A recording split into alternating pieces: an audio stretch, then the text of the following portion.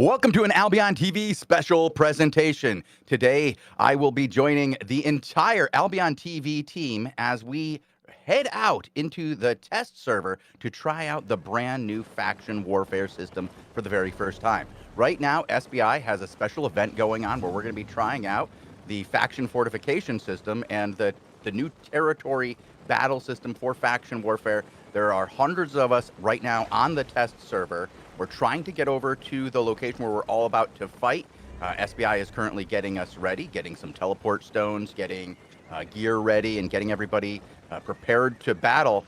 And as we're waiting to do that, I want to introduce everybody that we have with us here today. Of course, I am the chosen one, and I have Bogle here today with us as our producer. We have Lupac, L Forward, Melitris, Robin Hood RS, and Will Berger. So we've got a ton of people here with us already. Hello, everyone. Man, I'm almost here. Hello. I'm not quite here yet. I'm in the queue. Well, that's your fault for being late. That's your fault for being late. The rest of us were able to figure it out. I thought they weren't even opening it until the hour, to be fair. So. I mean, Lupac's skill issue. yeah, I'm just saying we were all here and discussing it. Right. We all knew what was going on, you know, in advance, you know, being prepared and all. But yeah, it's okay, Lupac. You had your stream going and you were excited for the event and doing your thing while we had Robin Hood here talking directly with the community managers, figuring out what was going on. Let's see. Take the Highlands. All right. We're going to the Highlands, I guess, guys. So there's a new overlay. Let's get chat to give us a queue check. Who's in the queue with me? Where's my queue boys at? You know, at least we know we're not short players for this test. So no, there's a ton. So the Highlands is directly south of us. It's only 2 zones.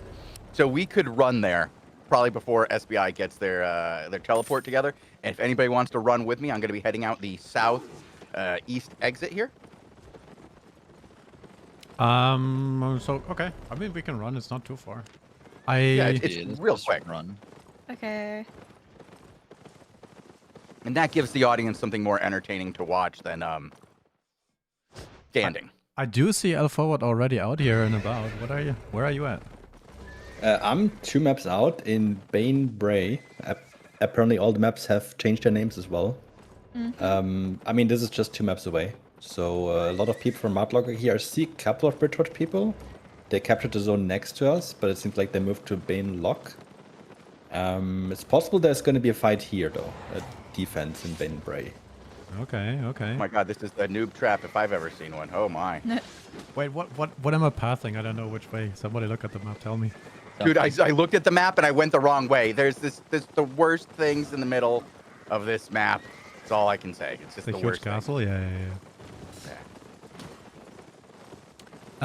Looks like there might be a fight here in Bane Bray. There's a tier 1 blob of Bridgewatch. I have a camera on L Forward, so you can say what you see. But we're on the way. We're on the way. Yeah, gonna switch some skills. Did you guys see any other map names, or is it just Smart Lock getting renamed? It seems like a number of places are. All of renamed them? From what I can see. No. Yep. Yeah. So you have the what are they calling this? Multiple clusters again. Province? Duchy. Province. No, provinces. Oh, they're calling them. Okay, so some places in here they're called duchies still. Some places they're providences. Yes. I prefer providence than duchy because a duchy is Province. Province. and then you have provinces. Or province. Province. Yes. So if you go to the world map, then zoom out just a little bit and have the faction warfare overlay on, you can actually see the provinces are labeled like the Highlands and Redstone Verge and the Lowlands. Ah, I see it. And if you zoom in, you see the actual cluster names, Oh, okay. which are all new. I think we should just call them providences from now on, to be honest. Yeah. We went the long way, Will. We took a long trip around this lake. We should be going to the southwest instead of the southeast. It's okay. It's, you know. Oh, we have a problem in the shape of a queue. We Yeah, have a Bridgewater just turned in here. big fight coming up. Yo, is this all of Bridgewater Well- sounding in here? Jeez. Okay, we got some reds. We got some. Oh, God. Will, turn around. Turn around, Will. Don't go that way. I was following you, man. I turned you around. Turn around. You are. God, Oh, get okay. you going faster here. There's a bunch of people getting caught on queue.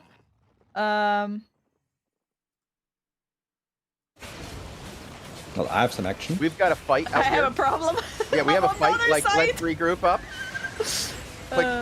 Go to the point on the map. We're just north of the exit. I'm grouping towards Robin Hood RS. He just ran from me. What? I got Will. Oh, we got bad guys here, Will. Prepare to I see start 'em. fighting. All Fight right, to the bad guy. I found Heralds of Valhalla. I found a lot of friendlies though. Yeah, I'm in the blob of the enemies on the other side. Yeah, It's a very fun Malachus, time. we're trying to Oh, help I you. just watched all No, of no, you get I fucking don't. clapped there. You can't get in. It's just it's queued on both sides. Oh, we're on the door, hitting people on the door.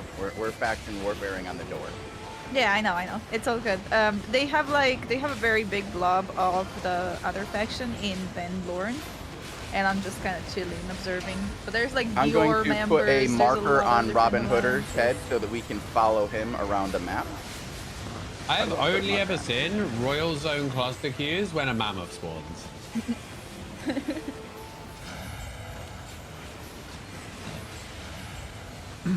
Wait, so we are just having some fun here in this zone for a while while we wait to figure Well, out I what's mean, going on, we or- don't have an option but fighting in this zone because they're Right, on so top of listen, me listen. and I need them killed. There's a timer on the castle, right?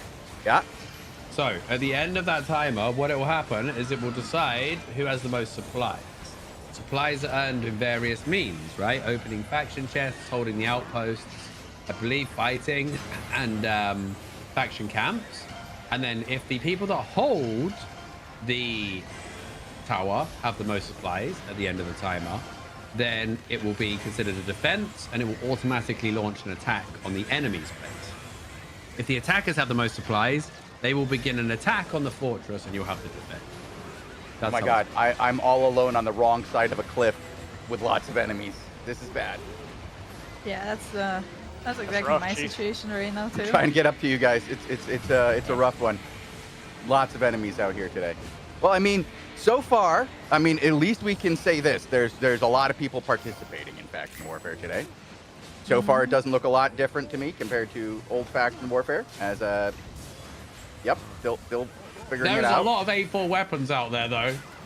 Yeah, that's true. But that's common of old faction warfare. Oh, guys. Dior on the Bridgeway side has a bomb squad. They were just overcharging and everything. It's pretty wild. So, yeah. Bogle, are you? What are you playing here today?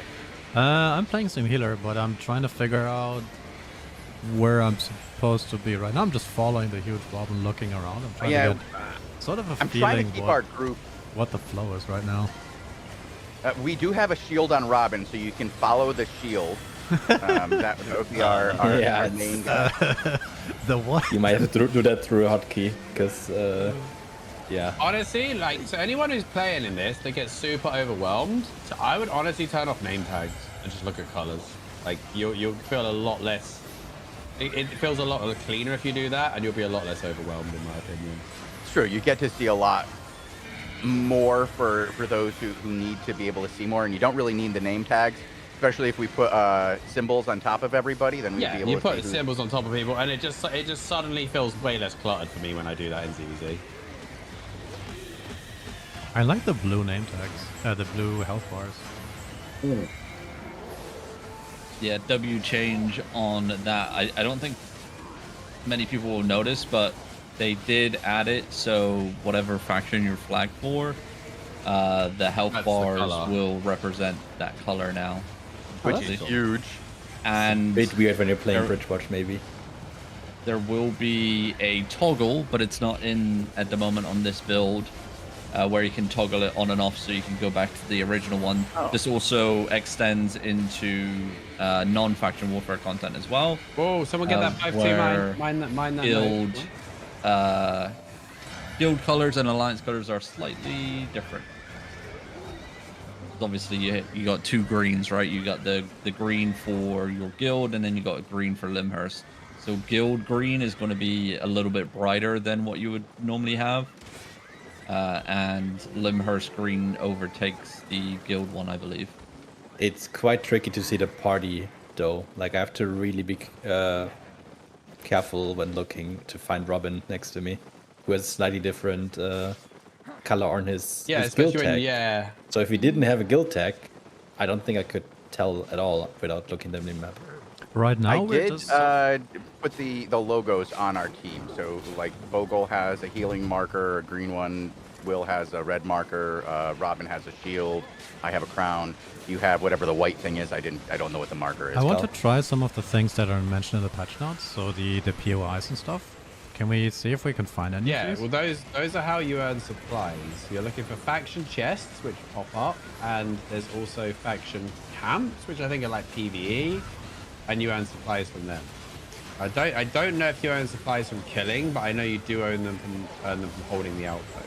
Is there a way I can see the supplies? I put up the mini map, and I don't know if you can see the supply count anywhere. That'd be a handy UI thing. Maybe it's on the territory or on the zone info. It does seem like the other faction is basically going around and collecting different outposts, like in our Ben zone and stuff. But we I'm are. sure they have more forces somewhere else. Yeah, we're trying to do something here. We're taking one of the camps here. Which map How are does you Robin? Do you know how Cluster Q behaves with this sort of thing? Because people aren't saying prio, I assume, and stuff. No, pro doesn't matter. So is it just like whoever it feels like gets in? I'm pretty sure. Maybe just first come, first served. There's a lot of siege bows. I see a lot of high spec Druid Robe siege bows there. What map are we in now? Well, everyone is max spec, no? We are in Vine Bray. Well, yeah. Which means, I mean, if everyone's max spec, it kind of means like no one is max spec because you don't have a power advantage over each other. Yeah, I have no idea where the enemies are. This is. think we You just know wiped where they them. are? I can tell you. I've been standing them the whole time. They have Anything? a tier 2, tier 3 blob in Ben Lorne, and then they have a blob in Kenny. Yeah, we can't But get you to can't- Ben Lorne. Yeah, that's what I'm saying. You can't get into Lorne, but they can't get into Bray, so you just have two blobs sitting in a map. Yep. It's a war of attrition. Right, so Yeah. now we're going to demonstrate some faction griefing. I'm going to join Bridgewatch, right? And every time they go to clap you, I'll GA you. Oh my god. No, Lupac. wild. No. Yeah, Then, I think we can make then I'll space in rattle their Ben leg. Lorne if we get some bombers in. There's a lot of people here on the gate. There's only 2 factions during the playtest, I believe. All right, so- Capid. Does Oh, that no, I mean you've can't go gone back in through now. L Forward? Have you gone through? Yeah, but I can't get back in. There's only Bridgewater Yeah, people here. yeah, that's exactly what I'm saying. Alright. It's the same in Ben Cunny. It's just blobs of orange everywhere. All right, we've got fairly even blobs in this zone. Unfortunately, they're moving all across the map, and it's hard to get to the front very quickly. But we do have people to fight. Yeah, Also, no, if you Chris, are did leave? back, yeah, no, if you are back, it drops party for some reason. If you what? I art back and it drops Oh, party. oh, interesting. I'm not sure if it was just like a meeting or an everybody thing. Nope, just you so far. We have everybody else, but it's good to know that happens. We'll have to test that further and see if that's intended or not. If you click a fortress, it'll tell you how many supply points it's got. So you want to Yeah, look at these like guys yours are and getting theirs. slammed. Yeah, they're getting slammed all around the map, dude. They've been chased around like in circles around this poor map. It's Yeah, pretty we're wild. losing outposts They- really badly in this other zone. They are getting slammed. I got kicked they're- out the queue. Oh, I'm so mad. Get back in. It says Oh, there we go, error, we it have a says blob error here now. 521. Error 521. I'm so bad. Don't worry. Hold on, Lupac. I got that. Hold still. I'll get the tape. I can fix it. No, Get the the tape. screwdriver out, mate. Get the screwdriver out. All right, All right, we got the tape.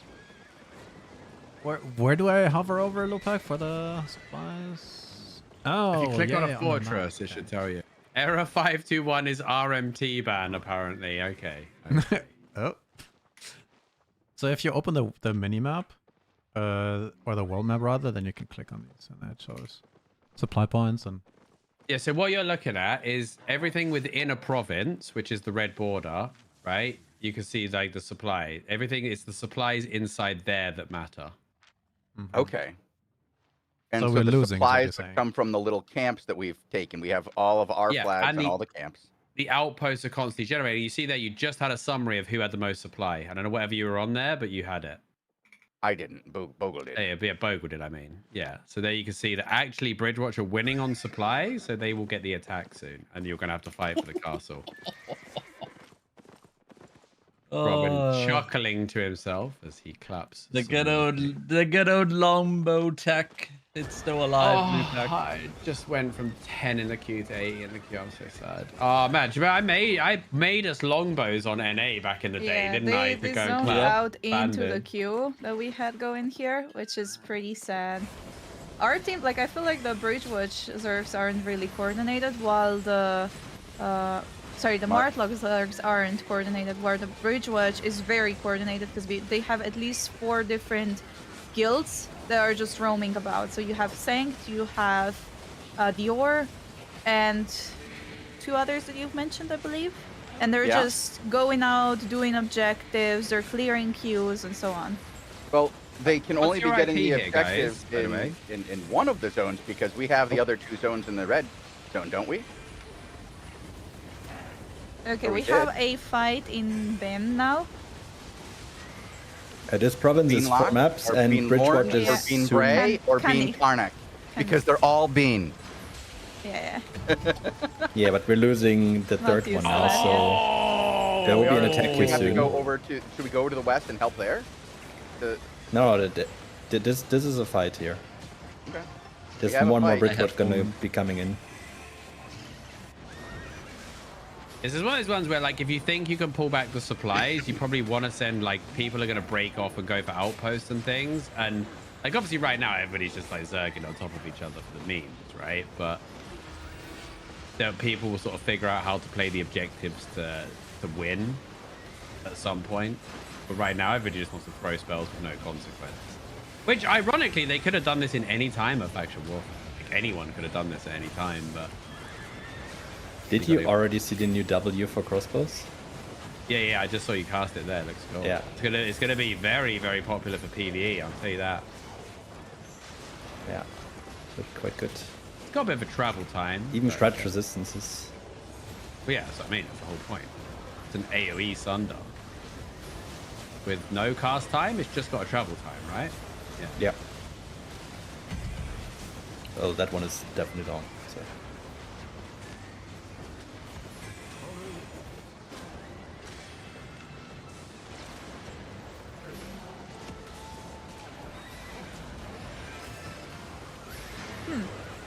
I'm having a very interesting issue. Let me try it. Unclicking.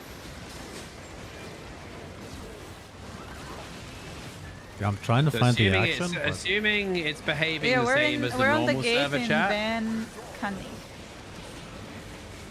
We are in Bien Bray, and we are currently fighting a fairly significant force at the door as they keep coming through. Robin is giggling like a lunatic as he attacks these guys because they are not winning versus him. But an entire group just ran past our main forces, and they're going to one of our locations. Probably go up and snag that. I think they're going here. Everyone's flinging like 7-3 acid pots like it's nothing as well. It's hilarious. Yeah. 500k pots or whatever. Just killing the noobs. Hi, Robin. I put What the does camera on that you. mean? Show what you got.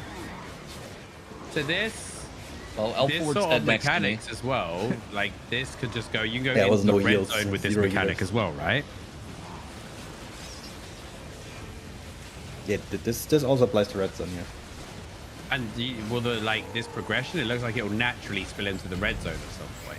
At which point, everybody will stop following you, and they won't go in there. Bad. There's nobody who's healing in anywhere. There's no heals anywhere to be found. Oh, I found one and he's there. Yeah, Keep one from Robin.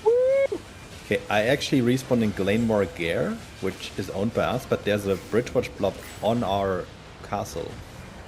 Yeah, that's On the our dude territory. who just healed me. He's one of the real MVPs of this That fight. doesn't matter though, because they get kicked off at the start of the fight anyway.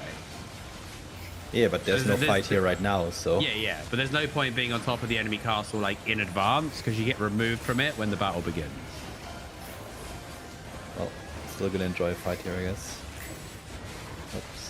that was There's too many overclocked. things on the screen, y'all. Yeah, there's a lot. Remove names if you need to there, Will. It'll help you out. Oh, I did. There's still too many things on the screen, Joseph. There's a lot. There's a lot going on. We are at least moving as a group now. All of our dots are at least in the same quadrant of the map. I'm approving of this. This is good. They're on our outpost. I Alright, did. let's go, Oh let's my go. god, these guys are pushing gate here. It's actually crazy. They're getting killed by the guards. But they a just great time wiped to- Martlock. To turn off names. If only I could figure out how to turn the bloody journal on. I don't need to be a duelist, man. There's a little arrow that'll collapse it. It does not work. It only collapses it so much. Oh, well. It's alright. I got time to figure it out while I'm running back to wherever we are. We're running north to that orange blob that's on our outpost. Here's the Oh, I'm with Big murder I'm with time, them double forward pierce, follow it now. up, get him done, get him done. Go. Easy peasy, boys. When they can't fight back, they don't do much. Oh, they're coming from the back. Be careful, guys. Oh, there's a big Left. group of them that's about to get totally, wrecked up front. I feel a little bad for them.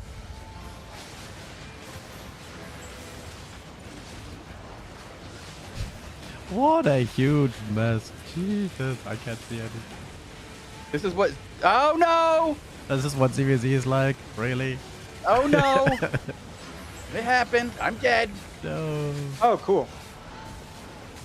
Well, Chosen, you're about to be where I am. Oh, yeah, you're probably gonna come here. Yeah, with we're in a us. different map now, having another fight. Oh, Yep. so you guys all died too. Okay. Oh, yeah. Do we have a random in our party, by the way, or is that? Yeah, we do. I don't know how we got here. Yeah. part of the crew now. Yep. El Papu. That's how faction warfare is meant to work. Also, he will be silent, which is nice. Exactly. So where Oh, are he's these, gonna these, be these there. chests we and actually stuff? have That's somebody my else one. who's silent too. Where's Minsu? Minsu, you here? I moved him in. He should be here, yeah. But, He's muted. He's muted himself.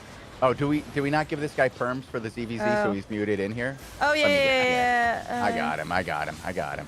He's probably Poor man right. has been talking the whole time. Nobody's Yep. been hearing him. Just like, it would be nice if you help me out here, bud. All right. Minsu, I gave you perms. Just back out and come back in, and then you'll be able to hear us. Wait, if he can't hear us. Talk how to we us. can hear that? He can hear us. He can just talk. Okay. Yeah. See, he figured it out. yo, I want to see what this faction camp thing is like. It's Welcome back. Minsu. 40 seconds on the map here in the center sort of the castle in Ben Bray. Yeah, I thought it. I was not sure why I couldn't speak. I fixed it for you. You didn't have perms. It was my bad. I'm just following you guys because there is no chance I can log in right now anyway. So I just follow you guys and record as admin. That works. Yeah, you can get in on the GM, but not on your regular character. So. Yep. Ah, what we call the Lupac problem. Oh my god. I mean, no prio? Crazy, bro. Crazy. Well, there used to be one, and then I even got somebody, prio I'm on, not like, going to say launch who, day. I'm not going to say who, but somebody abused it. Once that person abused it, that individual, that one solo person who I'm not going to name, but they could be here, abused it, then they had to Wait, get rid of how? it. How did they abuse it? They is not really the right word you want to be using in this situation. How did I abuse it? No. It wasn't. Remember, it could be anybody. It could be anybody. Hey, You have no idea. I don't even. It can't be that bad. I can't even remember it. Yo, What did I do? Nobody's fighting for this faction. Simply by outpost telling thing. people that you had it when you shouldn't have been telling people that you had it. Is Lupac the guy in the hot dog costume right now? No, but Is that what we're I saying? feel like you should disclose that sort of thing. Well, Like, we're all looking for the I don't guy think that it was did this, and known, it's just Lupac. Lupac. I think it should have been a thing that we talked about at the office, not on No, air. do you know what it was? Nah, I remember what happened actually. No, I remember what happened. Oh, no. Right? Yeah. So Uh-huh. they gave it to creators, Yep, and it was for launch. this was publicly announced at launch, right? At launch, And then they you guys never had it they for the- never switched it off. They Yep. never switched it off because they thought it would never be an issue again. And Uh-huh. then they did the Siege of Carlian event. Siege of Carlian, yeah, and somebody was very Yeah, vocal. and I still had it. Yeah. Yeah, and I figured out that I still had it. Oh, I can loot this chest actually. All That's right, we're not going like- southwest now, Will. I think I figured out where we're supposed to go Three? now that I've looked at the Yo. map enough. If any one of you have some action, just let me know so I can spectate and record. Robin Hood RS. We have a small fight Okay. also here in Bane Not me. Candy. No, none for you, then Melitrus, because I ain't got nothing. I'm, Okay. Yeah, I'm, we're just I'm Taking a leading leisurely Will back stroll. to the battle. Oops. Yeah, you know, we were solving the being a Lupac bird. problem, and then now we're going back to the fight. Do you guys want to Because go of to that, this sorry. chest thing in Bunbury and see how Okay, what this that's is what that's clear. like? How do we get there from where we are? Well, it's full, isn't it? We can't, everywhere is full. We can't go anywhere. We're stuck where we are. We're basically just stuck. All Can we queue? all zones are. Yeah, you can clustered. queue, but So I think so everyone wants to be Every there zone because is the siege is clustered, going to be which there. assuming it's the same as the live server, that means 350 people in the zone. Yeah, and the zone next to Martlock was also full. Yeah. feels like You had people queuing in. Oh, that We was can't sad. get into any of the. We can't even get into the BN So- province. We could go to Ben Lock, for example.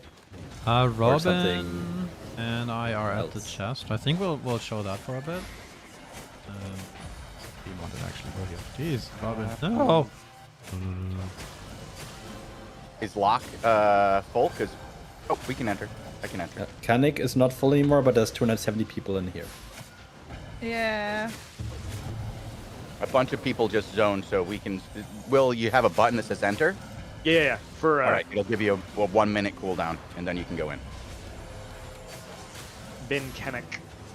That was actually so crazy. I think what happens is when you die, you respawn at one of the outposts, right? And you have a chance to spawn into your enemy. So I was queuing up my E as a bird on a random tank, and then 10 people appeared next to him, and they just all got collapsed by the group that was on here. Well played, Robin. Sad. Hell yeah. Mm-hmm. Give us Oh chest. no. There's one guy. All right, Will, we're gonna try to get the resources from this chest here. We're hopping on. Stand in the circle. All right, so these chests give supply and loot, right, Robin? I Yeah, think they're- so. 3,000 supply? Damn. That's important then. Yeah, that's quite a lot. Do they pop up on the map Let's like go to the like gate a now, 'cause like they're a gonna medium open world fight chest and- sort of thing then? Yeah, you can Yeah. see. Look at us. We're pushing to victory. We're capturing Outpost 3. Things are happening. We've done good. We've done good. You guys I don't need hope some more it's supply prepared though. and You're everything. lacking. I Hey, was you able know- to get into Benbray without Q now. What's happening Don't be telling us what to do, Lupac, until you get in the game, okay?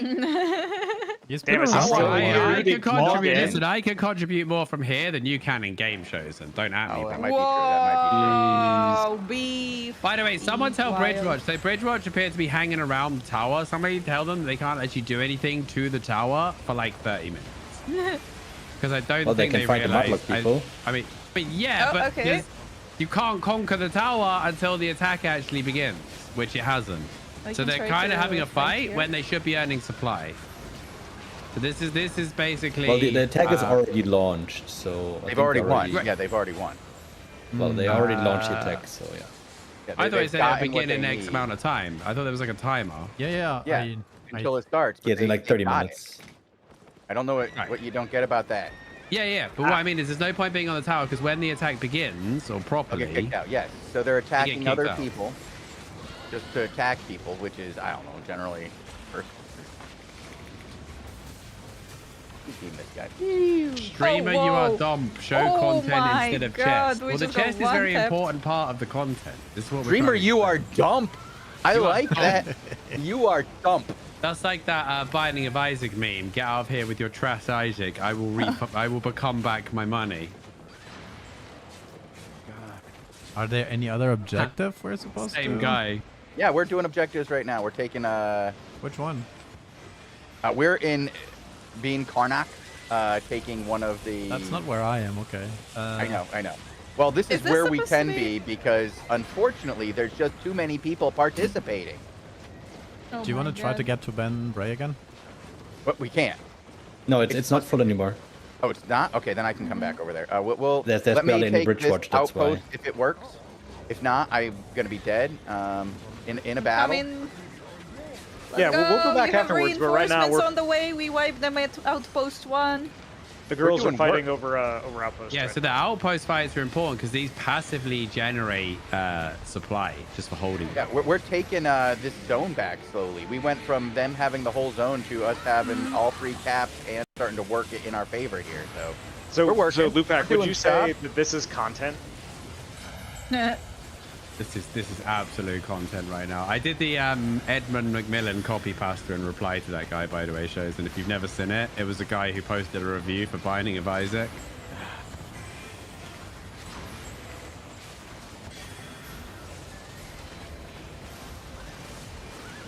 All right. So we. Good game. I'll give it that. Okay. So that's Poor sort of Will still the same, right? is tanking this thing. Will is taking it as a bird. He's tanking the boss. It's doing okay, you know. Bird I'm boss not dead tank. yet. You didn't die. You didn't die. There was no changes to the outpost bosses, it looks like. Another No, guy they in us. can be the Oh, are same. we? still. So it's like a good, a very good strategy, just cycling defensives on them, laying down duties, guard runes, anything like that, because anything for resistance or damage, I just like dot negate them. is good. Yeah, just dot 'em. You just got them, yeah, sure. Just dot 'em. Just press the buttons. Press the press- buttons till we I take you press back the to the pierce home. button when that button is ready. I press the other pierce button when that button is ready. And when they're not ready, I dot 'em. Oh my. It's super hard. Where's another? Or to make it pretty light. Message to developers. Hey, somebody said about that. Listen, we don't want new stuff. We need reworks with the old stuff. So, all right, calm yourself, brother. Yeah, so they are currently asking for ideas on how they can improve existing content that doesn't require them to rebuild it from the ground up. So if you have a couple pieces of content that you'd like to see improved by a couple of tweaks, Hellgates. Yeah, I Just agree. Just had a little cough there. Just had a little cough there. And solo dungeons. Damn, I'm glad that it wasn't just me. well, Hellgates might be Oh, our next show. that we Southeast do. Gate, guys, let's we're go. thinking about doing some of that. All right, looks like Ben Bray Will, is we full are again. going down to the southeast now. I'm going to follow the team that way. Let's do it. The guy's asking, what can solo players do in this content? This is perfect. You just Running. turn, You you just just turn up. and start pressing buttons, right? And if you press buttons good, usually a party leader will send you an invite. But you don't need to be in their group, right? Because Nope. most of the It's wiped. heals are AoE, so you just stand in them and you just clap people, and then you won't have to share your points if you kill them. Question. Look for the also look for the the- carpet on the ground. The As a solo player, solo you just count. show up and press buttons and have fun. This Solo is not camp? drill, Solo boys. camps are 2-minute good waiting as well. time, and then it gets Okay, real. thank you for. I didn't even know there were solo camps. Robin, can you give us a quick update on what solo camps are so that people know about them? Because I imagine there's going to be 100 different people in like chat right now who only want to do this solo. Yeah, so if Bogo swing... All right, he is on me. Let me just ride to one real quick. This one's cleared, so just like the mob camps that we have in the Outlands, we have them here now for faction warfare. This one's been cleared. There's solo and group camps. The chests are actually going to be available for everybody. So if you clear the camp, everybody in the surrounding area that is faction flagged can actually get loot from the chest and be rewarded for it. So it doesn't matter, like, if you're not doing enough damage or whatever, and you're, getting bullied off the chest, that doesn't matter as long as the chest becomes available. You can actually loot it for yourself.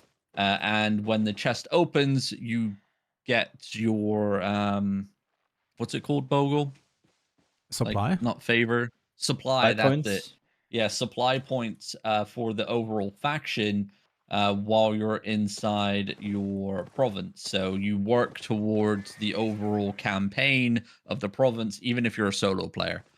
Even if you just want to do PvE and do the camps, the PvE camps, the solo and group, you're still, benefiting the overall campaign when the time comes for the fortress fight. So there you go. An This energy is our shaper drill, bomb just boys. came I am over in. to us, I am and in. it took out half of this. A big banana. I'm letting a big banana join us.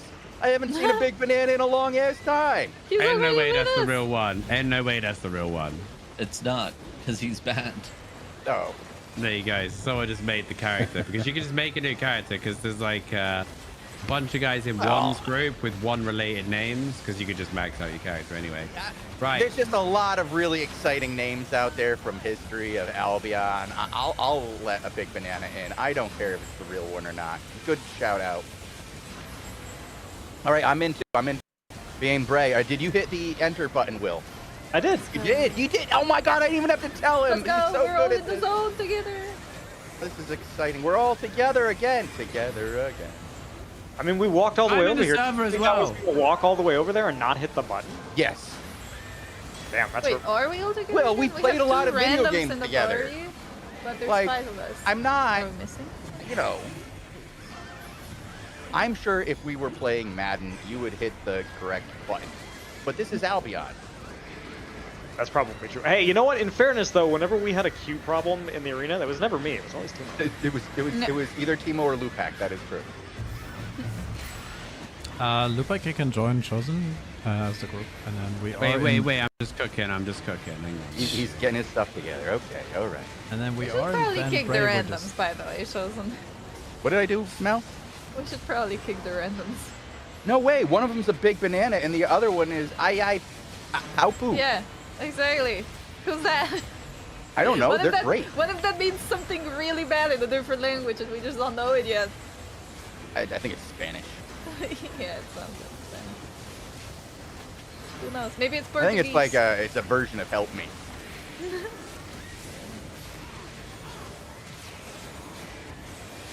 Okay, anyway. Is there a reason why we can't capture the outposts?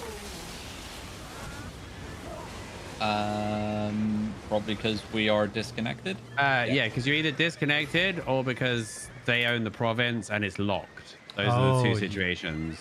We're not. I mean, disconnected means it doesn't blue. Like you don't have a connection to your other stuff. We do. We It's right captured next. this one. Okay. We captured this outpost. Huh. Because I was standing We on the have other one have before. two out of one. Yeah, I was standing on the other one before and it didn't go. I was really Do we want to go confused. get this one? But it's like over working the here, we same, have- right? You just stand on top of it if you don't on the zone. Right? That's what it is. Yeah. You just stand on top of it. Well, you have a boss and Yeah. mobs, and if they aren't there, you can't take it. Okay, well then there must have been something outside there. Okay. But no, then it works I'm the heading same. over to the one camp we don't control in Bien Bray. Will is with me. We have 2 out of 3. There's a large group on the point. We'll stay mounted and be ready to run away. Sounds good. I thought you were supposed to fight in this, not run away. No, well, Yeah, no, that's now we fine. go in.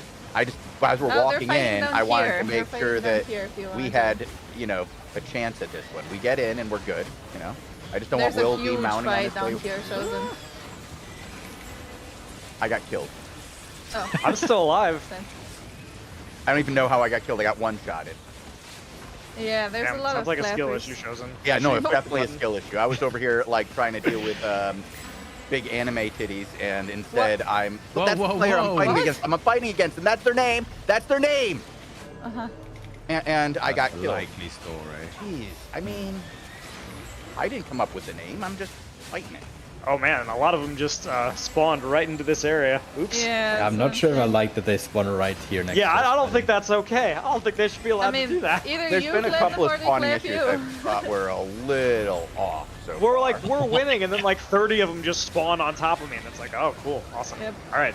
Yeah, but you just gotta keep on winning. keep on Just keeping come down on. here if you wanna do a fight. They're being ran over down in the bottom. I think we're Pushing still them out winning, of the low zone. key. Yeah, I'm heading up to you Yeah, guys. yep. I respawned. I'm headed back. I'm not gonna die in one hit next time. I promise. Look out for that It's gonna Gala. take He's you- looking at us. That might have been who did it. Paper beam. Okay, we wiped them down here. We're coming up to you. Ogle, have we been giving away prizes during this show? Because we should. No, nobody explained why. We kind of started right in the action. We're like, what the hell is going on? Where is everybody? Wow. So, let's. Yeah, it was Where's definitely a Lupac? little He's hectic. not here. It's a little hectic today. So we are going to be giving away some premium codes today to those of you in chat who participate. Some of you will be entered into a raffle, and occasionally Nightbot will pick one of you randomly. And if we notice that the person Nightbot has picked is in fact somebody who's participating in chat, asking questions, making statements, having fun, and just engagement in general, we will tell you to whisper the Albion Online account. If you do that, Vogel will send you a 7-day premium code. It's that easy. So in order to get entered, all you have to do is chat with each other or with us or with yourself. A lot of you guys talk to yourselves. Not that I know. Whoa, of, that's a so- lot of people. Oh, I know. There's a lot of blue here. There's a lot of it. Oh, we're I capturing once the again thing, though. postulate that there are entirely too many things on the screen. Yeah. I like to chat with myself, says Mr. Exalt. I agree. Wait, Ken Andrew, is have just you shocked ever- by my attitude. Ken, get used to it. It's going to be like that sometimes. I treat you like you're players, like I'm a player and you're a player, and we have the same tier. We're at the same level, man. So you're going to have to deal with a little salt. 15 minutes until Fortress Siege, boys. Edgar, Lupac, have what you does that ever played mean? ZVZ? It Please, should be because this fortress. you need to be faction flagged to use the wagon. All right, enlisted, I didn't flag. All right. Where are you guys? In With Bainbray. Witchy Going- Sophia, I feel that a lot myself, I have to tell you. After 2 hours of gathering out in the Outlands, I definitely just start talking to the trees. Good tree. Good tree. Don't bring any Betty. Don't bring anybody. Hiding Be in the quiet. Don't highlands. tell anybody I'm here. But yeah, guys, did yeah, Edgar the do any Highlands of ZVZ Bainbray. yet or no? I've done a couple. I can Oh. Made it to okay. Bainbray, guys. Send me an invite. But mostly it was us running from place to place, lots of fighting. You know, we didn't get little messages about like Fortress Siege soon. So, explain what's gonna happen now. So we took all outposts. We sort of have more than Bridge Watch in the zone. We won the area. And now the blue bar is gonna tick over on the world map. And then we own the zone but not the province, right? It's Yeah, we have to fight for the province. Interestingly, there are 4 zones per province, so it's you have to have a majority of the zones in the province, not just the plurality. So it's going to be interesting to see what happens. because if you Doesn't click the doesn't the siege decide who gets the province? I don't know. This is new to me. Yes. Maybe it does. Yes, but it will know. And so right now if- just but collecting okay. supply points, I believe. So what happens is though, if the defender has the most supply points, there's no siege, and they get an attack on the neighboring province. Oh. Right. So we go to Oh. faction. We go to faction warfare. So if we were successful in most supplies and we win, we're then attacking the lowlands instead. Yeah, we're currently losing. Yeah, we're Bro, losing they've hard. changed all the names. That is going to be less. so annoying. No, but as I remember, the supply points aren't that important. They just increase defenses and such. No, Well, they decide they whether the decide attack if even you have happens. a fight or not. So if they have more than us, then If they you have fight more us. supply, you auto defend. You auto win without a siege. Yeah, Oh, well, I guess there will be a and then siege you then. just move on to the next zone. Yeah. But if you don't have more, Well, they there's a get the big fight, orange and blob you now. get defensive bonuses for how close Yeah, they're you They were. converging are on the taking tower, over boys. one of our outposts. Headed. What are the rewards for defending a castle? So you get faction warfare points for all your activities that you do in faction warfare. Whether you're doing transport runs for hearts, whether you're taking an outpost or killing players of the opposing faction. You get points for that. As those points accumulate, you get rewards such as chests and cosmetics. So there's a bunch of stuff you can win. What's in those chests is pretty much the same as in any other chest, right, guys? Like, I haven't gotten a lot of faction points in the last couple of months. I don't know if they've changed it. But, yeah, last I knew it was just you got a regular, like, chest like you do with your might and favor. But it's different. Because it's not might and favor. It's faction warfare. Oh, I just got clapped. Let's go. I think there's also the faction NPC in the city where you can turn in your faction points for stuff. Like mount. Yeah, like mount and hearts, and you can get additional quests that give you more points. You can get quests that give you like mounts and capes and the tools to make things. There's a lot of interesting things that come alongside faction warfare. Oh god, I'm dead. It looks like My we're gearing up to whole defend funk is this dead. fortress then, question mark? Oh my It's god, like- there's so many of them. Yep. Why? Why? Well, we can have a look It's so actually. you have more so you can see targets to that kill. you can see that they have way more supply than us. So yeah, it's gonna be a siege soon. You can also see that the cooldown on these faction camps is cool, isn't it? Yep. Where are you seeing this supply number? You have to go to the map and click the fortress. The premium works on Ah, I whatever see. server I got you. All right. claim it on, guys. So if you get a premium code, you can log into any server and then claim your reward on that server. So you'd go to the little cog wheel, and then they'll have claim rewards, and you just claim that, and then you'll get it on that server. There's dudes here. We should probably be fighting the dudes. I wonder how many people remember to bring siege hammers. This is going to be hilarious if they didn't. I did not bring a siege hammer. I mean, it's We don't- limited we- to I 3 mean- per thing anyway, right? Per wall. Yeah. But Yep, so, I yeah, reckon like no one totally. did, bro. No, there was a This cheat is a stone boom. This is a that gave them boom. out. Oh, wrecked. So, Owned them. Will, I think it's just the two of us. It might be. I don't think we should yeah, be here. we're in the big fight. You should come to the big fight. We We're at died. the little fight. Yeah, we died in the big if you fight. die, you just. Well, when we spawned, there's another fight right where we spawned. Okay. So it's not like we were hiding and hanging out. It's just that we were the only ones fighting. I there. mean, I gotta ask just to be sure. We were in a fight and then we died, Mel, and then there was another fight when we respawned, which is just like, that's how it goes, right? It's like A lot so of fights. crazy, honestly. I would not expect that in a fight. See, me and Like, Matt I feel like actually when rolled you our stuff die, you should have masterpiece. like maybe like a few seconds of like, all right, cool, the afterlife, everything is PG, and then nah, man. You You do. think You get a there's lot of peace time in to think Albion? about it. Come on. While you're dead, lying there as a corpse, you can think about what you did.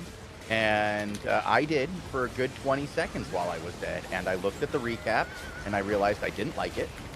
And look out for those guys, Will. Oh, We So, just got a huge look clap. Look where we spawned, and there's a lot of guys over there now. Ooh, boy, big fight. All right, let's continue up to Melitris and Lupac and. I don't even Lupac, know are you here where yet? I'm aiming, but Hey, everything I'm already hits. blowing people up. What do you mean? He's That's kicking what I'm ass. He's saying. taking We've been names. killing I like it. people. Can't so actually see the long. kill feed. There should be a kill feed in here as well, by the way. Well, there isn't because it's non-lethal. Yeah, but I So think non-lethal content but doesn't if there was offer a a kill feed. knockdown feed, I think people would be more hyped, like seeing their I names. agree. and Yeah. I can't People could live out disagree their with that. club fantasies. I like Yep. how Edgar, by the way, they were like, bro, you can wear whatever you want in the game, and he's like, do you know what I want? Flat 8, normal quality. God bless. That's my Nobody jam. told me how to upgrade stuff. I was That's told my specifically not to worry about it. Even Robin Hood I RS can be bothered to make mean, it I wanted masterpiece. to explain it. You didn't want to hear it, so it's your No, sure. fault. Don't worry about it. I said that it wasn't important because like I Yeah. didn't. He already had his gear, and I'm just like I just want Will to have gear, and the difference between Will IP crushed in 8 and Will IP crushed in 8.3 is the same. I mean, to be fair, he's They're the same only, picture. he's only They're like the 100 same IP picture. behind. How strong is the IP crush? Well, A so lot. flat 8 to 8.4 masterpiece is 1 tier, essentially. No, I mean Do you lose in just the under yellow 100 zone. AP? So Yeah, 80% over 12, isn't it? I don't know. Or 1200. 20%, so 80% reduction. Yeah, it's Yeah, an over 80% reduction 11 or over 12? 12, I believe. 12. Oh, yeah. yeah, 12. Yeah, it says it. So if you press N and then click the little drop down underneath the zone name, it'll tell you the IP power cap. 1200. Ah, IP look power at that. scaling 20%. Okay. Okay. New info. Amazing. Will is mad at me now because I said that he was the same. He's just gonna seethe and he's gonna get good now. That's what's gonna happen. He's gonna But start did you logging know, in. if they You still said have something? them, I'm that sorry, you can I actually wasn't reroll paying quality. attention. You can reroll quality in the outposts. Just saying. He's got money too. Let's try and No one capture told this me how to faction do camp this. here, all the way on the east.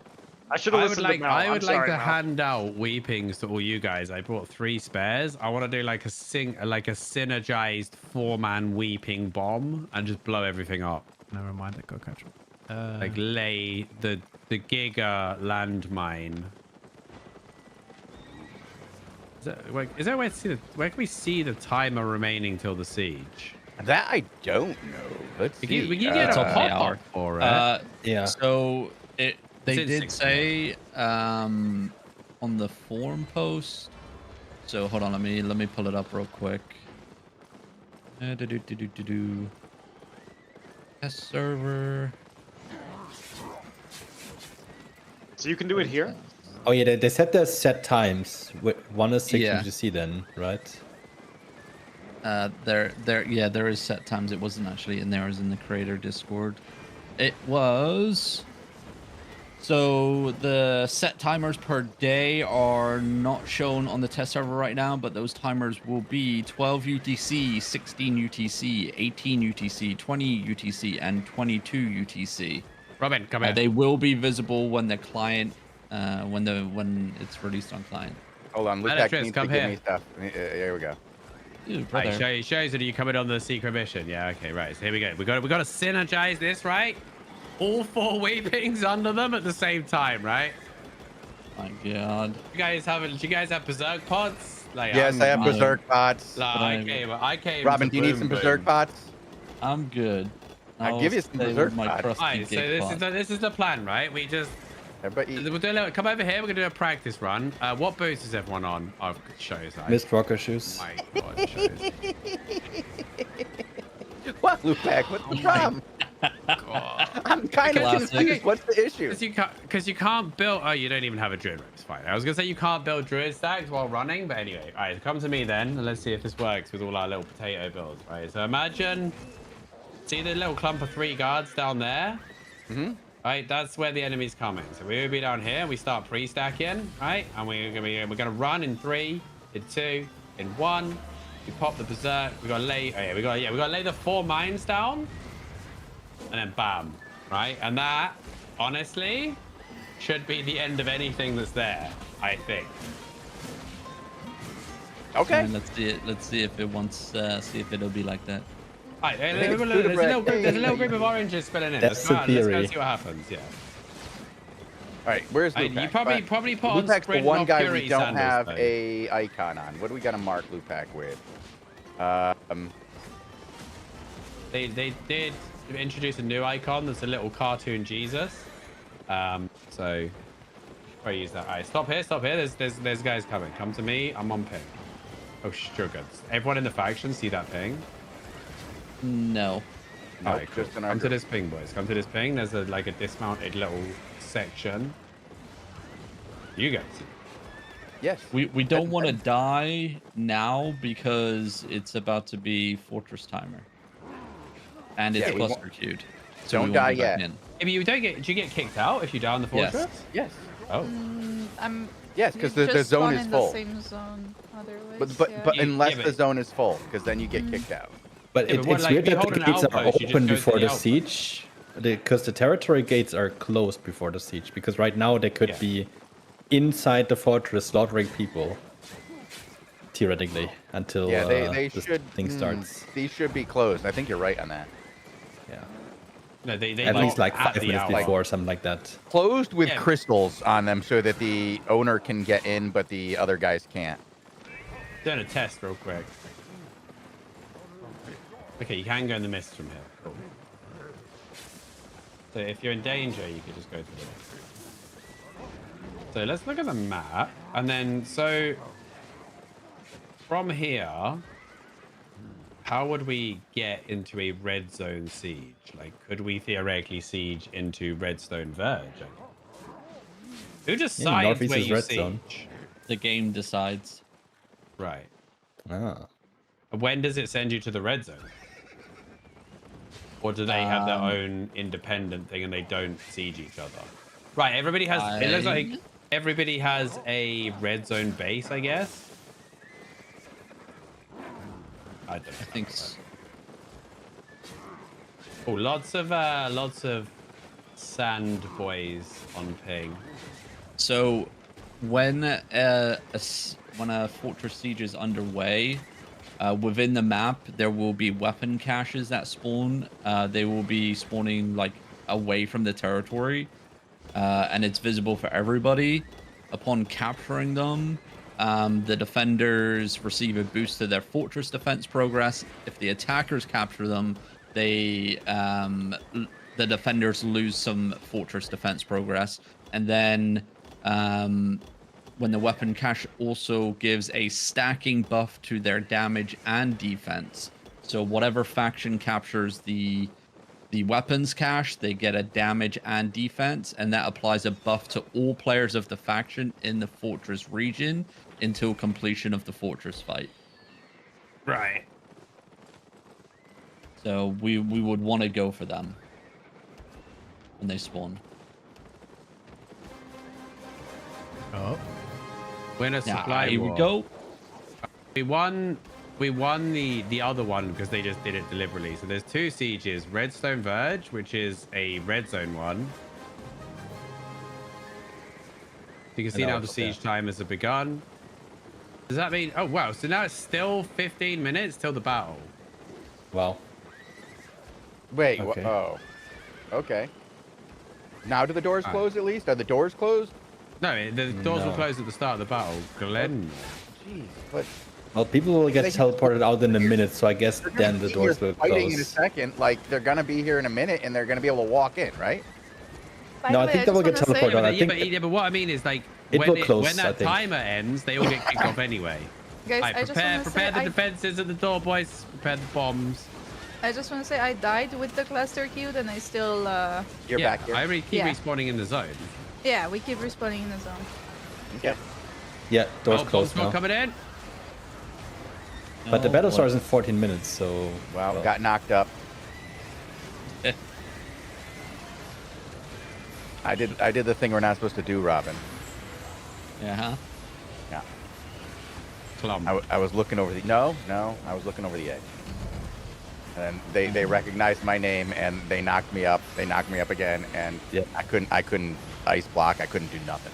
Whoa, that was some energy shaping with a beam there. Yikers. Yeah, they need All a those kill peeking feed. Honestly, pigeons. they need a kill feed for this mode, just so everybody can like get that glory of hitting the big clap. Like that would instantly make people like 10% more interested if they could see their name light up when they get like a 10 kill or something.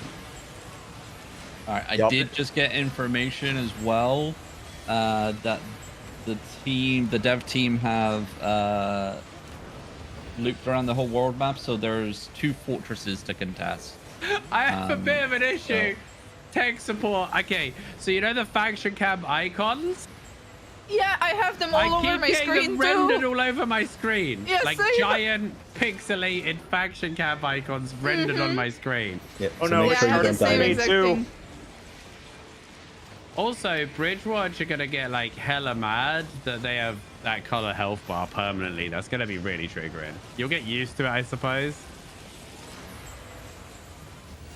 But they're saying they're annoyed that the enemy health bars are blue. Well, it's I just can- because they're the enemy. Yeah. So Like- playing as Martlock is like a stealth buff. 'Cause some people will be like, oh no, he's blue, he's fine. Mart lock, best lock. Yeah, it's not faction Nah. flagged. Rock gang. can't get over this little like extremely pixelated, extremely large fire icon. Yeah, I've got 3 of them now. How many have you Can got you so post a far? screenshot of that? Just the one. I had 2. I'm up to 3. Oh, how did you get rid of them when you say had? No, I still have them. Oh, right. They're just sitting I want to see here. if I can get more. And they go whatever I think it's when you screen I'm open the on. map or something, it happens. Maybe you should relog to fix it. Lol. Don't do that. Opening the map of course, does but- nothing. Doors I'll are go closed. The into the doors are queue. closed. Yeah, Yeah, they've been yeah. closed. Can we open them Lost as my well for bomb. the meme? I'm running. I really wish I Okay, could so tell they- who I killed. So they with that. got rid of the thing where you can manually open the doors for obvious reasons because people would just troll you. Right. Just get your mate to flag up as the enemy faction and open the doors. We're moving up. Where's my bomb team? Where's Weeping Squad? I'm here? next to Will. I Oh, found it Will. really is hard to see your group, isn't it? Yeah, Yeah, that's why we Robin. have the Alright. icons on us. I put icons on everybody. Right, you have an right, icon. Bogle has an Are icon. you ready? I Let's have charge an up, icon. Robin. Robin has an icon. Wait, I'm almost there. Next to Chosen. I think Go they're southwest. Oh, I'm not supposed to be next to Chosen. Oh, No, they're we're over supposed here. to be next to Lupac, but can you find Lupac? Nah, it's Yeah, chaos, yeah, mate. This is I'm next chaos. to- It's like a real battlefield. This guy just threw an acid pot on nothing. It was a real battlefield. You couldn't even tell who's enemy and who's friends from a distance. Oh, lag. Yep, that was lag. I pressed Q's E. on I this thought I side, was just in my Q ice does, block, I know. and I just couldn't move. And I was like, yeah, I'm in my ice block. I can't see myself. I'm in my ice block. Nope. Just lagging. There are 2 fortress sieges which will start happening in 10 minutes. One in, cut off. Okay. Hold on this rock. Right, a come to riddle. me on this rock, guys, and we'll try and like mine as they come round. they're going to be on our southeast side, right? Yeah. We're gonna hold this rock, and then we're gonna mine as they come round. Oh, So there's it's gonna- bombers all over us, so just be careful. That's what Bogle's here for, right? Okay, start charging. Oh god. Of course he's right. That's what I meant. There's bombers behind us. Like, so many Thank solo God bombers. it's IP cap. Alright, mining down here. Ragey. Well, our guys Well, can that set them was up one early enemy though, there. can't they? I've got assassinate, so I can just reset mine. Right, let's go. Oh, now I've got the damn icons on my screen too. Everybody's getting Wait, them. we go. Oh, wowza. They're Oh all my god, getting they're all infected. to the southeast. Okay, we're gonna switch back My, to my something bomb else. went poo poo. I'll tell you what, there's plenty of healers though. God bless all these people that showed up as healer. Right? There is a lot of healers. Hell is a pigeon right now. It's not like the old days Also, of she's playing faction Dawn warfare. Song. Oh wow, that's the Dawn bomb. Well, Wow, ever so since fun. you gotten So so fun many and points for balanced. just supporting, a lot of healers showing up to. Everybody's got fire cams on their screen now. Okay, what we should do is there should be a prize for the person with the most, right? Whoever in chat gets the most on their screen should get like premium or something. Oh, that's too easy to fake, Lupac. I mean, if you go to that effort, then you deserve it anyway. Then you right? deserve the premium? Oh, I don't know. Yeah. If you're willing to Photoshop. Wow, look at all our dead teammates, guys. I'm just like, so many dead teammates. I mean, 8-4 Badons with 7 free acid potions will do that to a person. Yo, what's up, Lupac? Yo, let's go. Bro, Edgar, come here. Right, go to this thing, right? Repair your stuff. Did you claim some silver, yeah? You got some silver? Yes, I did, yes. Right, repair your stuff, then stick it in the second window, and then start rolling it. You'll increase the quality and get some more IP. Okay. You don't need to I go to will say, masterpiece, but just get it all to excellent. When you were talking about that, Will, I thought you at least had 8-4. And I figured out Nobody how to told do me the how to do it. That's something we've talked about in the past. It is I mean, he only absolutely reviewed not. the game for like 2 months, right? You know? I I like did not a year, review. like I a year. played. Listen, we did not talk about this because I would just buy stuff from the market. I mean, he gets a pass though, because you have to click the tower, right? Maybe he just didn't know how to enchant it in the tower. No, I mean, I got the got tower. into The the tower tower. was not the problem. Nobody told me how to do this. The learning curve. It's a learning experience. I felt he played a few video the games. journey. He would know how to Oh, do watch it. out, big anime titties is here. Can we take him down? You know, I feel like I'm being thrown under the bus here for the lack of proper tutorialization on the part of people who knew better. Just blame Chosen. That's what we do all the time. Yeah. I'm gonna just say that I should have listened to Mel and not listening to shows and Thank not you. listening to shows. Thank See, you. Thank you. That's- I He's, that appreciate was he's my that. problem. learning. I He's appreciate that one. learning. Do you guys want to stay here on the defense, or do you guys want to go on the attack? Well, we're already here. Well, Or I could mean, also do literally group only camp two in I don't 40 wanna- I don't wanna- Only seconds. two zones. Cluster queue. I don't want a cluster queue.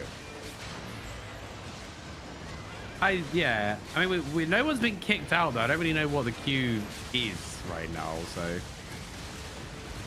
That's what I don't want to find Robin, out. you got action down there? Yep, big action down here.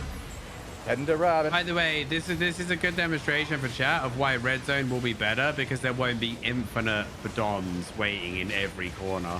Well, there will be. Yes, there will. Not But really. why- No. I why- mean in the live server.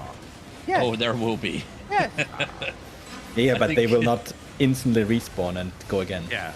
Yeah. They're not like Oh, infinitely they like it's will. here. Their goal is to get 10 kills and die, right? They don't care. I think that's the point I'm trying to make. There's a lot to the south. I don't know where they all are. Asian Bunny X is here. Oh, nice. Good to see some other streamers getting involved. I've seen Juan and El Pelotas so far.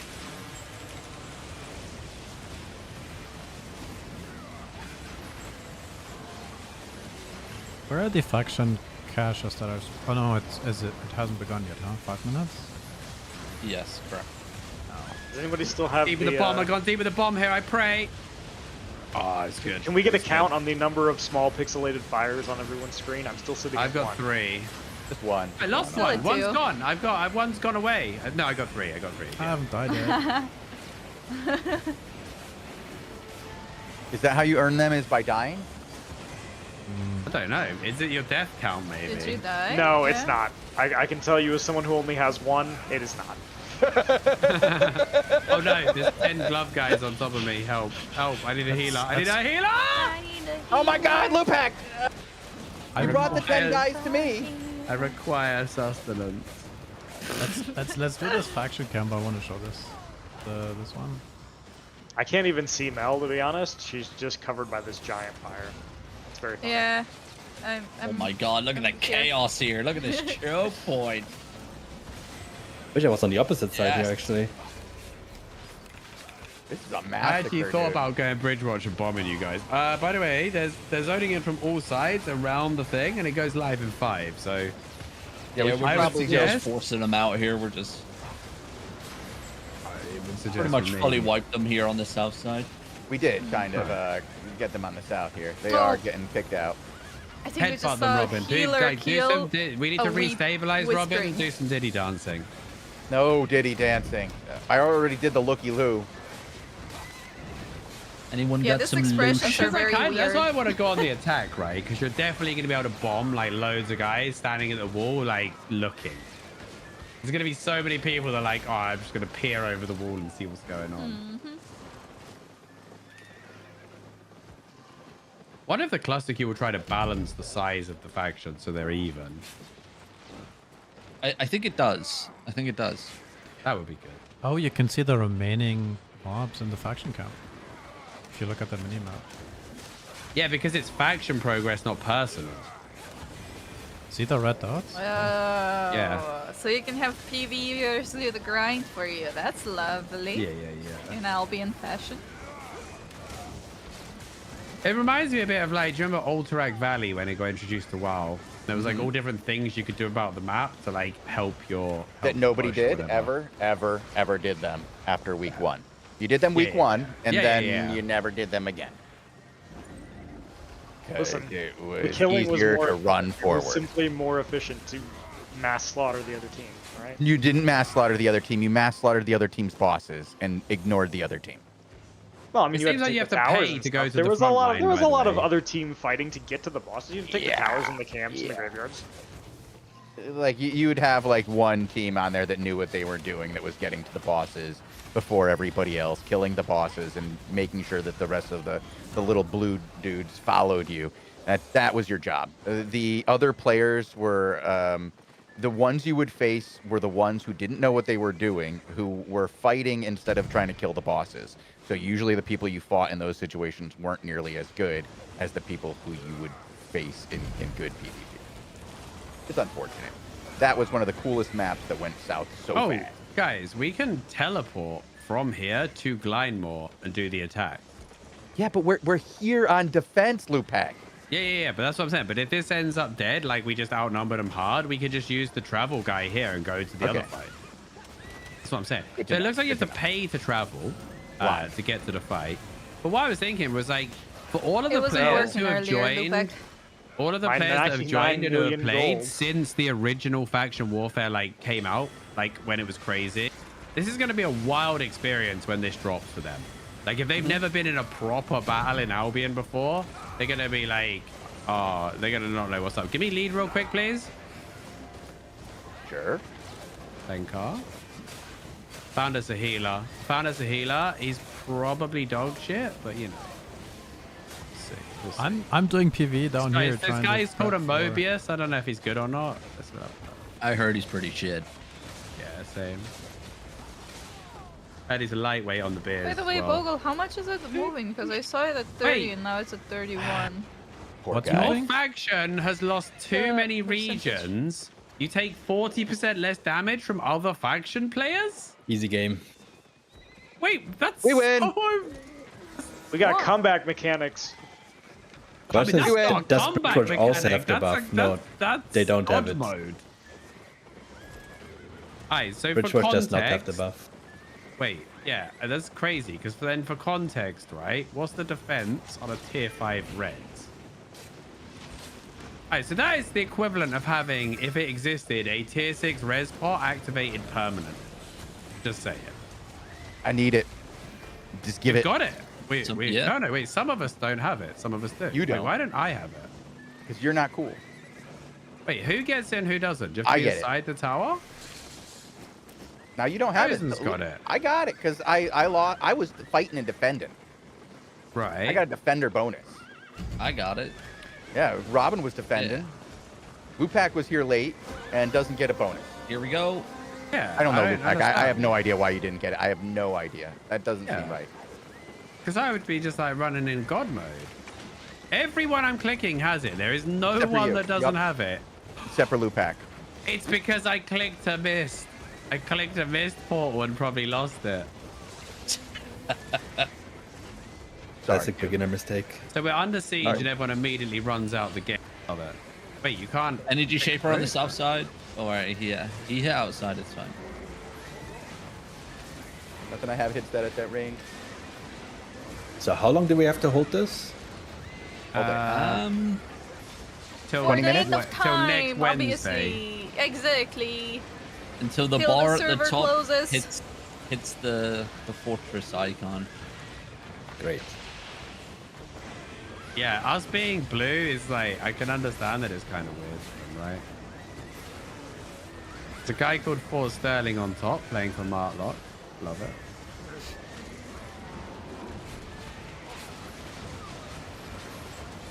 His true loyalties lie elsewhere. I mean, you can't join Ford Sterling for the play test. I don't know. I know, but Yeah, he's, so the he's problem letting you is know, we you know? He's massively like, outnumber them here, by the way. Yeah, they're just getting ran down outside. Yeah, like there's not Oh my going to be a God, you fight here, idiot. so I feel like we Someone should teleport to the other And thing. run. I mean, the Albion Guild banner has spilled over here. Don't worry. Where's my Bogle? Oh yeah, people are upset in Say Chat about this fire camp things. Mine's gone. Maybe you can split Uh, up and half of you guys I'm go down and to two fight now. and half of you defend. And I Still can have just the one. spectate. There is not really any. There's no we can attack. go to the other zone, I guess. but- Oh, okay, I see. Like they got Yeah, I'm pushed gonna off. switch to tank here and teleport Yeah, over can there. you check it? Because anyone looked in Glenmore Gare? Oh, Uh, it can looks check. like we've already got people headed over there. I guess we'll get an idea of what's over there in a moment, and then we I'm gonna can. go teleport if I can get my shield, my OP buff back that you guys have all got. I can Hey, just, Robin, back me spectate up. Lupac. 40% defense is outrageous. It is. I mean, That's on par with like the old city buff for defending. Yeah.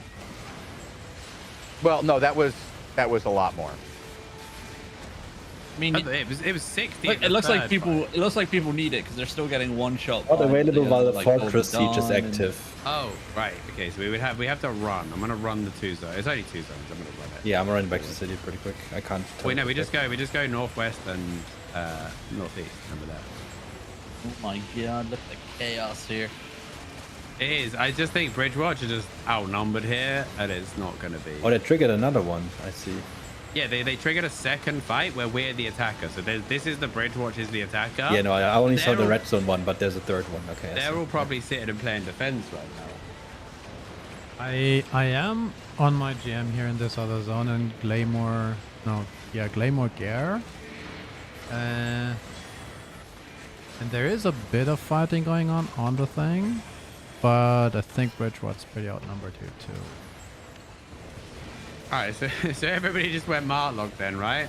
So I was told that like Martlock was outnumbered early on, so that's why we. Yeah, it we was. could just switch as well.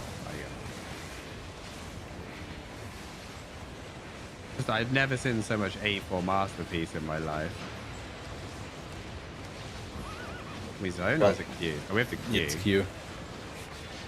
All right, so Right, me Vogel, where do you Q think to the get better in. fight is for us right now? Is it in this zone or? It in the doesn't other matter because there's a queue for the other one, so I wouldn't leave yet. It's kind of the same. The fight is back at the castle, boys. They've got 2 blobs at our castle. We need to fall back. There's no blob down here on the south. We need to mount up and get Let's up just stay here for a bit. there. Okay. See if we get in. It doesn't even matter if it's IP based because everyone's in 8-4. Yeah, that's on where your release is going to masterpiece split a comes in. lot more, and you're going to have all the 5 or 6 factions. So it's I'd not say gonna we be probably see cluster queued cluster as queue much. on launch day. Yeah, in probably some not zones, but not 100%. everywhere. But people are getting. I wonder if we won't see a queue though. No, there hasn't been a queue in a long time since they upgraded. You mean for faction warfare on the Royal Continent on a live server? No, getting into the game. So, there we have our first weapons cache just appeared on in the zone here. Alright, 1 minute yeah. 50. I want that. That is. Okay. So if you look at the faction map, by the way, you can actually see that, like, in the case of Bridgewatch here, like, it is possible to, like, take everything around someone's city and completely cut them off. And that's, I think that is when they get this 40% buff, when they're, like, back to their city. Yeah, who did that? Why is everything in Bridgewatch? Somebody cabled the test server earlier and I think capped everything for Bridgewatch. But it was up at 40 TC, so it's not long ago. I also got my shield back upon zoning, so I think I lost it when I clicked the thing. Oh, we got in the queue. Did you get in forward? Yeah. We're in. Do you reckon we just get in and then kicked out next time? I should be IP crutching wise. I should be fine because I have some masterpiece items, But I'm just like, who does it decide to kick out for us? That's what I'm thinking. and I also have an armor of wow, valor, we which has exited higher at the right IP. time there, bro. Yeah. Gate clap. Oh no, Uno reverse. Let's get. Me and L4 are going on the offense with the boys here. We're standing at the faction cache here and waiting. But we're gonna also have the to defender in have this one, Wait. aren't we? Hey, is this not Bridgewatch? Oh, it's ours as well. What? There's a massive blob right on the It's not territory. under attack. Did we just capture it? I think we might have just Oh, captured we must have it. captured it then. Oh, you guys are over there. Okay. Yeah, there's broken walls here.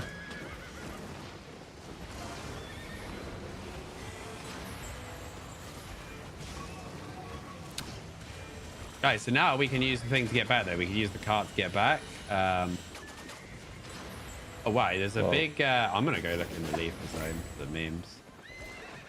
It'll cost me 38 million to get there. Let's go. Oh, I didn't get my chest. I got knocked off of it, and now I don't get none. No, you get a boost. Like that's you get a buff. You don't get loot. You get a buff. Oh. And we I also missed the gain players. defensive points. So multiple caches spawn throughout the timer. It's like an objective that would, you know, it matters. So it stops people like Turtle sitting inside. Like if people just want to sit inside and not go for the objective and not step outside, right? Okay, there's They loads of lose. action in the red zone, it looks like, as well. And the IP is uncapped. Oh, gosh. Hang on. I want to skip this. Oh, wait. Are people trying to come back from the blue to the red? No, these guys are... Oh, wow. A load of people skip to the red zone. Oh, there's only one thing to do here, lads. Oh, my God. Are you ready? Chat, you ready? You got a red flag? Yep. We're going in, boys. We're going in. Okay, where are you? I can go Oh, with no. you. They're all sitting on the queue. No, they're all riding away. I don't know what they're doing here. No. They're with the streamer, probably. Oh, no. Oh, Buazi, that's a streamer, isn't it? Yeah, it's a Polish streamer. I was going to blow them all up on the gate. I mean, So I don't, that's I'm a big hoping force he has, AoE then. escalation would have got the job done, right? Yeah. Even if they're all in 8-4 still. Yeah. Not much of a castle fight in this zone here today. We're heading to the red castle. Wait, there's no way this is cluster queued as well. Red Castle, That's awesome. where? In Redstone Verge? No. Yeah, Redstone Mesa. That's like far that's away. far. Yeah, but I teleported into the red zone via the transport thing, and so I'm not too far. Where are you? Kind of on my own little mission right now to see what's going on, lads. Oh, you're... Okay. Everyone's in A4 in the red zone, but it's uncapped IP, and it's going to be hilarious to see the kill fame.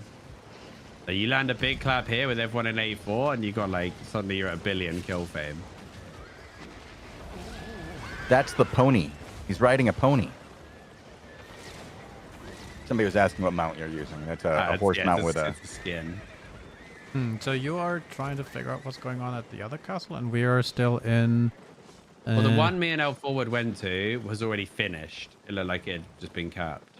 Okay, we are still at Bait Bray and waiting for the orange blob to do something, but... Well, okay, so I think the issue we're having is that this 40% buff is going to be overwhelming for Bridgewatch. So basically, we've got the buff that you only get when you're down to nothing. And Bridgewatch has Yeah, but no you only buff. get it in the blue and yellow zones. Yes, you do not get it in the red zone, it's looking like. Also, for anyone who's trying to win the event, the contribution points are going to be way higher in the red zone. So because the most contribution points are the people that win the 9,000 gold and whatever, and the red zone contribution points are going to be way higher. So I would advise all of Bridgewatch to get the Redstone Mesa and defend it now. Mainly because I want to blow you up, but also... Do we know if it's just about faction points? Or if It it's just said the highest other metrics? contribution points during the playtest will get it. So whatever that is. Yeah, whatever that is. But let's assume that the red zone gives more. If it works the same as the faction, like, so It you used to should, get... yeah. So the contribution bonus is a 15-minute tick in faction warfare based on the activities you partook, divided by the number of people that Oh, if partook it's in that them, one, yeah, then definitely red multiplied zone by is the better. zone. The red zone was always way better there. Redstone Mesa Fortress is here. Okay, we got Bridgewatch on Redstone Mesa Fortress in the red zone. This just got real. This just got real. They've nearly defended those. So we've got to be quick. I hope people have got hammers. Yeah, I hope you've got camera on this tank one sets. because this is about to be like. I mean, this I is about to do, be but bloody. it seems like you're about to die here. Why? I have camera on you too. Why? Why am I about to die, bro? You have no faith. Okay, I have no defense. Had the no defensives part potentially, yeah. And everybody is 2,000 IP here, so everything is lethal. Hope you got your C. Oh, mate, we're okay. We're already hammering the doors as well. Okay, let's go.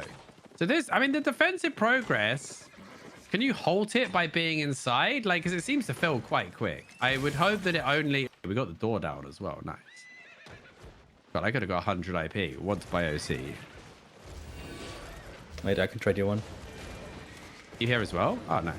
Oh, yeah, you can set them up for me forward. Nice. Oh, careful, there's I people might next to die us. before I even get it off here. Yikes. Refood. Got an OC. I'm on tank. I could play with you if you want.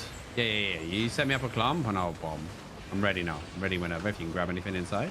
Yeah, I don't want to go by ourselves. Like, They're we coming don't out want to there. get flanked. I might We blow took some the up there. weapon cache. Hey. Oh, this works for everybody. Oh, You don't they even have to stopped my be mine. in It the was weapon big. cache to get the buff. So when we Nope. took the weapon cache, I got the buff. Nice. Okay, they You did just stop did my it. mine. I'm recharging. Wait. I need 8 seconds for my stuff. There's a lot of bombers. I'm just here. gonna pull people into it, I think. Oh, Trick is pulling. God, there's a there's a big my one. god. So for everybody who's wondering, so what Lupac's doing right now, they went to the red zone to another castle that was under attack, territory, fortress? Yeah, it's more territory than castle. Yeah. Man, if they weren't in called the A3, I'd be fortress. clapping. But this seems like an organized group, I think, because most of what we have. This is It looks Ix like and both this is groups the are Polish organized. guys. Yeah, this is like Yeah. a proper battle. Oh, okay. This is awesome. I've got We to could make try a something run over on the wall here, like where the other that. people are Wait, bombing let as me well. charge. Okay, count me in. I'm ready. Okay, just drop your mine and I will try to pull people in. No, you got okay. This corner here. Yeah. So would there be a way for I us to actually can't join reach you, that or far. do we have to walk there? You can teleport from the back thing. You just pay. Where? From the thing. That's very, The, very the wagon, the detailed. teleport. The only thing in faction warfare that teleports you. That thing. I'm looking. The wagon. There's a Over bidon here. inside if there's. If you come over to Robin and I on the map, you can see it. Oh, yeah. I'm thinking about switching to bomb as well. What are you moving in Doesn't here? seem to be doing anything right now. We have a lot. Look at all these smugglers caves. Not By the available way, while I think the Fortress smugglers Siege is cave active. definitely needs We a have to finish this rebalance. first. We gotta kill the Yeah. guards. Oh, Oh god, I'm dead. oh yeah. No, I'm not. Somebody brought the Camlin mace in. That was me because I was like, I couldn't stay anyway. But not gonna lie, if I go Oh, they're down, pushing they're all in? going with me. Oh, but it's M3R. We can win this.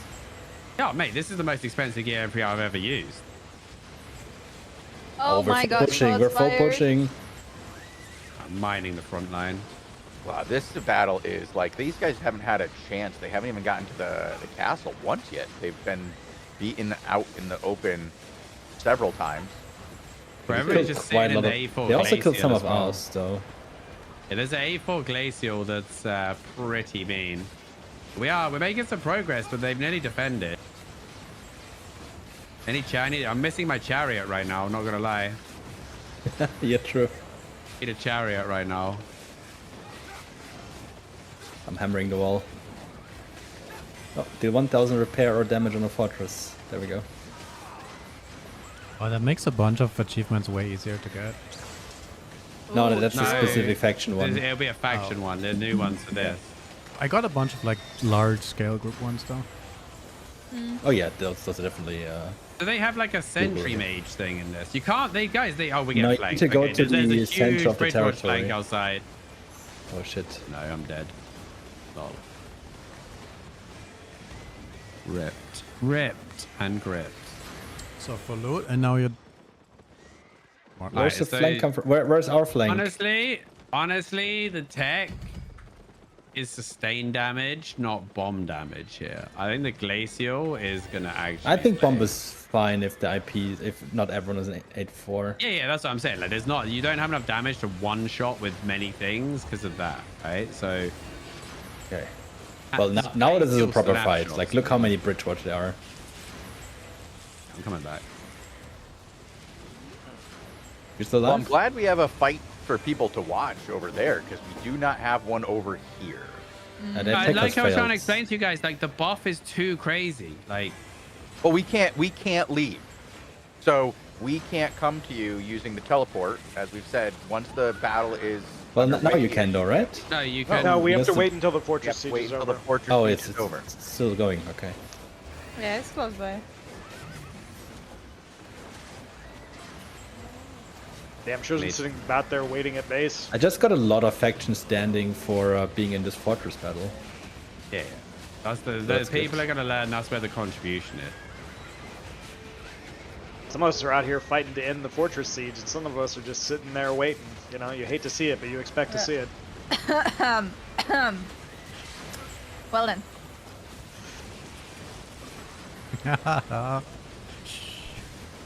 Yo, Bogle. I'm watching L forward here at least. Don't No, all die I'm L saying is forward. me and Mel are out here doing Don't work. die and forward, for you're some the people, you POV. know. I'm just trying to move with a Zerg that I don't have communication with. So Right. yeah. I'm just gonna put. I'm gonna just pop glacier. I'm gonna do it like the old school DDoS days. I'm gonna throw a glacial and let Jesus take over. Oh my god. See what happens. Well, at least now they can see it coming, though. You know, back in the day, they couldn't see it coming. They didn't I know mean, in where this to hit chaos, it. it's not really. As I said, you hate to see it, but you expect to see it. And I'm back at the castle because I can't find anybody to fight anymore. They all seem to be dead. Oh my god. Looks like you got routed there. I mean, look at the sizes of the Zergs. Like, Bridgewatch has a lot more numbers Oh. here. That's good though. That's AoE escalation, bro. Let's go. Yeah, but I get want to go the then. Wait, I can't get to redstone anymore. Yeah, we can't leave. We're Why can't I stuck. teleport Man. to redstone anymore? Duchy not available anymore. Redstone. The duchy has been taken. Oh, we're doing one more fortress fight. My life is basically. over now. You dead? Yeah, I'm gonna die here. Yep, he's going down. End of the game. I was probably one of the last people alive there after my Oh, right, There okay. was, yeah, that was probably at least 2 organized Zergs. I don't know if there were a lot of more randoms. on the other 19 side mil as well, kill but- fame. Did you see? Do you see any stockpile names I can follow by chance? Watch. Nickman is on somewhere. Participate in a fortress battle. Well, Drick was on the opposite Yeah, side. chat is asking for the Nickpan POV as well. He is here. Yep, found them. And we just defended our fortress over here now, so it's done. So we should be able to teleport. I think that one's over too. I'm heading over to the Map teleport. is though. it? Oh, so it Redstone? was Nick, Pan, and Drick there against our group. Okay, well, Against, yeah, the No, right the one. count is blue. So, congratulations, Martlock. That was painful to watch. What? wait, Nick Pan is actually Lothian also Hills is the Martlock? only one that's available. I don't know, Robin. Oh my god. Yeah, it doesn't let me travel. It's bugged. You Yeah. wanna go to Lothian Hill or what's the one that looked like it was? I'm dead. I'm Oh, in never mind. nowhere. I can't teleport anywhere. Lothian has no duchy. The lowlands. Can't come to the lowlands. Can I go to Glenmore? Can't go to any of these. No, Duchy there's not no available. place we can go. There is no we can duchy. go- The I guess duchy has we- not been passed upon the left-hand side. Robin, we can go to the southwest and try to get Yen Lorne. That's like the only thing we can really do. Yeah. I have Drick here as a POV, by the way. They are Oh, Bridgewatch needs help now? I don't know if that's true. Yeah, they do. Like they are just outnumbered Yeah. in Bien Bray. We could switch to Bien Bray here in. We can switch to the other side in Bien Bray. They put a tower up. I don't Redstone mind Bray is doing being that. taken, so that's right next to you guys. yeah, but it's. I don't think the red zone is the playtest, so I think we should stay with the one they have here. Because the otherwise is. I mean, we can watch the other one, but that's organized guild fights, I think, versus trying to make a non-lethal zone happen. Do you guys all want to switch to Bridgewatch then, or are we staying? I mean, Fortress of Vive, and there is a pillar to I- switch to Bridgewatch. Yeah, I'm going back to the fortress in Bien Bray. There's a pillar there. I'm going to swap to Bridgewatch and try to I'm help them fighting there. on that tower right now. I do not Heroes fancy of fighting Willpower. into Last Stand level 5. Oh, Glenmore is under siege. Where is that? That's over. God. Oh, that's up there. Okay, let's go. Perfect. We got a siege in Glenmore. Did you just teleport there forward, or did you die? I teleported here, and I'm a Right. bit underwhelmed that I got teleported yeah. 50 meters outside the city. Yeah. I was gonna say. Do you know how much did you pay for that? 800k. Nice. The teleport a quarter of To a be map. teleported 50 meters into the blue Bro, zone. that's like you got stung with those Ryanair extras.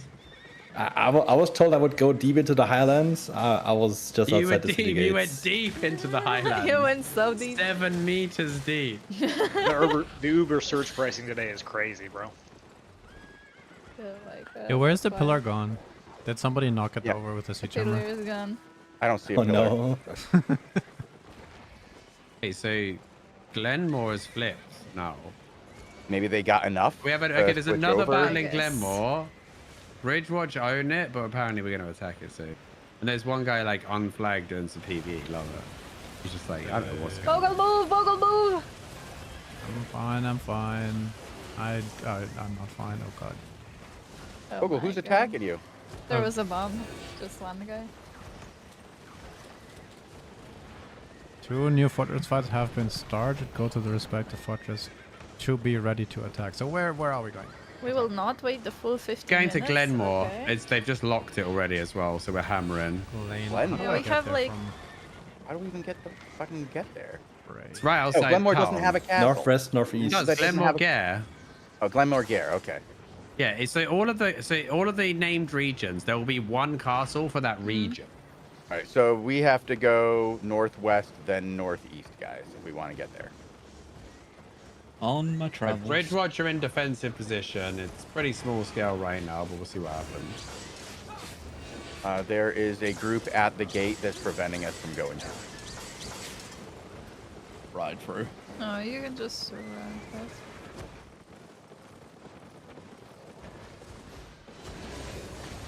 Oh, they just zoned into us here, though. That's yeah.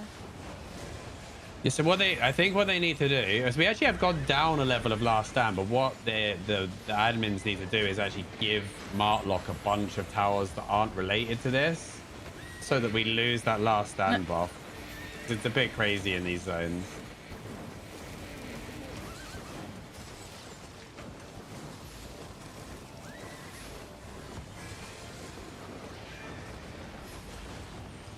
Well, now there's more safe zone play than ever.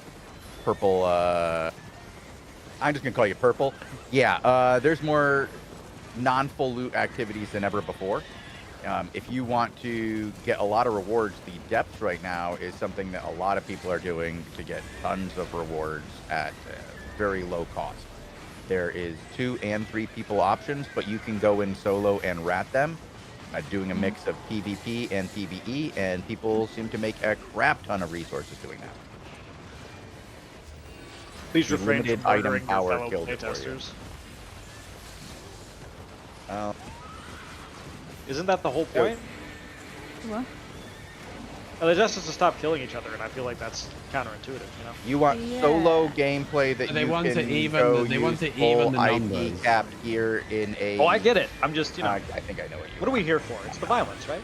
Yeah, you could just go. By the way, you could go to 100%. solo dungeons. Solo random dungeons in red, yellow, and blue are not IP capped.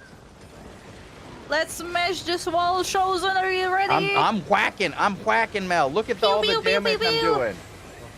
Can you already do man, damage H2 too? mil funds and then it oh, got don't taken die, over. Mel. That was close. We're good. We're good. I got think one we of them. have overwhelming numbers here. Look at the not gonna lie. beamers. I love it. Again. Look out! Look out! Coming, he's coming. You got them damn shapers coming up over the corner. You gotta be careful with shapers, Melissa. Again. Again. Oh, they put a beam to us. Oh, what? Go away! Hey, it's Nanusk. What's this? Flag bridge. Smack, smack, smack, smack. Oh no, don't. I feel like if you click that, you're gonna die. Unless you can quickly get in. Can we switch? Or do we think too many people will switch? We are. Lupek yeah. switched already. I got in. I got in. Oh god! There was no tower for us. L to switch forwards on the game. opposite side of us. Yeah, I'm still what in a there, Greg. traitor! in there, Get Greg. in. Kill him! Kill Oh wait, both why of did you them! switch Still? sides? They switched traitors. No, you didn't. He's dead in front. I Traitors. switched. Look at Bogle. Look at L forward. Shame! Shame! Oh, no. These guys, this health bar is horrendous. Nah, you can't. This is so... Nah. There's no way. Any beamer? I need a beam. Oh, whoa. Are we... For Don Gamer. I don't know if we got any healers over here, have we? No, we have no healers in here. Bogle, get in there. Coming. Yeah, we have no healers inside. Everyone's... Oh, there's one healer. There he is. Yeah, You it did shows this you to guys that yourself. Chosen are- didn't switch. I didn't switch. I didn't know we were Chosen's supposed- like, I ain't no damn traitor or something. there was no stone for me to switch. Yeah, there was no stone for us. Oh, Glacial's cooking. Yeah, Glacial's cooking, bro. Yeah, anyone got berserk potions? I was one here. Whoa, I'm getting melted by something and I don't even know what. Glacial Gaming. Invis damage on top. Oh, these batons over the wall are so triggering, aren't they? The dawn is perfectly balanced. I mean, it is Working getting as nerfed by like intended. 6%. Said no one ever, Robin. Sentences It's that have so never weird been fighting said. against blue. No. Oh, Lupic died again. Let's go. Yeah, Go beam for pig. it. I got I hit that caked on the pierce on head. Lupac. And this really takes some time getting used to your friends being orange and the enemy Yeah, being the blue. enemy being blue. Like, I see mean, you can why even people are change like, it back, "Hey, let's so." do that. It's I actually see a you, Bogle, strategic come out here. tactic move for you guys to see blue. Yeah, I don't have any healer anymore. It's kind of sad. It just make all enemies I red just and died you be... there. Oh, wow. I just... Did one of you guys just get absolutely like devastated by curse? Because it looked like By the it. way, question: why are we smashing walls when the fortification doesn't actually drop? It's just 100% constantly. Yeah, I was gonna ask Content. if you're actually I doing damage don't to the walls. think you No, can we're We're not- do not, we're not doing damage. wall damage yet. It, Okay. We got it starts in 7 minutes. They said they're not going to wait the full 15. Yeah. Need more people in Bien Bra. That's a different zone. That's a different zone. Yeah, that's not us. Okay. I think this Yeah. one is relatively. I mean, with the Martlock buff, this is probably balanced.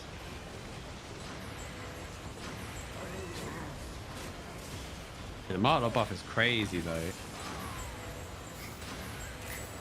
My bow does no I mean, damage. does each city get the It's same like, it, buff does, it from really it, doesn't, or- does it? No.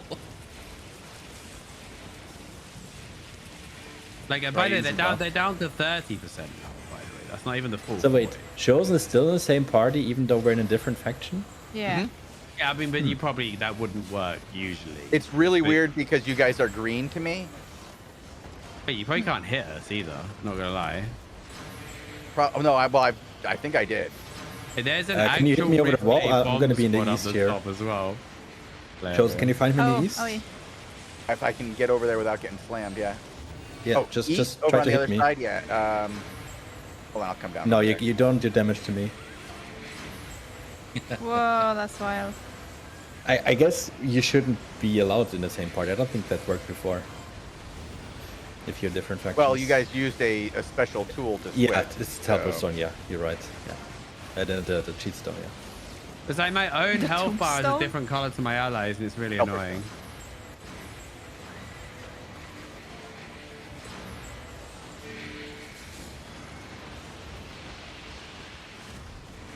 We're approaching the end, right? We have like 15 minutes. god. Is that the time? Just so I know if I can OC now. You Oh, can the totally damage is OC. really zero. I'm gonna OC. Let's go. It's 30 am I minutes, so looking? we should be fine. You can also see for an hour. Double Yeah, OC. of course. Oh, owie! Ooh, that was painful.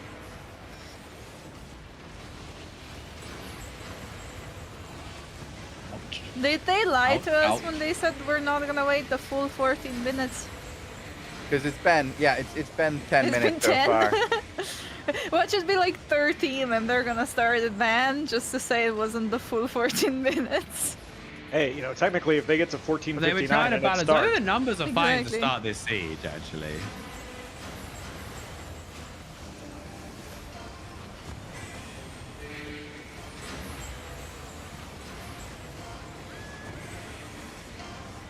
It is sad damage. I feel like I'm in the brawl meta, even though we're not, just because everybody is standing on everybody, and it's just ridiculous. There's no. If you play organization. factions, you're forced to play brawl because everyone else will play brawl. Yeah, I'm gonna have to. I I mean, you can touch him play with it, my but bird. everyone will play it. Oh, I can touch him with my bird. Touch him with your bird. There's a euphemism by Mel there. Chosen got low there. Yeah, it's okay. I'm good at this. Let's go, Chosen. We need to smack Lou. I can't. We're in his group. And But you know what? Bogo. Actually, I know how to deal with The it. Hold on. traitors. Hey, you're not in my group. Yeah, we can still hurt Lupac. You gotta kick out L forward. Yeah, I think people are just starting to notice the last stand buff. Kick out Robin Hood. Absolutely fucking the content right now. Kick out Bogle. The traitors. Exactly. That's what I'm All right, saying. all right, all right. Bird away. Now you Okay, guys need to make a new Robin. party because I kicked you guys out of party. Extra damage. Let's go. Hit him! I will hit them. Uh-huh. I love how like all of Bridgewatch decided to go range bomb, and because everyone's range bomb, no one's dying because resilience They just- penetration. There isn't any. 30% of all damage being reduced. Real. I mean, right now it's kind of a little bit awkward, but if this is an indicator or if it's gonna work the same-ish on live with this kind of fight size, I think this is gonna be a really good experience for people compared to the Outlands, like understanding what Outlands is like, potentially. I don't know. Maybe. I mean, the last stand is obviously a combat mechanic for when you own nothing, right? So you probably, by that point, you're probably not having these like crazy even fights. You're probably already just outside your city swarming. And in an actual situation, nobody would have taken everything like that. We're good, we're good. Because, yeah. I would have said they should have turned that buff off. L before the play forward. test. I'm fine. Thank you for being my beacon. It's fights at every side. It's kind of crazy. How is stuff getting It hit? does Oh, look like big the zones range. are all Oh, getting oh, renamed, yeah. 21 bomb squad. Let's go.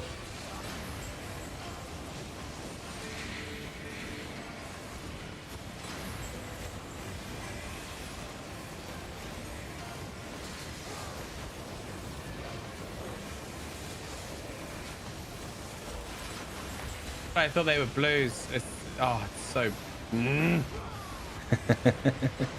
Careful, bomb. We're good. Yeah, Maybe they just changed me. it from Changed Yelp. They the- hit like a wet pool noodle. At Yeah. least the guild names are red, so you're like got a little indication that they're hostile. But then I'm like, oh, I can kill all these people. They're low, Yeah, and then it's It's so weird seeing white, then blue, and then Yeah. orange on the same player. It's very confusing. And this guy just went in full 8-4 Badon with a 7-3 acid potion and did 1 bar of HP. The one time I didn't have my defensive. Yeah, so you ain't showing up to bomb when someone has last stand. That's for sure. Yep. You have to just brawl them and zerg their healers. That's the Well, only. even way with you're the ever gonna damage win buff, that. I was able to kill myself in demon armor. Nice. Ooh. No, because it's probably like free whatever, isn't it? I don't know. Yeah, pre-resistance damage is what You'll it get feels you'll back get to the you. you'll get Yeah. the raw damage reflected. 20 seconds until we've waited the 15 minutes. They lie. Punctuality isn't always like, something I expect from these guys. I'm just gonna Where be a does big fan, but where does Matlock respawn, by the way? I thought the Germans are very punctual usually, bro. Like I think they pride Yeah, themselves. I thought that, and then I started working with them. Oh, wait, we're starting They're early. also very funny. Let's They go. did start 11 seconds early. They Yep, didn't lie. okay, see? they didn't lie. See? Did they get rid of the last stand buff? Hang on. Wait, Nope. they still got it. I still got it. Well, we So also what's have another different fight now? going on in the They- east no. of the territory. Oh, they can damage the Judging doors, by the right? blocks. That's different now? Yes. Yes, The we- the Ah, actually don't siege. go there, Mel. How? All right. We're good so far.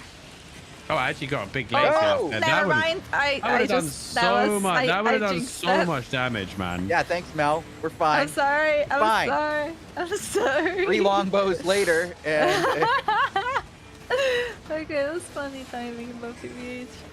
that's pretty good. I'll take it. Did you just TBH? Yes, sir. She Oh my skibbity toilet on you, God. Bogle. I Dude, don't know. she like you can talk. Tell you what, though, Talking seeing as takes many I people. think now- time. Look at all these people just living in the moment and not a battle mount in sight. Oh, they broke the wall. That's yeah. I that's- know, right? No. It's Not the a battle mount in best sight. best thing about faction warfare. There's no freaking battle mounts. Yet. Don't you ever say that. Oh no, there was No, actually coming people up. on like Jogger. Somebody said they got out earlier. of Q prison to enter cluster Q prison. That's sad. All right. We're full pushing the east side right now, looks like. Yeah. And I would love, like, you know, Wipe this is gonna be them, great. wipe them. Running in with essentially a permanent res pot is like feels good. I'd see a little bit of tweaking on last stand, maybe 5% per level instead of 10. Well, it always goes down over time. You remember these things. They always have no start very, supports very on high defense. and then come back. It's I love gonna it when play I survive very on different literally 1 compared to- HP. Yeah, compared they to could Zeus. manually flip zones to remove the buff. True, that's why. Oh, take Well, care they just do. showed up, guys, on the other side. We're in trouble. Oh yeah, it's probably not good. Yeah, it's gonna be bad. You have 3 different forces sieging right now. So, All Mark. or are you talking about Mardlock? Oh no. Take care, Where? Mardlock? They're on your side, Bridgewatch. Oh, yeah, well that's fine because there's 3 different organized groups sieging right now. Take that, Robin. It did nothing What? to you. I did nothing. Where are you? You guys I also was have just bombing Saint underneath you. here. The orange ones. But it didn't do nothing. I'm coming to get some heals in the back line. Let's go. I'm just Q spamming randomly. It's kind of awkward. Lol. Oh no, owie, owie. We're I'm good, just we're trying good. not to get killed by any of these guys down here, and Yeah, it's, same. it's Oh, I'm dead. yeah, it's like I would really enjoy. Nope. Yeah. I spent a lot of time wondering if we had healers on our We team. fully wiped them Yeah, on the we do. western No, we were side. healed. We were healed quite a bit, but they wiped. Yeah, they're their pushing in on AC. east now. Maybe I should follow Robin Hood RS for Yeah, you can follow his perspective. It'll knowing where be to more stand, entertaining. actually. Because maybe we can all learn something. You're so funny, Bogle. What? Imagine learning things instead of just Ew. smacking your face across the keyboard. Couldn't be me. The mini map as well shows the broken walls, which is cool. Yeah, that is nice. You can actually keep track of where's safe and where's not safe. There's no sentry mage equivalent here then. Nope. We are the sentry mage. Capture mechanic is like castles and outposts with Oh. the circular. Oh my god! I just got the middle. 100 to 0 by one guy. What was he on? Oh, Bridal Man. Fury one tapped me. Yeah, we're about to get completely overrun here. There's a pretty Yeah. significant group over here that's kind of smashing us. Yeah, that's not ideal.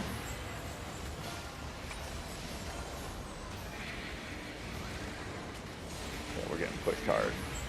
The west side is Yeah, we're done. recovering. East Yeah, they side have is more than winning us now. They have a lot more than us now.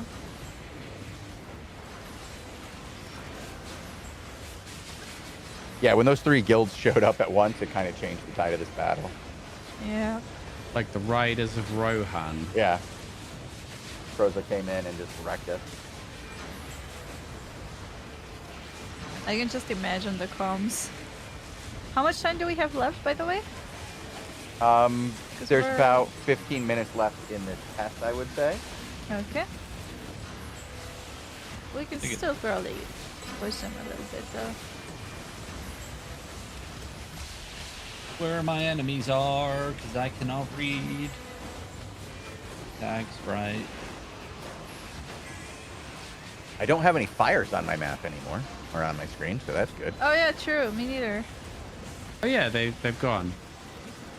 See, they weren't Nobody so even bad that noticed. that really Got fixed. bothered you because, like, as soon as they were gone, you didn't even notice. I was kind of trying to lock in, you know. We've fully wiped them on the east side. Now at west is back. We got a weapons cache in 15 seconds. The boys were already Looks on like it. we it got seems people like. on it already. Oh, they're coming Trade to in us. with you Trade guys in with have taken Vega it. there. Oh There's my. nothing left of our group here. I can't find anybody who's blue. Here they are, both of them. All right, this is gonna be good. Yeah, we got sandwiched. Are we in range here, We're Robin? getting wrecked here now. I'm riding over to it just to make sure that we get it.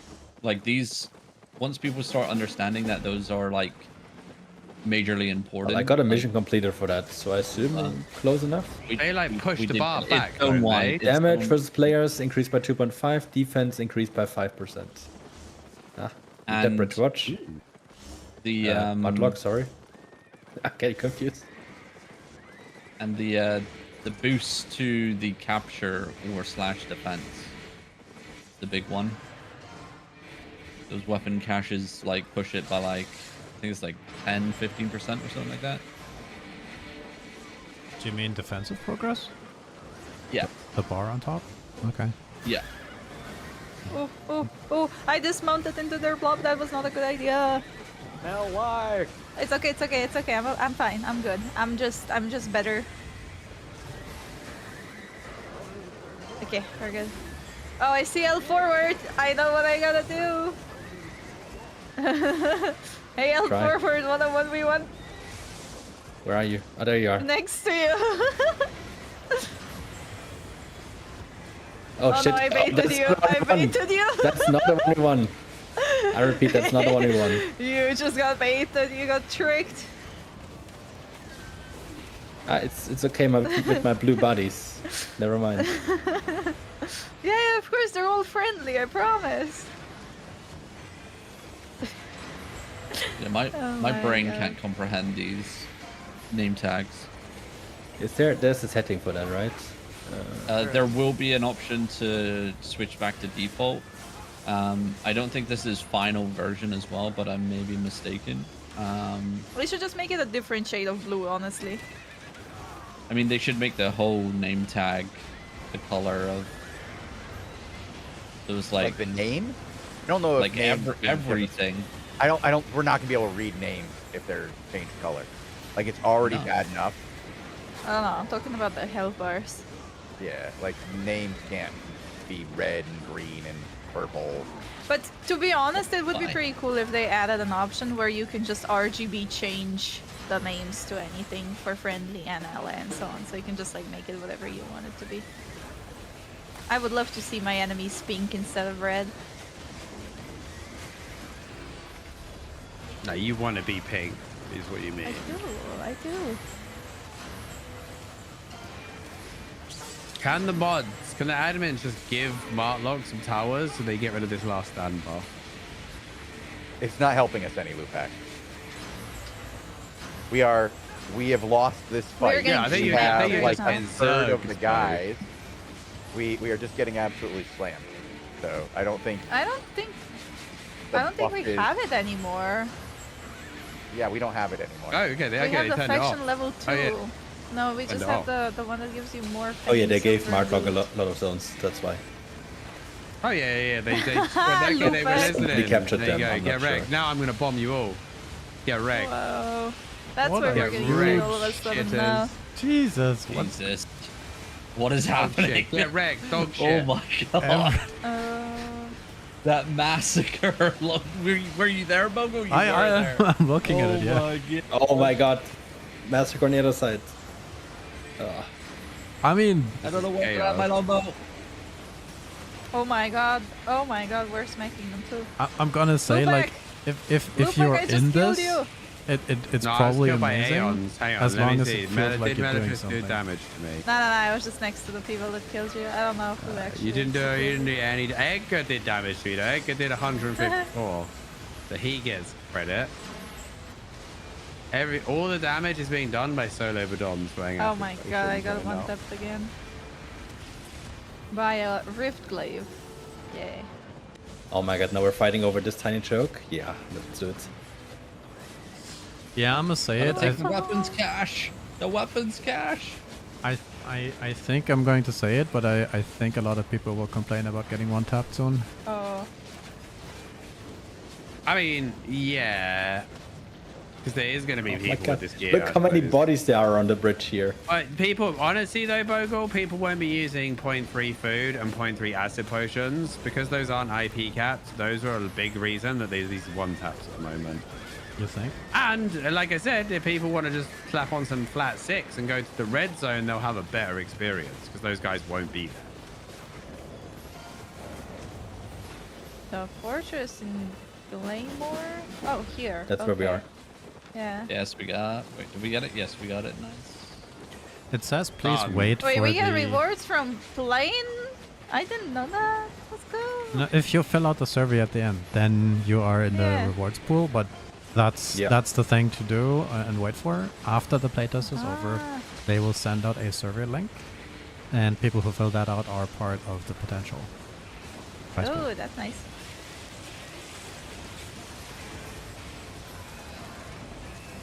And if you did partake in the playtest today, make sure you do fill out the feedback survey at the end. Oh, hey, Mel. So the dev team know what you liked and what you didn't like. And Robin will also read Everybody, single all you just hear is the constant survey. fizzling of Badons. That L Ford, luckily, is not my job. So yeah, if we've learned anything from this playtest, it's which weapons they should nerf next. All Badon online, mate. I think it would be way worse if one group was organized and would go melee clap behind another Zerg. Oh yeah, just Oh wait my until God, the I'm organized smacking them melee on the choke brawl here. come in. Oh my god, I'm dead. This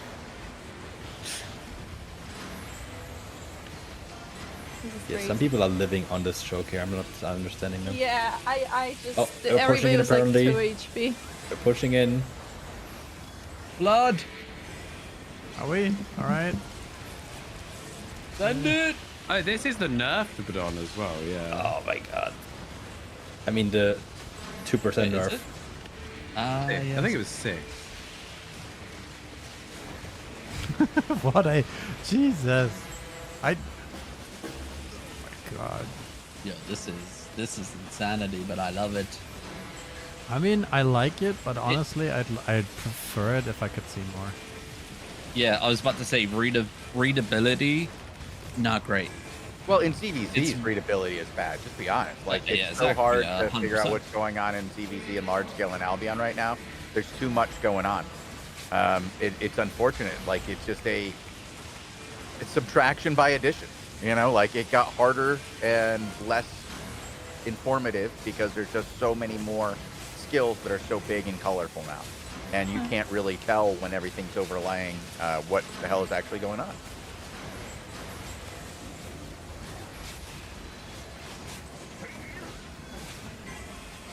Enemy dead. Final weapons cache that we have to get here in a minute. So if there was nobody defending right now and just one person from Matlock would get into the middle of our tower, they could just claim it, right? No, I think Yeah. it would just start to claim. I don't think it's an instant flip, is it? It's No, yeah, like I mean- a channel, like Channel, yeah. just like a castle or an Right, right. outpost. You have that circular channel. How do I get But those? theoretically. You cross to go south and around? Ugh. Okay. I can't tell if this little arrow at the top is like moving or not because it's moving tiny bit every time. I mean, whatever, blinking? like, it's where it's pulsing, it is moving. Okay. It's like watching old school, like, Windows XP install. Oh my god. You gotta place your finger on it. Yeah, yeah, Oh, yeah. there's, You there's put a actually little bit Matlock on of, the like, tower. little Put tape- mark. yeah, But they're put fighting piece the of tape guards. on, yeah. So Mudlock is actually 20 on our minutes later. tower right now. Okay, let's go stop that. So then. they could claim, but there's a lot of guards. There's T8 guards spawned, and they're fighting them right now. About to be fighting my double cash. Oh, Ah. it's over. We've Oh, completed nice. it anyway. Now they're Okay. stuck. We Now they're have rigged. completed the task. Edgar, don't die, no! Edgar, I will Hey, some carry little your Jackie body Chan home. tried to pop me up. Thank I you. hate these. I hate these turn into a flipping cloud nonsense as well, bro. It's insane. Screw this guy. Yeah, get. Oh, got him. Got him with the glacial gaming. GG? Question mark? GG. GG. GG. Time to get some dinner. My whole family's waiting me for dinner. I was like, listen, I've got some important stuff to do. Bridgewatch must prevail. Oh my Yeah, Dog's god. been looking at me weird for like the last Traitor. hour. We're like two hours over her feeding time, just staring at me down. Like, what are you doing? We did just get the notification that the test is over. Thank you for participating. Thank you guys for hanging out and watching with Alright, us and everybody GG. who came to the show today. Bogle, why don't you pull a couple of raffles for everybody so we can get some people some free premium before they head out? Are you doing another show straight after, Shozen? No, we are going to be back in an hour I at was 18 gonna- UTC with Hate you, a war report. I'll we'll keep the probably stream keep the up. stream I'll up. keep the stream Yeah. up. But chat, what I reset the entries, so put a message in chat right now to be considered for the giveaway. And I'll draw in like 2 minutes. But I will keep the stream up, and then we'll have the war report at 18:15 in 1 hour. There is a link in the in-game chat right now for the survey. Nesnes GM just posted, click here, and if you click on here, you get to the survey. Awesome. You guys should all do it because you all love free stuff. So fill it out.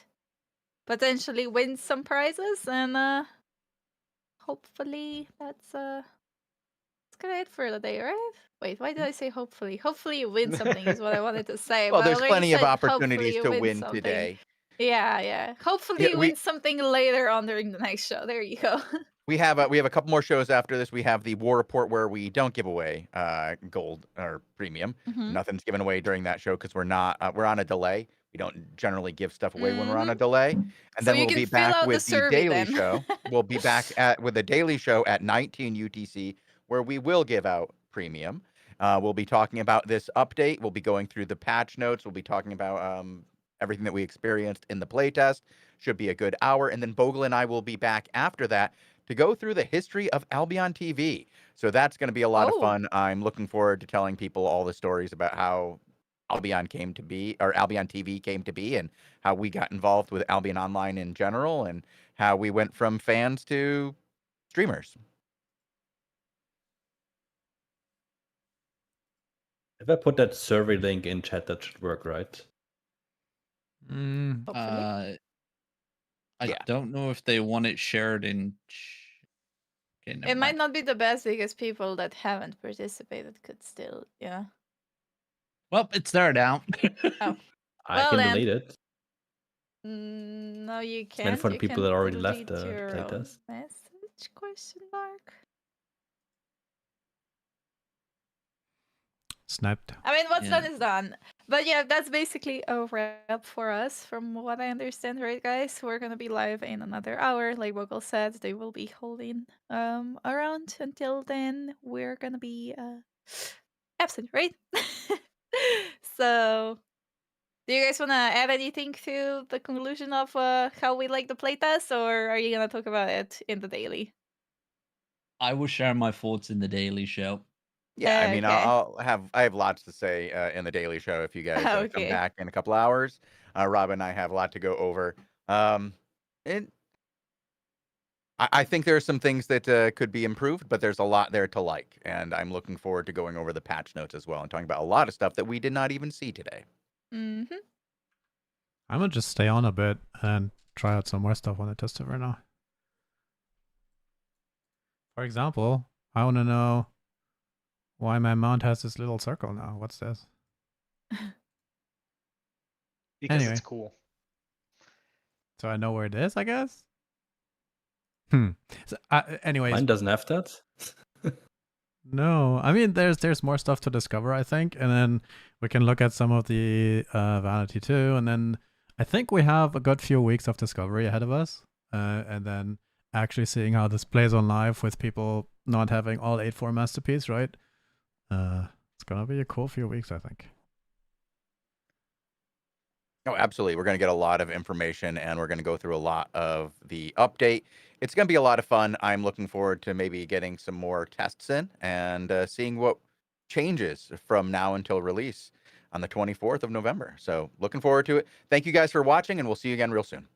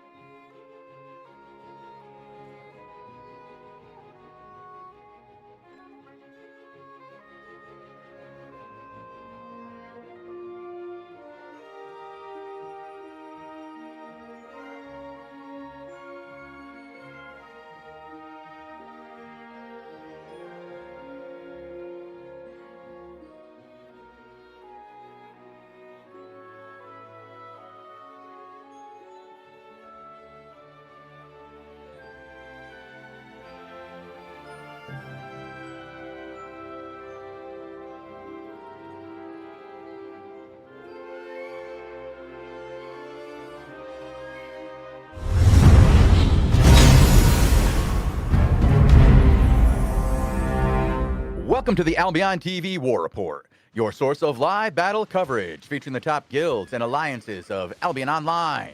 Today is Friday, the 17th of October, 2025. I am your host, the Chosen One, and I am joined today by Robin Hood RS on the play-by-play, and of course, we're here with Bogle as well, who's behind the scenes on the camera and knobs. We are currently spectating the 18 UTC time slot on Albion Europe on a 15-minute delay. If you guys out there who are playing the game have reports of any kind of action out there, any fights, please contact us through Discord. It is the most reliable way to get a hold of us. Robin, we've got a lot of attacks today, but zero defenses, other than the one defense that we have, which is of a hideout which has no attackers. Indeed, you are correct. It seems like a lot of people may be on the test server, maybe. A lot of people not online at the moment. We just did 2 hours on the test server. I know. To be honest, that 2 hours didn't feel like 2 hours to me. Like, it kind of went by very quickly. But yeah, I mean, who knows? This war report could be a little bit quiet, just a little bit. But we are here with Nick Pan with Clean Kill. They are defending a hideout under construction that's in its final phase, but it's not their hideout. It's not a guild under their alliance tags hideout. It's called Black Hammer 1. That's the guild name. Not sure who they are. But hey, they're here and they are defending this for the time being. Not sure if anyone's going to show up or what the deal is. But yeah, like you said, a lot of other groups out and about, but not a lot of actual either defenders or attackers. Like it goes both ways here. It's like it's really weird. So for now, we do be chilling. So one of the things you had just mentioned is that the last 2 hours when we did the faction warfare, you said it didn't feel like 2 hours, and we had been talking about some of the positive and negatives of our experience before we went on the air. And you make a point there that I don't think we brought up during that conversation, is that 2 hours was packed full of content in fights in the faction warfare. Now, it was loaded with players, We're seeing that there was a lot of players that were kind of very excited to do this. And so it made some of it a little tough to do because of cluster queues and too many people on the points. But there was so much to do in those zones that there was never a point where, even when I was, dealing with cluster queues and stuff, that I felt like there wasn't something for me to do. And that's a positive to say from that faction warfare event, that there always felt like you were doing something and the time kind of went by very quickly. Yeah, I think I had one bit of downtime, and that was right towards the end of the fortress defense on the first round, where we pretty much fully defended everything, and we were just waiting for the last couple minutes to tick away before it was completed. And that was the only real bit of downtime. Everything else was fighting. We're running around doing things, checking out the new PvE encampments and stuff like that as well. So yeah, it really did just absolutely fly by. I am looking forward to seeing what it actually plays like on live, because like you said, there was a hell of a lot of people. The server was actually queued in and of itself, let alone the zones that we were going for objectives for cluster queued. So obviously everyone was kind of forced on top of each other. I am going to say I think this faction warfare update is going to play a little bit better on the live server than it did during the playtest. It did feel like there were too many people in some zones and not enough in the others, and it was a little imbalanced, and I think that the natural progression of people would lead to more balanced areas over time, maybe. But yeah, and natural zone capping progression as well, traveling and advancing your front line forward. That would be more natural, because on the playtest, obviously zones were cluster queued, so you couldn't even we were in one zone where the fortress was, and then Bridgewatch was on the zone southwest, but neither of us could enter into the zones completely because both zones were cluster queued. So we were just it was kind of like playing Zombie Horde, because every wave of cluster Q that came in, there wasn't enough of them that was coming in, and they would just get wiped as soon as they tried taking an outpost in our Right. zone, right? So Yep. it was just that over And it was over that and way over on the again. other side too. Exactly. And so it didn't quite get natural, but you could see that there were a lot of objectives. And early on in the test, when some of the zones were less full, I think there was a much more balanced fighting back and forth. It wasn't until like really the second half when we were trying to start to do the territories and stuff that it felt like there weren't even enough numbers in the zone. And that's when it became a problem. Earlier than that, you could do some of the objectives and stuff and get around and have some good open world fights. But I think that the tests, we need to maybe have another one of these tests, Robin, because there were a lot of people there. And I think we need to have different options for the number of people that show up, you know? Like, okay, if there's this many, we got to do X, Y, and Z. And if there's this many, we got to do A, B, and C. Yeah. Yeah, definitely. It's... Yeah, I will say, the funniest thing to me was how strong that defensive buff was. The last stand defense buff Significant, that we got. Like that to me was absolutely bonkers insane. Now, Well, I think that it was like it was flubbed because I don't think it ever gets to that way naturally unless it's a worst case scenario, because in order to get the buff that we had, which was 40%, Robin, like you had to have lost everything and be down to your final location.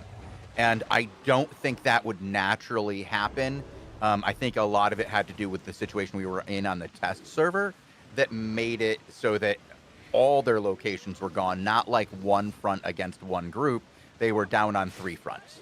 And so it made it so that we had the maximum buff that we could have for some of that open world stuff. And that was too high for sure. But I don't think that in most cases that's what you're going to have. But maybe a 5% buff for like fallback instead of 10 might have been a little bit easier for the opponent to deal with. And I think when we look at the past buffs like this, Robin, for home plots, where they started at 50% and then came down. Yeah.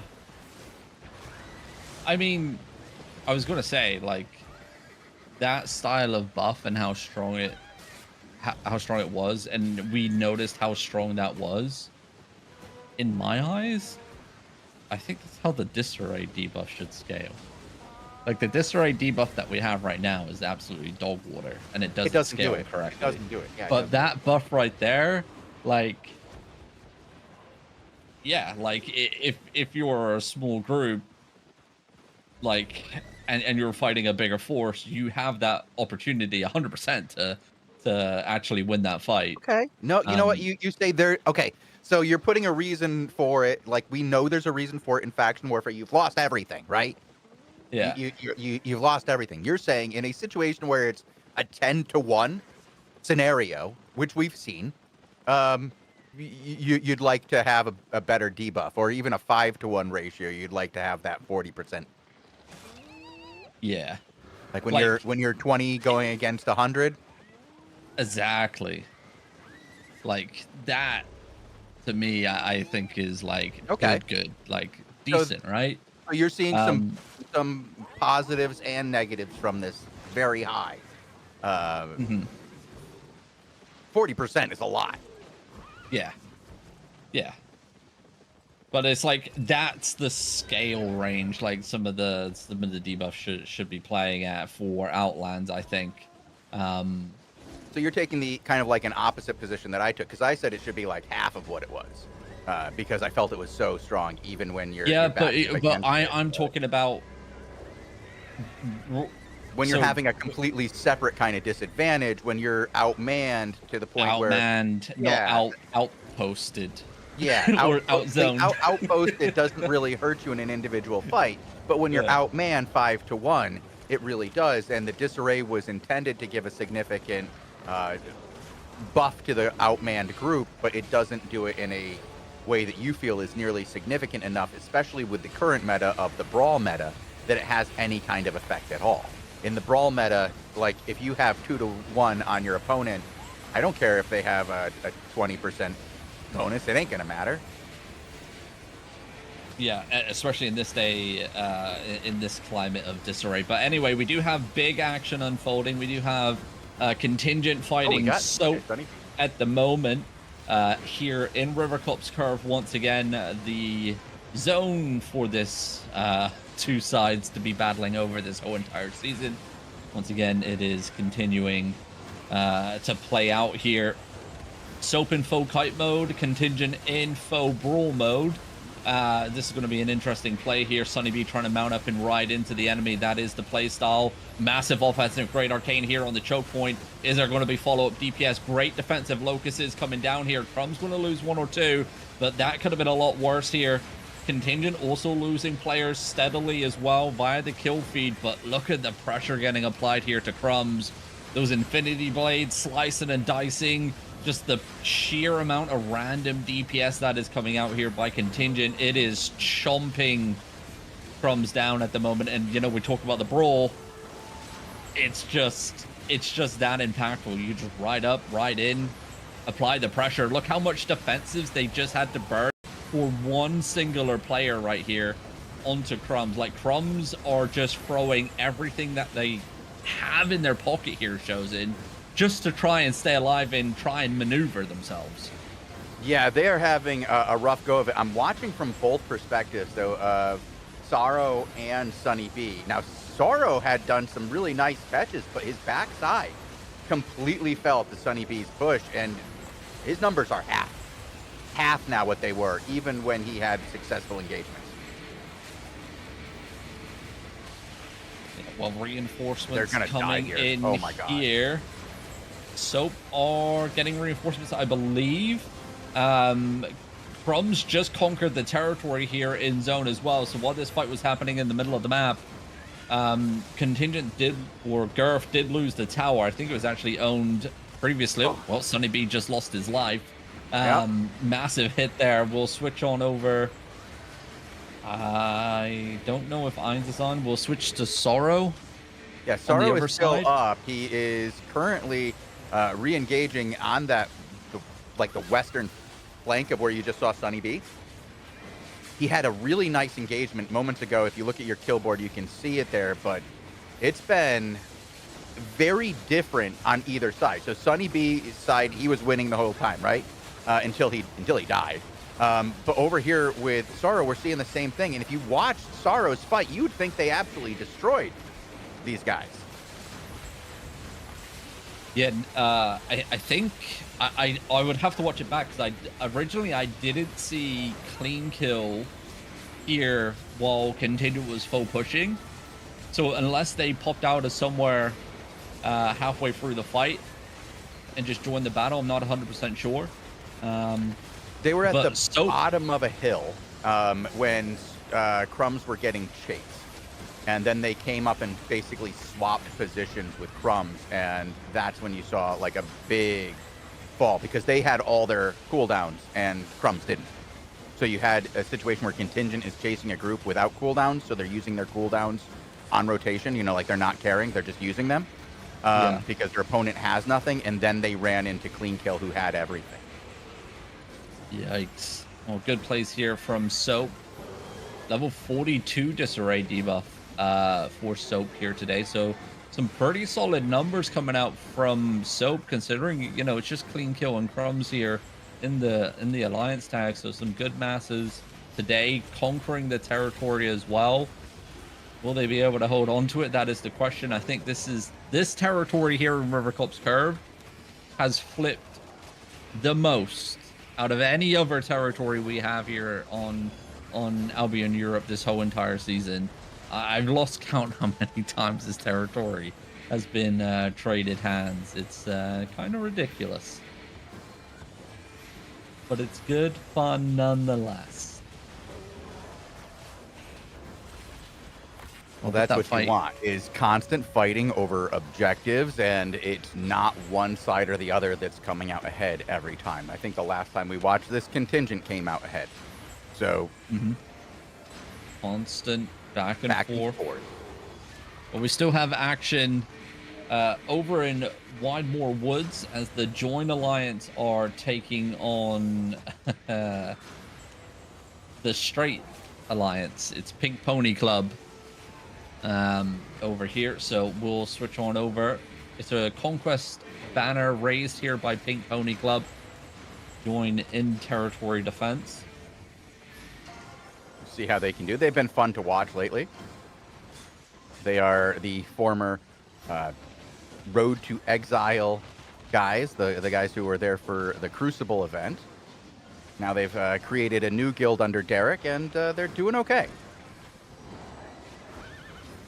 Yeah, not too bad, not too bad. A little bomb squad getting caught here. This, Hand of Justice a little bit too soon. Can they finish that one player off? They can. Followed up by another. Big Boy 2 goes down as well.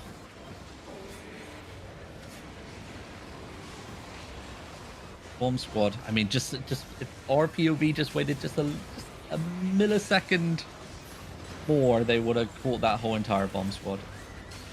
But some rats here getting clumped and dumped as well.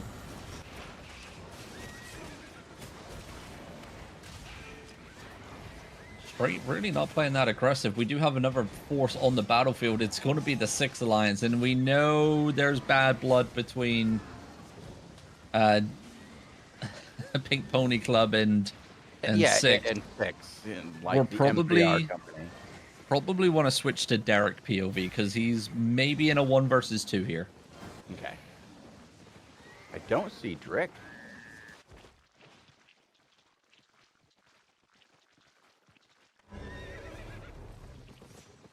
Be interesting to see who's leading it for 6 today. Not sure who their backup truck holder is. Sometimes it's Needle 14, but sometimes he's not in the guild, and Yep, never know. can't keep up with those guys. Love the logo here for Pink Pony Club, the Pink unicorn. bright pink unicorn. Hmm. Does stand out in a crowd. Does. I see that they're flying their Pegasuses as well. I don't like this positioning. Good defensives, good blink. They are within the wall's range. It's not really where you want to move, right? Yeah. They are just kind of positioning themselves to see if Join and 6 fight each other, I guess, here. That could be the situation where Straight are just trying to beeline it to the northeast door to disengage. I don't think that maybe. I mean, but a good play would just get across this choke and then see what happens when the opponents are both on the other side, right? Like find out, do you have 1 opponent or 2? Yeah, let's look. Get a better Derek's going for understanding. the Diddy Is dance. it a free for all? And can't tell yet. Yeah, definitely couldn't tell you as of yet.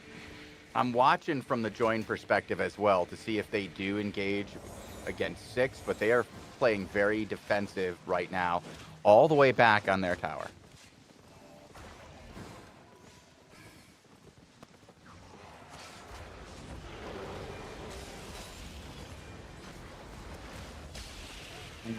Bit of a chaotic engagement happening here. 2 members of Straight go down from a bomb inside. Yeah. Well, there is a raid banner up from 6 here, so Interesting. Yeah, but that could just be for the defensive bonus. that is true. Like, I haven't seen 6 do anything to Join yet, and Join has an opportunity right now to go in on 6. 6 is going up towards the choke. Oh, actually, it does look like, yeah, this is not friendly. They are attacking 6. Join is attacking 6. 6 is now attacking Join over on the north corner. And Join just suffered for that. They could have let that one go, but Ducking Duck didn't duck quick enough, and he died.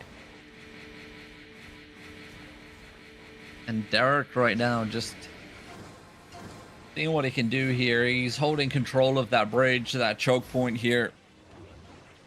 It's that game, isn't it? Where now it's a three-way. You know, no one really wants to make that move.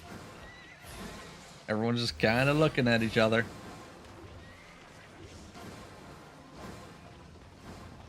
But the walls.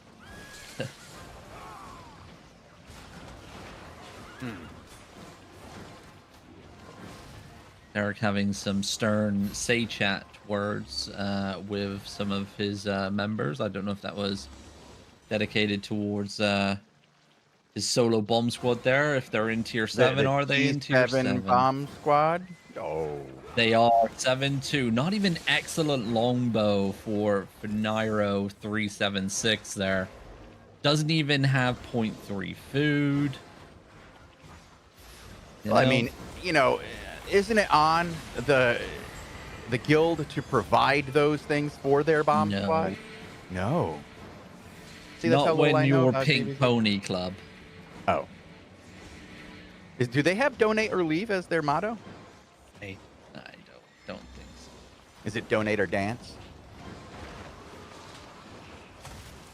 I don't know what their motto is, but Derek is stepping in once again. He's finally back to hammering. Oh, Engagement here on the front lines. One member going down. Ponies. Oh yeah, just one. Nito got another one on the other side, so I do believe it's Nito 14 leading for Drick on the other side. Well, I mean, leading, you know, M3R company for Drick and the 6 Alliance.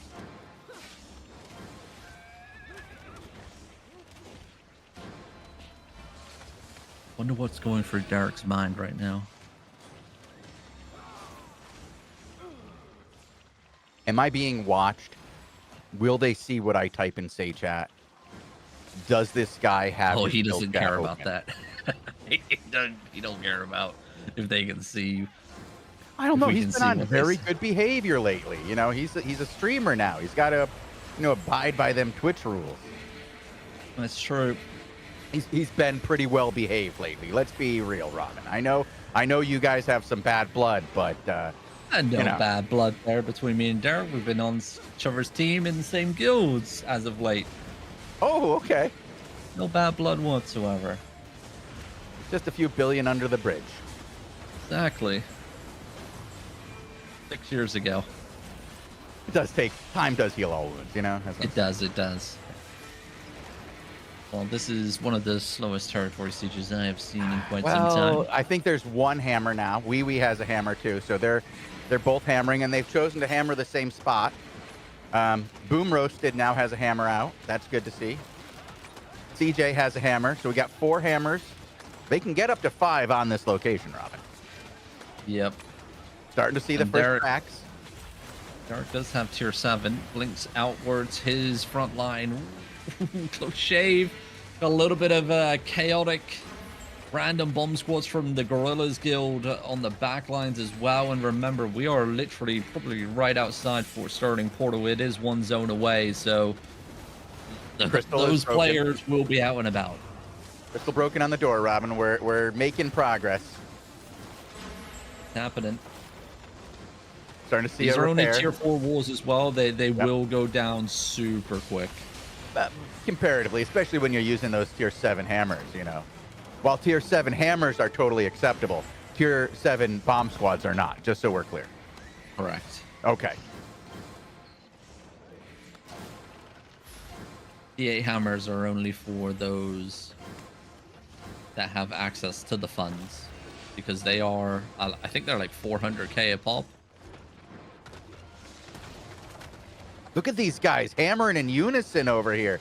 Look at this. Rannis, Feats, and the boys whacking away. Rannis is the shot caller for Int With Me.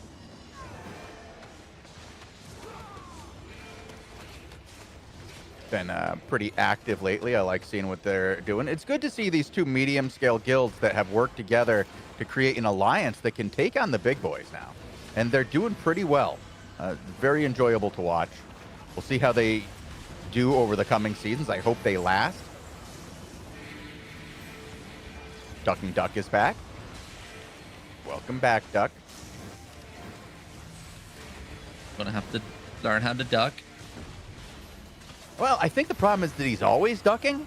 So he can't get lower. Like, By the way, look at the army of rats over to the western side. Bloodletters galore. Nature staff so they never die. Disgusting.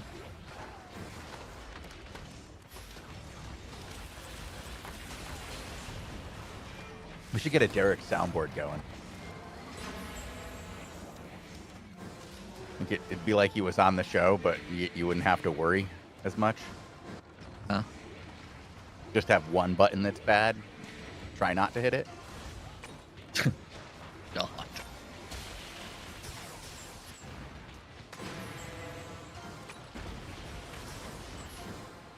Well, the defenders have given up first platform here. This is a very slow fight. I'm gonna take a wee wander to see if we got anything else going on around the world. Okay. Soap are sieging Utopia in Rivercop's Curve.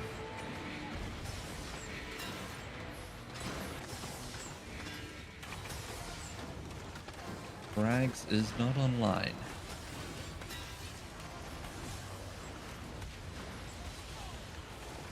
Well, Derek is making progress here, starting to take down these mages and guards. The Join Alliance hanging back pretty far on this. They are all the way back at tower, behind tower even. 6 is sieging from the other side. So it's a double siege. And we know that the Pink Pony Club and 6 don't work together. So is this a race to see who can take this? I don't know. Interesting situation. First shots from Join over at Straight for the first time in a while. They've been pretty held over here on their southern flank by the 6 Alliance, who are all the way up to the tower on the backside. Well, over here, Thoro dropping the raid because that other blob coming in straight towards them is going to be Skog Nagog. This should turn into a very interesting fight. And the local chat has begun already. Join is taking some shots down to the south, trying to put some pressure on 6 while they move back and forth between these two forces that are now both on the second level and starting to pressure the top level. Derek has the gates down already, so he can move into the top level, and 6 is... they're working on it. They've got a couple of broken walls, and they just broke the wall south of the tower. They have a gate down as well. They can move in freely if they wish at this point, and they are. They're moving into the south, and it looks like Join might even try to back out of this and let these two forces fight over a territory. Yeah, Join has backed out, and they're leaving out of the western gate. I'm not sure if Pink Pony Club and Int With Me are aware of that yet. They are. It seems like there may have been some politicking, Robin. Ah, yes. There may have been some politicking. As is the way. It's tradition. As is the way. Yes. Well, Sorrow and Skog going to be facing off. Skog positioned over to the western side here. Utopia's got a small contingent group inside territory that Crumbs really need to be careful of. And here we go. OC's ringing out on the battlefield here in Rivercop's Crossing. Will Soap wash Skog off the map like they did to contingent half an hour ago? Shall see. I don't see clean kill on the battlefield, so all I see is Crumbs. They could pop out at any minute. Exactly. You just never know. Derek is chasing 6 now. 6 had chased the Join Alliance. Now Straight chasing 6. It looked like there was some kind of agreement between these two because 6 went right after the fleeing group while Straight was able to just walk in and take the tower. They took the tower, and now the two groups are fighting. I don't know if there was a deal made, but it looks sus. You just never know, Chosen. I mean, you know, you fight against the same group over and over and over again. You start to share the same resources that you're fighting over. More resources to fight over is just good business. Well, first blood has been struck over here as 3 members of Crumbs go down on the Witchwork engagement. There's a small bomb squad unit getting caught on the northeastern side here. Actually, I think all of them may get out alive, -1. But while Crumbs was focused on that, Skog is coming in. Sorrow forced a gig pot. Frontline Yabi goes down, though. Does not react in time to activate that gig pot. Sorrow engaging on ghosts. Will allow Skog to slowly creep up here.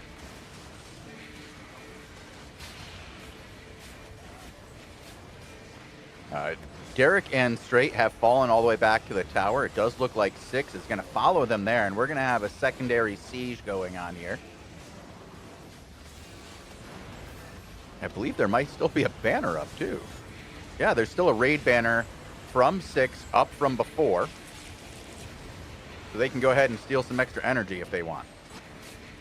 But they'll have to get through this fight first. Well, Crumbs trying to get through the massive amount of defensives on the floor. They do find 1 clump here.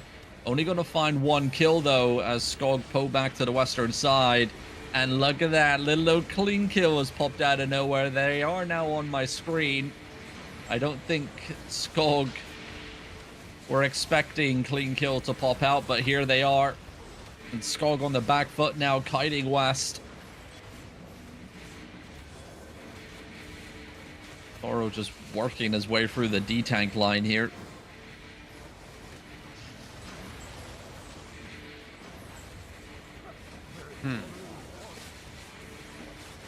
Well, we are pretty deep on the tower right now. 6 is not being overly aggressive, and Straight is just kind of waiting for them. Derek hasn't moved in some time. Just kind of hanging out right now. I think we're engaging in politics. And politics are over. Derek moves, and he's going to start attacking 6. Goes in for the clump right in front of him. Gets slowed quite a bit. Not going to be able to reach anything here. Well, Soap over here trying to reach onto the front lines of Skog, but no kill secured. The kill feed just showing Skog in control of the fight at the moment, as they have secured the last about 10 kills here in a row. Make that 15 with another hit coming in here just on the southwestern side of our screen. So they have played this incorrectly here.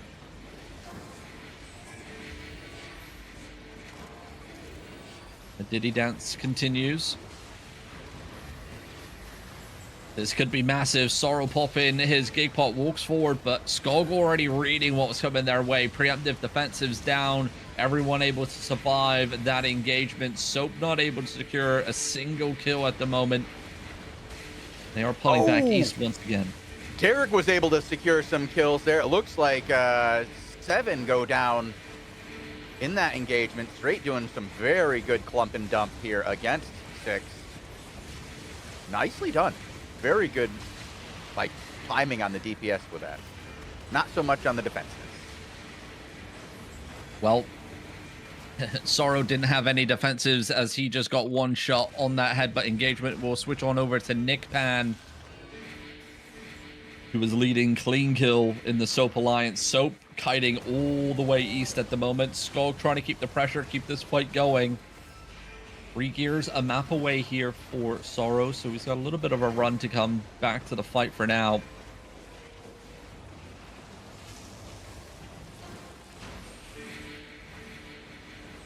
Skog playing this one very, very slow, very hesitant. Nick Pan with a good grab here. He does find 2. That's 2 frontline tanks down here for Skog.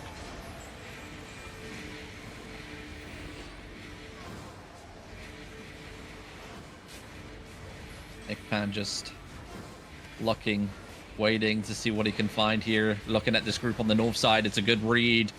DPS only going to find 1 kill there, but kills are kills.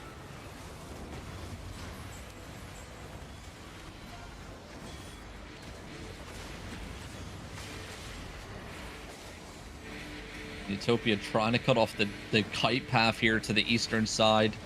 Soap finding a very, very interesting choke point to play off of. Black Snow getting melted here at the front lines. Soap, will they look to hold this choke point? I mean, they got to be very careful about range bomb squads here. That is a Siege Bow bomb squad's wet dream they're positioning here on this cliff edge. Well, we've got this back and forth going. Derek had to chase around the guys in 6 for some time, trying to get them to re-engage as they're kind of spread out around the territory at the moment. Headed all the way over to the eastern side after fighting on the west. Derek is trying to find something, but so far, 6 is just very spread out. Very spread out now after their last 2 engagements.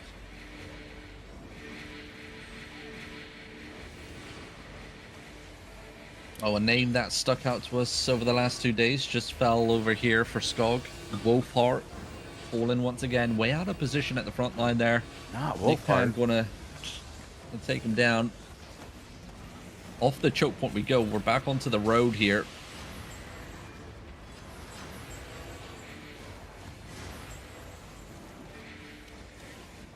Disarray debuff holding strong here for Soap at the moment.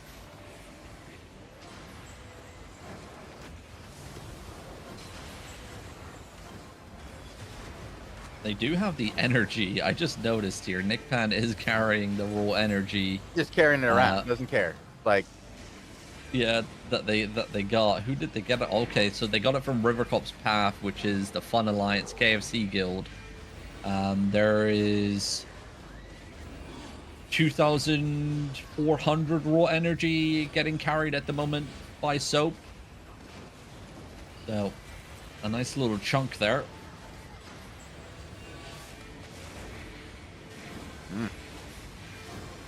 We've got some back and forth here. Once again, now we've got Arms and Gorilla back, Rob. And you did see them earlier coming in as a bomb squad, engaging with Derek. But now it's just massive pushes by 6. 6 has started to bring some really big numbers, and I don't know if Straight has the numbers. And it does look like Derek's going to say, no, we don't. And he's going to get his boys out of here. Well, ring around the rosies we go. Engagements coming in here. Soap flipping that kill feed back into their favor. Skog now back on the back foot once again, hiding to the western side. Those D-tanks layering their slows and defenses as they go. Looking at this south group here, that has a potential for Nick Pan. He goes for the clump, no follow-up, but gig pots were utilized there by those players that did get clumped there, so they could die here as they go up the choke point, and they don't. Nope, they don't. Okay, all right. Well, Clark does. Clark's dead. Yeah, one guy goes, yeah. Yeah, it did turn over here after a couple of really nice engagements by the Pink Pony Club. They did get kind of like separated and lost a few. 6 coming out ahead and then just overwhelming them with remaining numbers, and they had to bow out. So we're done here, and we'll just pop over to your fight for now. Yeah, we're up that choke point initially where Soap was holding. It is a very tight choke point around this PvE mob camp. Bomb squad's making a play here, and they come through, but great defensives coming out from Clean Kill, looking to fire back onto that group. Offensive Great Arcane coming in. This bomb squad should be wiped off the battlefield, and it is. Perfect setup there from whoever the Great Arcane was here for Soap, shutting down and locking down that bomb squad, and it looks like Skog are fleeing off into the distance here as Soap take victory and the raw energy themselves. Well, congratulations. Where it's due. Looks like this one is winding down as well. I'm going to have to start popping around to all of our other names, see if anybody else is out. But I think, honestly, Robin, when we were looking earlier, I think all the names we found were just in these 2 fights. Yeah. Yeah, pretty much. I got one more Pretty- name. I'm gonna go pretty check much. it, and the Marauders are not doing anything. Yeah. Looking at castles as well. Just looking at the world map. Couple greens dotted around.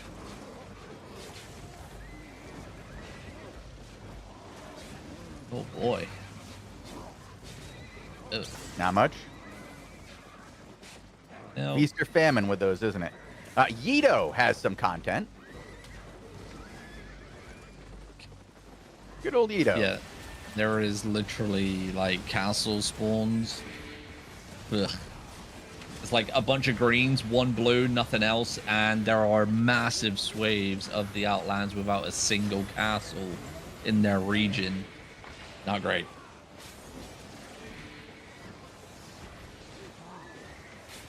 But the little guys are playing over their green castle here. 17 minutes until the castle can be claimed. And AI looking to advance forward against all in here. Slowly creeping, slowly stepping up here for Yido. Looks like you can look at the numbers over there for all in as well, but got a level 10 for AI. Not huge. I think it's something similar on the other side, to be honest. Maybe It looks pretty 5. even. It's a level Wow. 5 on the other side. So at 5 and 10, that's actually pretty close. Yeah, So- it's 20, 25, and 30. Yep. Yeah.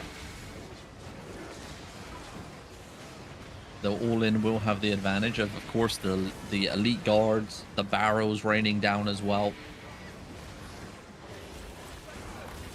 Shallow frontline engagement, no kills secured. All in. Will they live up to their name here? The Eagle looking for something from the chest. Nuclear bomb dropping down. Not enough pressure, but all in. Arfo sending it here. Yido choosing to do a reset in the middle of the Zerg, and his Zerg just says, okay, screw it. All in, you want to overextend? We're going to punish you for it. 3 kills secured. And now AI looking to restabilize. Watch out for the birdie. Do get out of range. Back in they go. Can he find something here? He has his engagement up. He's going to look for 2. He finds 1. Return engagement, though, it's going to be a bit devastating here. 3 members down. And remember, we're very small scale content here. All these deaths mean something. Each player dying is a key component to the Zerg comp in of itself. So these guys are on the back foot now. They're looking to reset as they go, getting topped back up. Yido says, okay, we're looking healthy here. We're going to look back, see what we can find. Restabilization. Still kiting here. Another blob on the map that came in via the northwestern door. heading Another over there. small blob. Yeah, about the same size. Funk. KFC. 7. Alrighty. 7 disarray, Yeah. not 7 guys. 7 disarray. Yeah. And obviously AI doesn't want to be the meat of the sandwich here because they're the ones going to be on the outside. We've got more action on Sorrow as well, as Fun and Utopia are defending a territory against Soap and Crumbs. It does look like Clean Kill is there as well, so this is full Soap going after Fun. I think they're going to get washed. It's like AI doesn't want to stick around here for the 3-way. KFC going to the northwestern door. They don't want to fight the larger force inside as well.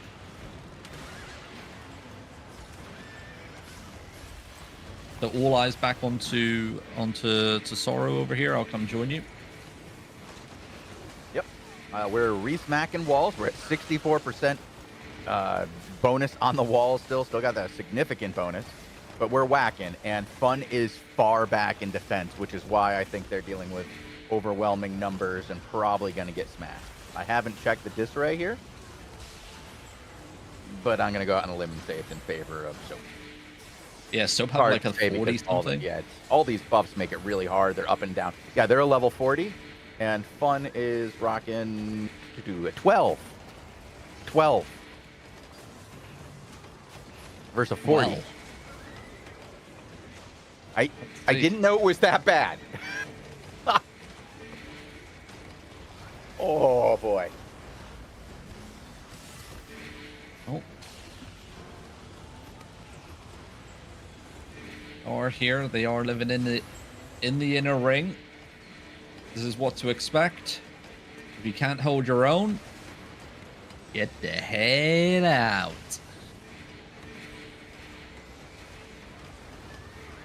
Or if your landlord doesn't decide to show up and come help you because they're friendly fighting,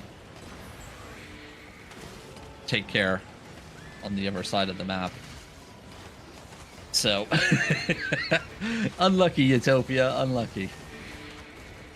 Yeah, they are not going to have much luck against this, Robin. I think it's just a matter of time. How long does it take to smash through a bonus like this? I mean, 5 minutes left on the bonus, but I mean, I think they're smashing think pretty good. Yeah, I think because it's pretty much uncontested, and I think it all depends how Utopia handle the second layer and the Sentry Mage. I think there's a little bit of an opportunity here for Utopia to deny this raid today if they play it right. Just like, you know, applying pressure here or there, looking for something, just disrupting the hammering, right? Don't allow Soap to get some major big clumps and deletions. I don't know, 45% remaining on the shield fortification bonus, but again, these walls will start falling quite quickly because they're uncontested. I got a feeling Soap have this in the bag. And that will be half of their raw energy stolen here today, so that's going to be 2,500 raw energy taken by Soap from this territory alone.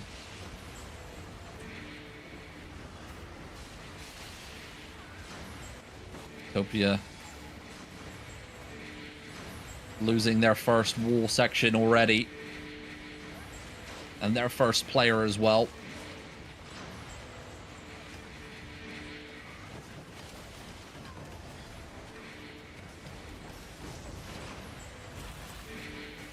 They are losing players on the far. Yeah, I see that. They just lost 4 now. Okay. Oh. Yeah, I don't know. How are you Somebody over dying got there? Some wild shots going on. It's crazy. You know how it is. You can see people just stood too close to the walls and somebody threw a shot. That's what happened. There's so many people here from Soap that it's easy for them to, you know, overwhelm Utopia. If you get close, 17 people are going to notice and throw spells.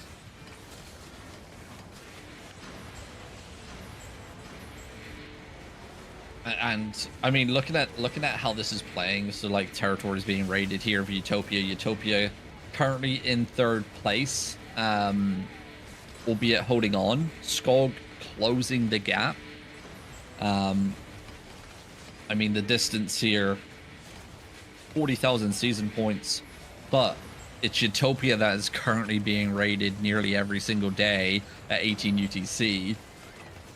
You know, that gap is shrinking as Skog goes uncontested. Skog's main zone has 10,000 raw energy currently in its storage. Jeez.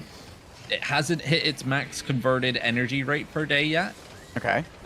So they still got a little bit of ways to go there. But with every single time Utopia is being raided here, their siphoning mages need to die. Like, that's something that I've noticed that guilds aren't doing, is when they do raids, yes, they're taking the raw energy, but they're not killing the siphoning mages, and those are the ones that matter the most.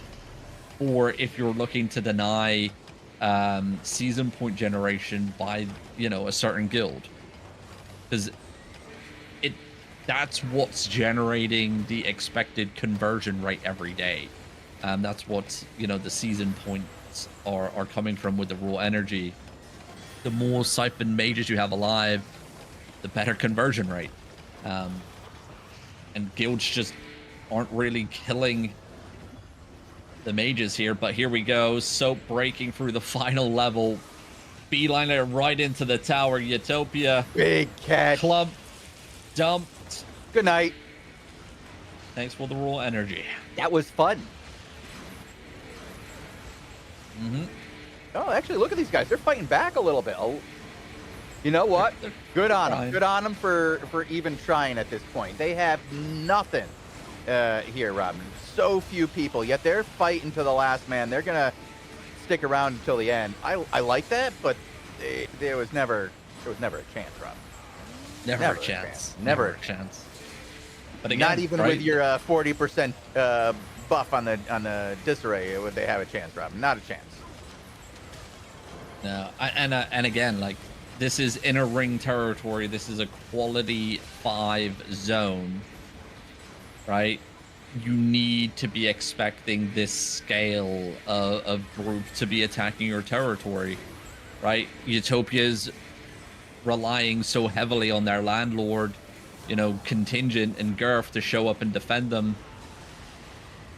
And that's just not the case. Like, if you can't stand by yourself in these situations, then you really shouldn't be here. No. It's unfortunate, though. They're going to take a big L on this one. I love that they stuck around and tried to fight, but again, there's no chance in hell. I mean, maybe it'll make them feel better, and I hope that it does, because they didn't just give it up. They didn't just see overwhelming odds and walk away.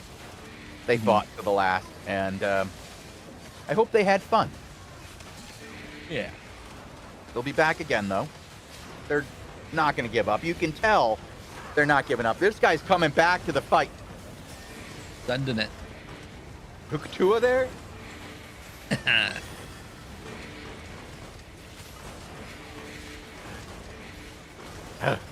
Well, that guy's done. All right. Well, without any castle content to finish today's show off, we can start wrapping it up here for the EU war report. It's not over yet, right though. To the Daily Show, then, yeah.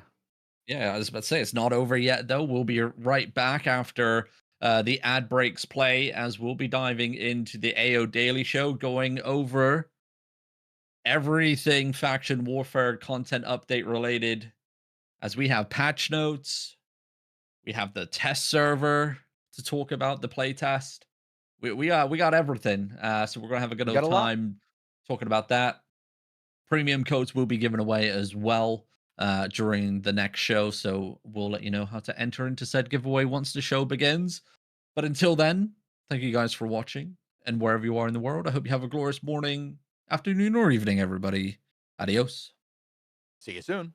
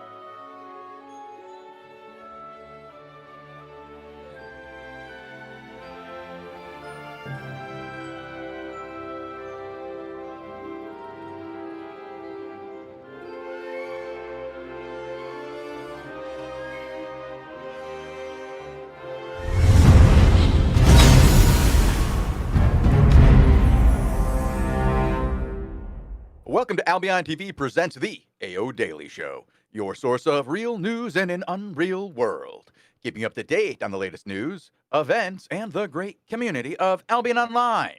Today is Friday, the 17th of October, 2025. I am your host, the Chosen One, and I am joined today by Robin Hood, RS, and Bogle.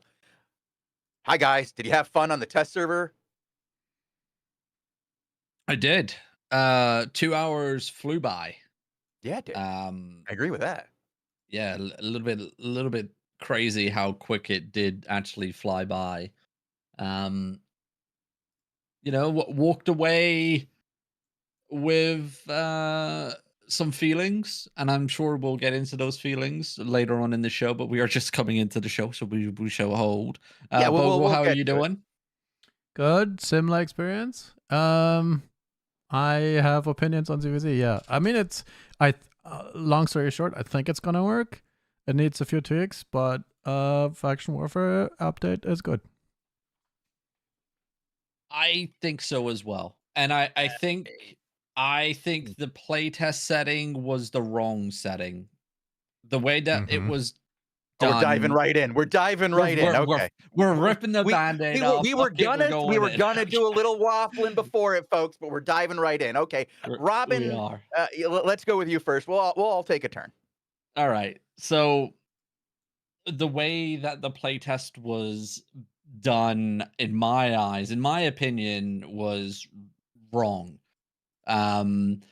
Maybe the team weren't expecting that many players to partake. The server itself was queued, Yeah, it was right? more than the server expected. So it And was there was probably more like, than the team expected as well. They yeah, there probably was were overloaded for what they expected for the content. And I don't know if they had a exactly. backup plan for if there were 700 people playing in a test they usually get 200 on. I think there was more than 700, Yeah, I agree. because I'm there just was saying, like, I'm 600 trying to say, people in like, the we, queue itself yeah, at we one had point. way more people than we've ever had for one of these tests before, which says two things.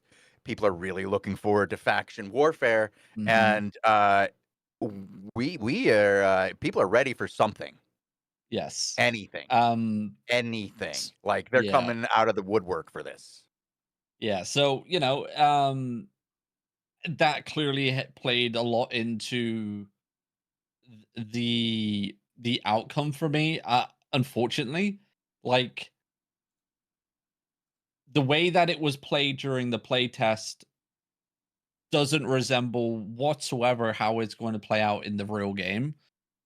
Which Forcing. is a thing that's common among the playtests. Let's be clear, we've had a Mhm. bunch of different types of content that we've tried to run playtests on, and they're never a one-to-one to what you're gonna get in the game. But I think more importantly, Robin, it didn't allow for the areas that you think needed to be tested because there were too many people there. Yeah, exactly. And for one example on that front, when we were in the fortress zone, it was cluster queued pretty much the whole entire playtest. And the zone southwest where Bridgewater was coming from was also cluster queued. So you had Bridgewater trying to cluster queue into our zone where the fortress was, and at the same time, we couldn't push back the defending line um that was attacking, the fortress area because we would have to cluster queued into them. So everyone was like, it was basically a stalemate situation because of the zone capacity. And every time Bridgewatch got a flood of players into the zone, it wasn't enough. They would get to the outpost and then we would just engulf them, wipe them off the map, and repeat, repeat, repeat. Was it fun? Yeah, for me, yeah, I loved it. It's CVZ chaos, like unscripted, just absolute chaos, and that's what it should be, just absolute unscripted chaos. But the idea of the playtest was to see how like it would be playing out and seeing the cluster queue mechanic in play. It just didn't allow for that to happen. And yeah, it didn't really give us a good sense about how the fortresses were going to play out. I think, actually, I take that back. The yellow zone faction warfare content during the playtest failed. The red zone content that Lupac and L Forward got into that we were able to watch on stream actually performed very well. And I think that was a better representation about how the system would work on the live game than anything else. Like it was, I believe it was pretty medium-sized content, maybe 100 versus 100, maybe a little bit less than that. And it was a constant back and forth, and it was full loot, like in the red zone. Mhm. So they had a really good fight, and it lasted for a long time. And I think that scenario was really good. And I think that's what we're probably going to expect on live server more than what we saw, obviously, in the yellow zone that we were experiencing today. So yeah, I mean the PvE camp aspect was pretty cool, but again, we couldn't really experience that in its entirety because we had 350 players all in the zone, and you just walk through the camp like it was nothing. So you couldn't really anticipate, you know, the way that those camps are going to play out in the real game. I thought the weapons cache system was pretty cool. I did too. I like liked that. that. I liked that too. I thought that concept was pretty cool, dragging players out of the defensive position. If they didn't, then they're kind of boned. And it allowed to sway the battle quite heavily. Could they increase the player buffs for that a little bit just to incentivize it a little bit more? I think so. But I Well, you wouldn't gotta say be to careful. increase the time push, so to speak, of the territory attack slash defense. I think that aspect's fine and is perfect the way it is right now. Okay. But the buffs may be a little bit more of an incentive there, but who knows? I did like that there were Talking of multiple buffs, things to do. Like there were different ways that to participate that had different outcomes in the battle, right? Like there were different engagements that you had to do that all added to the fight in some way. Like there were the camps, there were the outposts that as you filled these things up, you know, as you participated in them, you filled up a meter that either you or your opponent won, and whoever won had the attack on the castle, right? Like, do you defend the castle and or do you move to the next zone to attack their castle, right? So there's always some kind of movement in these situations, and the more points you got, even if you lost, right, and you have to defend, the more points you got added to your defender bonus, which I thought was an interesting thing to have there. It's another way to make these things beneficial, and then on top of that defender bonus, you have those stashes, you know, of weapons where it gets you that additional bonus, and you kind of see how working in these side projects does add to the benefit of the main group, right? And it was not something that is only the people participating in it get the bonus. It's everybody on that side gets the bonus. So you can have multiple fights, multiple things going on in a singular zone that all benefit that main force. And we talked about it live, that it did remind us of the concept of Alterac Valley, where you do these side quests and then that gives you a bonus to your main group and what they do. And where that might not have worked out, you know, I don't want to go into that too much, but it felt like this was simple enough that it would work. And while maybe some of the numbers need to be tweaked, which is why you have tests, the concept and how they added to it really does seem to be simple enough and easy enough and straightforward enough to understand that it'll work and people will go do it because it has an impact. And it's not something that takes away from the main group. You don't need to send everybody to do it. A few can go do it. It's really a cool thing. I like it. I like it a lot. yeah. Now, You know, the things I didn't like, Robin. yeah. One thing I will touch on. Okay, you finish up here. One last thing. Rewards. I did not see those. We did not see any new rewards. I hear in the patch notes there's a new skin, and Okay. it is in the appearance menu, albeit Okay. missing icons, etc. Yeah, Yeah, it does look pretty cool, So this one. I don't know if this is the, it says unique vanity FW, so faction warfare soldier plate guild colored. So I Okay. think yeah, that's it. I think there's 2 sets, I believe. 3 sets actually. So if you go like you'll see them because they all have missing icons. So in the head section, there's 3 of them. There's 3 different things here I like that that are one. missing icons. Okay, that's not bad either. But what I will say is, Hey, you know what? They're all pretty good. They all look pretty armory. This one is a vanity AOCP. That's a different one. yeah, I think one's store, one's Twitch drop, and one's in-game reward. Yeah, I'm gonna say though, Well, I these will Now- say this: they all look pretty good. they have way higher Yeah, fidelity than like detail than before. Yeah, there's a Yes. lot of detail on this. This is a whole new level. This is like when we got The- fingers. There's like bolts now. Yeah, the store plate body one looks freaking amazing. I will say that. I do actually like the which cape was it? Wait, I'm on shoes. I'm a numpty. Where is it? Chat likes the new vanity. For yeah, sure. the Ooh. store cape looks fantastic. I looked at it when I had my guild logo on it.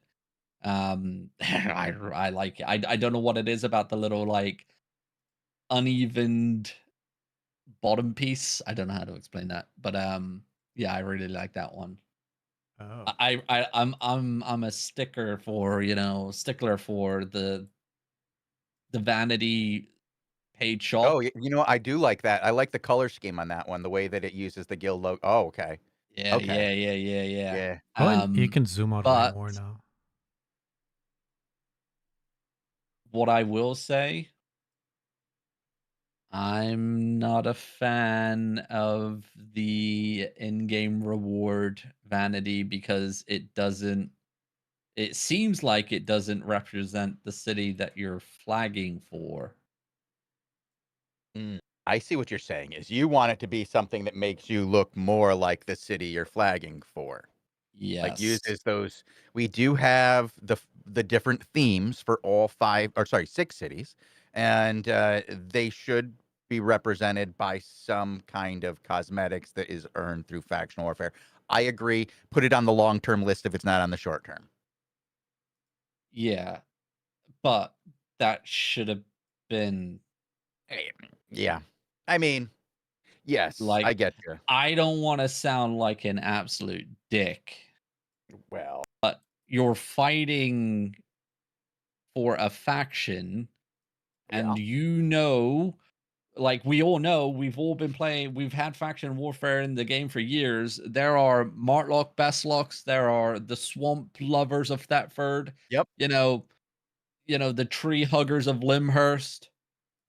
They love repping their city, right? So they should be rewarded a vanity piece that represents the city that they're fighting for and they love to fight for.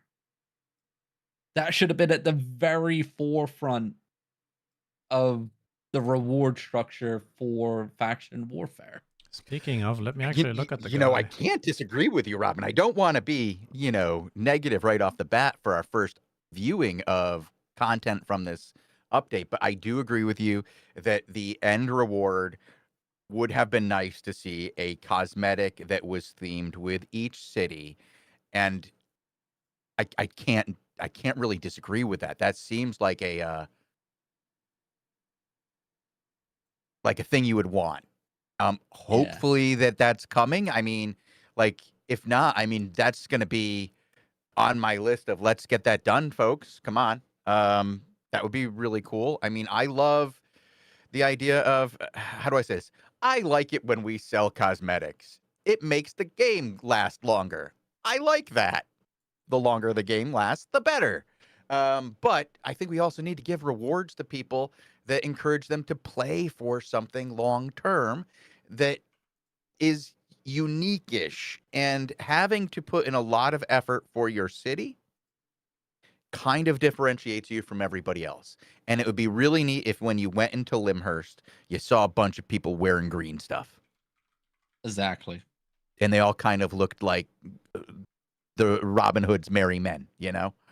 And Exactly. maybe Green over the tights. course of 2 to 3 years of faction warfare, you see multiple seasons of faction warfare cosmetics that make you in the same theme,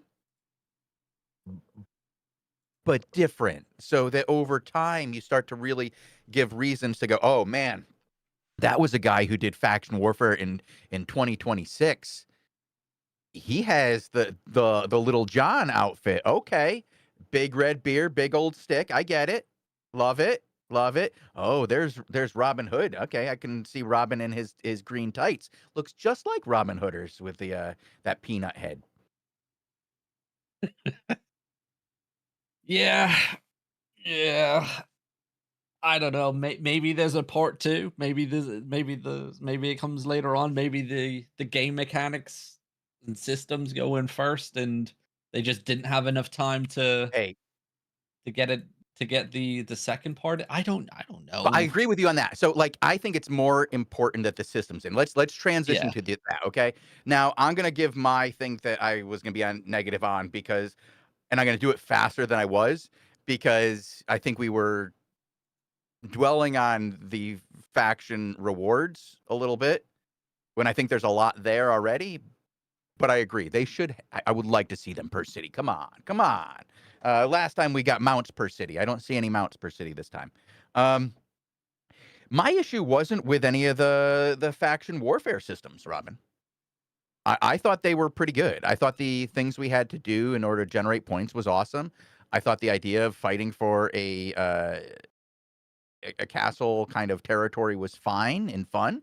I liked the way that they incorporated old outposts into the camps and other things that we've seen introduced in the game. So they're reusing concepts from other areas of the game into this, and it seems to be working well. Everything from time chests to little camps and to the outpost. All this is stuff that exists another place in Albion, but the way they put it into the system seems to work well, and I like that. Um, the only part I didn't enjoy was the visibility issues that I think are indicative of just ZVZ in general. I Hmm. think that the biggest issue is that ZVZ is hard to read. It's hard to have an impact, and honestly, the readability on ZVZ is very rough at this point, and I don't know what to do about it. And I said it in the show is it's one of those things by adding so many skills over the years that are functional in ZVZ, we've made it harder to see what's going on in ZVZ. When you see 5 colors just blasting on your screen at once in just an absolute cacophony of colors and sound, you have no idea what you're doing, and there's no real way to respond to everything. Like, you don't pick 1 or 2 things to respond to. You have to respond to everything at once in a singular moment, and there's no way to really do that, with the Albion mechanics, and so you're either relying on somebody else to save you or, like, you're dead, and you don't really know why. You can read the post afterwards, but you're never gonna see that happen in the moment. And I hope that faction warfare scales down a little bit so that it's not 150 versus 150 with battles of 75 plus on each side, for every objective. If it's 40 to 40, or in that size, it's readable and very good. But at a certain scale in Albion, the readability is really rough. And I hope that they were asking what things that already exist in Albion would you like to see worked on. That's it. That's the one. Readability in ZVZs. Maybe even have, and I hate to say this, and I know there's going to be a lot of people who disagree with me on this, less skills that are relevant in ZVZ so that you can see what's going on and know what's going on and react in ZVZs and have things that are working. Because some of these skills that are like area effects are huge, overwhelming, and everywhere. And when you have 5 things that need to be on the ground overlapping each other, okay, I know what's going on now, and I've been watching for 10 years. Can't tell you what's going on in these large scale battles, especially with the brawl meta, Robin. Yeah, yeah, I agree. Like readability is really bad. It's it and I don't I couldn't tell you how to fix it, to be honest.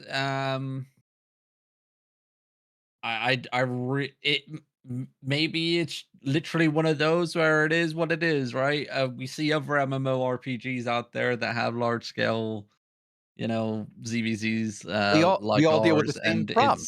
It's all the it's same the problem. same situation. Yeah. Yeah, but Albion was that game that when it started was about the readability. In small scale, it still is about the readability. To me, one of the peak things about Albion is the ability to see what your opponent is doing and respond. And there was a time for me where ZVZ was amazing. You know, that when we were looking at that, I'm going to say it was the kite and catch metas, where, you'd have your clump and dump metas and your kite metas and, your push metas, but they were, or push builds, but they weren't like the brawl that we see today. And I Mhm. think it's maybe that has led to the overwhelming difficulty in reading the meta today, because or reading a battle today, because in the past you'd really kind of see like a back and forth and you'd understand kind of what was happening. You could read where your opponent was coming from and see kind of what your team needed to do. But when it Yep. overlaps in Benefit certain front ways, line, for there both was sides. You can see significant when front line. someone's Yeah. overextending, someone wrapping, it was how you would kind of read a battle in real life, right? You have two forces looking at each other and they're slowly converging, and maybe there's a wraparound with some cavalry on the north side coming behind. You notice that because you can read the battlefield. But with the brawl right now, it is just a cluster F of people on top of each other. You know, little Jonathan with his invis Boabadon clapping 50 people because no one saw him because the battlefield's just a mess anyway. And no one's going to see that little puff of smoke when he turns invisible. Um, it's yeah, it's crazy, but So it is one of those, right? It's again, one I of think it's those. it's a situation where I think the game works really well still at certain scale, and I hope that this system starts to encourage that scale. And I would like to get tests in that scale to see how that plays. Like when you have fewer people in the zone, more organic. What does that play like? And what does it play like when you have 50 versus 50 on the castle, rather than like what we had, which was, I think it was like 100 versus 200 for the castle, and it got really just messy because of the cluster queues. So I would like to see that and experience that, because I really enjoyed the side parts of this faction warfare system. I really did. I thought a lot of the additional stuff you did worked well towards working towards a central POI. The problem was that the numbers made it very hard for me to judge how well that POI worked, like the territory system, as an end game function. Yeah. I saw some players commenting on that actually. Like there's no, so on the outpost you have the faction warfare boss guarding it, right? You have to take that down, then you capture. On the actual fortresses themselves, there's just a capture circle. There's some guards, just standard guards surrounding it. Um and players were like, why don't we have faction bosses guarding Mm, the fortress's final circle, right? We have it in the Outlands where the siphoning mage is the final stand. mhm, um I don't know why it wasn't a thing, but then again, we didn't really get to that stage of testing on even like the large scale mhm. where we saw like the final stand situation unfolding, so it's hard to really make a judgment on if that is needed or not. Um, and I really wanted to see a fight on that final circle as well, because I want to see if the way that they've designed that final circle makes sense or not. Because it's one of the things I actually highlighted as soon as the dev talk dropped is the final circle is surrounded like it's a small circle. I believe it's smaller than the castle capture circle and the outpost capture circles that we have. Yeah. It's super small. Yeah. And it's even smaller because there's multiple pillars inside of the circle making, the fancy little arch you know, look thing. So you're forcing players into, a really small Really area tight where area, yeah. potentially, 100 versus 100, like you're just going to get dumped and you're going to get vision Yeah, blocked because Robin, of, this yeah, Bogo is has it on terribly stream. small. Yeah, I'm Yeah. looking at it too. I'm on one right now, and I'm looking at this, and I'm like, this is tiny. Like it it needs to be 20% bigger minimum. Yep. Like, and I The wonder pillars if are it's the the the the size thing for because me. Like some I of the don't. castles, like, yeah, the pillars are part of it, but yeah, Galatine would have a blast on this thing. Yeah. But like, it's more that like it's so small that you have to be in a tight spot, and half of your guys are going to be able to be hit by that a damnation. Like no matter where you put those guys, right? Even if you're completely spread out over the entire thing, there are several spells that would take up a third of that. What do you Yeah. do? And Exactly. if you drop 3 blazings on that, what do they do? Where do they stand? And like if you're in the midst of battle and you see someone and you're on the capture point and you see a bomb coming in and you go to, like, I don't know, dodge roll out, but you dodge roll into the pillar because it's blocking your view and you And can't the see pillars, anything. yeah, you can't You're see. just Yep. stuck there and you're dead. Mhm. Like, yeah, like that's what I wanted to see today because it was one of the things that I highlighted. I wanted to see if, like, if it's just, me trying to be nitpicky or if it's actually an issue. But I didn't see it during our 2-hour playtest of We could, yeah, we're gonna have to of it test it again. being, yeah, exactly. So So yeah, I'm not like we're being pretty critical now because this was a test. This is the point of these things is to find things that you think need to be fixed. We're not just here to glaze and go, this is great, this is great, this is great. There's a lot of great things here, but we're here to look at this on the first day of testing and go, what are the things in testing that you want to see fixed on the next update? What are the things you want to see fixed on the next update? So like when there's patch 5, what don't we want to be talking about anymore? exactly. Like, And that's why we're critical on here. Yeah, I mean, I was critical about ZVZs, and I don't think that's going to get fixed. But I want to see like how this functions in real world numbers, is what I'm saying. Because then I have a better understanding of does this even work? Because I don't know if at max numbers this works as a faction warfare system. At max numbers, I'm a little concerned because of the queuing system. I don't think is designed to deal with this properly, and like it would just be very hard for them to do at this point. I don't know if they could. And the lack of communication and preparedness that you are supposed to be able to go into faction warfare with, I think when you get to those large numbers, it just stops being good for that. So if we're at half the numbers we saw today, it could be very functional. And I want to see that so that I can make a better assessment of how I feel about this content. But at large scale numbers, all those large scale ZVZ issues come in plus some. And it becomes a problem. yeah, well, some of the things that Bogo's showing on stream right now, I believe he is showcasing the PvE encampments. I wanted to check out one of the small faction camps. So that's new as part of the thing. There's a whole bunch of patch notes, by the way. If you want to read the test server patch notes, they are up and I'll drop running. them in chat. But one of the new additions is that there's camps, and then I was trying to figure out what you get for completing camps, and I think it's supply, right? And that's a new system that we might need to sort of Well, one of the things I want to do. Yeah, sorry to interrupt you, Bogle, but I was just gonna say, one of the things I wanna do is go through these because I wanna be able to make some shorts on these, and I think that we should explain supplies, and we should explain, like, the various victory conditions for taking castles. Now, Robin, I know you've had the most experience for this, so I'd really appreciate it if you would give us a rundown on that, if you're up for it.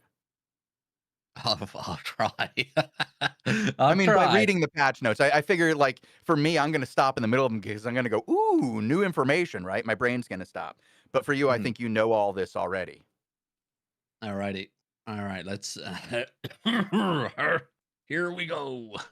All right, let's jump into it. So, provinces, the province system reshapes faction warfare gameplay, focusing the action into active conflict zones which shift and evolve over time. A province consists of multiple regions on the royal continent, and there are 20 in total.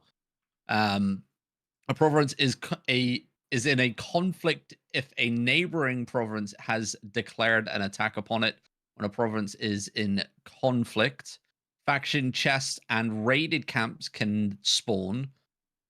Outposts can be captured by either attacking or defending provinces. During the bandit assault, outposts in those regions can be captured by any faction as before, and players who are flagged for either an attacking or defending faction in a province can generate supplies for their faction. Now, what are supplies? Supplies are a point system that applies to each province in conflict. Attackers and defenders can generate them by the following means: controlling outposts. This generates supplies for the controlling faction over time. Opening faction chests, which can be found in the PvE encampments, both solo and group. This generates supplies only for the first faction who opens the chest, and completing raided camps. This generates supplies only for the first faction who opens the chest. At set points during the day, the supplies for attackers and defenders are assessed, and the faction with the most supplies is declared the winner. Depending on who wins, this has the following outcome. Attacking faction is victorious. Supplies are no longer generated in that province by any side. A fortress fight begins. But on for a defending side, if they're victorious, the conflict ends in that province, and the defending side declares an attack on a neighboring province. So, declaring an attack, a province declares an attack on a neighboring province in the following cases. If an attack on a faction fortress has been successful, the victors will declare an attack on another province. If an attack on a faction fortress has failed, the defenders begin an attack on the neighboring province. And then, if a faction has too few active conflicts, they will declare a new attack. Factions are limited to one outgoing attack at a time on red zone provinces.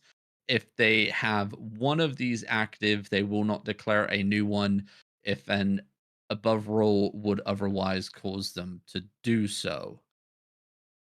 So, faction fortresses are fortifications which stand in each province, providing a climactic battle objective to a province conflict, where attackers attempt to break in and siege control while the defenders fight to repel them. Each faction fortress is owned by a faction. The faction which controls a fortress also controls its province.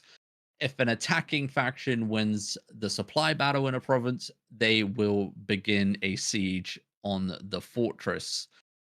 Now, fortress battles take form of a siege where the attacking faction attempts to break through its defenses and siege control of the fortress. Sieges are announced shortly before they begin, once an attacking faction has been declared victorious in the province conflict. So before a siege begins, all players who do not belong to the defending faction are removed from the fortress. The fortress gates are closed, and guards man the fortress. When a siege is underway, members of the attacking faction can attempt to destroy its walls and gates using siege hammers. Members of a defending faction can repair its walls and gates using said siege hammers as well. Once inside a fortress, attacking players can capture it by standing in its tower. If they remain there for long enough, the attackers are declared victorious, the siege is over, and the ownership of the fortress is passed on to them. And that is a ring around the tower displays the progress of the capture. A capture will only progress when every player within the tower belongs to the attacking faction. When this process begins for the first time, a number of guards appear in a last stand against the capture. So, so that's the mechanic. There's not a boss, a faction boss. It is the guards spawn as a last stand. Okay, all right. So that answers our question from earlier. Defenders can end a siege by completing the fortress defense displayed by a bar at the top of the screen. Fortress defense progress is earned ongoingly as long as the siege is active, meaning attackers have a limited time to capture the fortress. If the defenders end the siege successfully, they are declared the winners. Great And job, we Ryan. have, well, thank you Yeah, very much. Thank you. yeah. I think we can like the rest of this is like We got weapon caches. yeah. I mean those are okay. We can talk about those in specifically if you want. I was going to talk about some of these other things that you went over there. Give you time to catch your breath maybe because you did a great job there. You read through like 4 pages. That's a wild amount of information. I'll finish it off here, and then because after weapon cache and cut off province, it then moves on to the The other objectives. Yeah, okay. so it's all in one go. So Minsu, if you're watching and you're editing this, cut these two pieces together until I finish yapping. All right, on we go. Weapon caches. During a siege, weapon caches can appear close to the fortress. These are initially locked when they appear. All players in the area are notified that a weapon cache is nearby. After a short time, they are unlocked and can be captured by either side. If the defenders capture a weapons cache, they receive a boost to their fortress defense progress. If the attackers capture a weapons cache, the defenders lose some fortress defense progress. The side which captures the weapons cache also receives a stacking buff to their damage and defense, and this buff applies to all players of that faction in the fortress region until completion of the fortress fight. And then we have cutoff provinces. Fortresses within cutoff provinces can be attacked and captured by a faction which controls all regions within the province. Their guards do not respawn. Their guards do not make a last stand. So that's all in all the province siege control system there in a nutshell. There's a lot to it. I mean, that's a pretty intense system there, and we got to see a lot of it when we played. We got to see the weapons caches, which I thought were very cool. I thought that was a very neat addition to it. We got to see parts of the siege. We did not get to see the last stand. We talked about that. We did not get to see a real siege of the castle from our perspective. I know you tried to siege the castle, but didn't get very far. It'll be interesting to see what it is under fairer circumstances with smaller numbers. Yes, indeed. I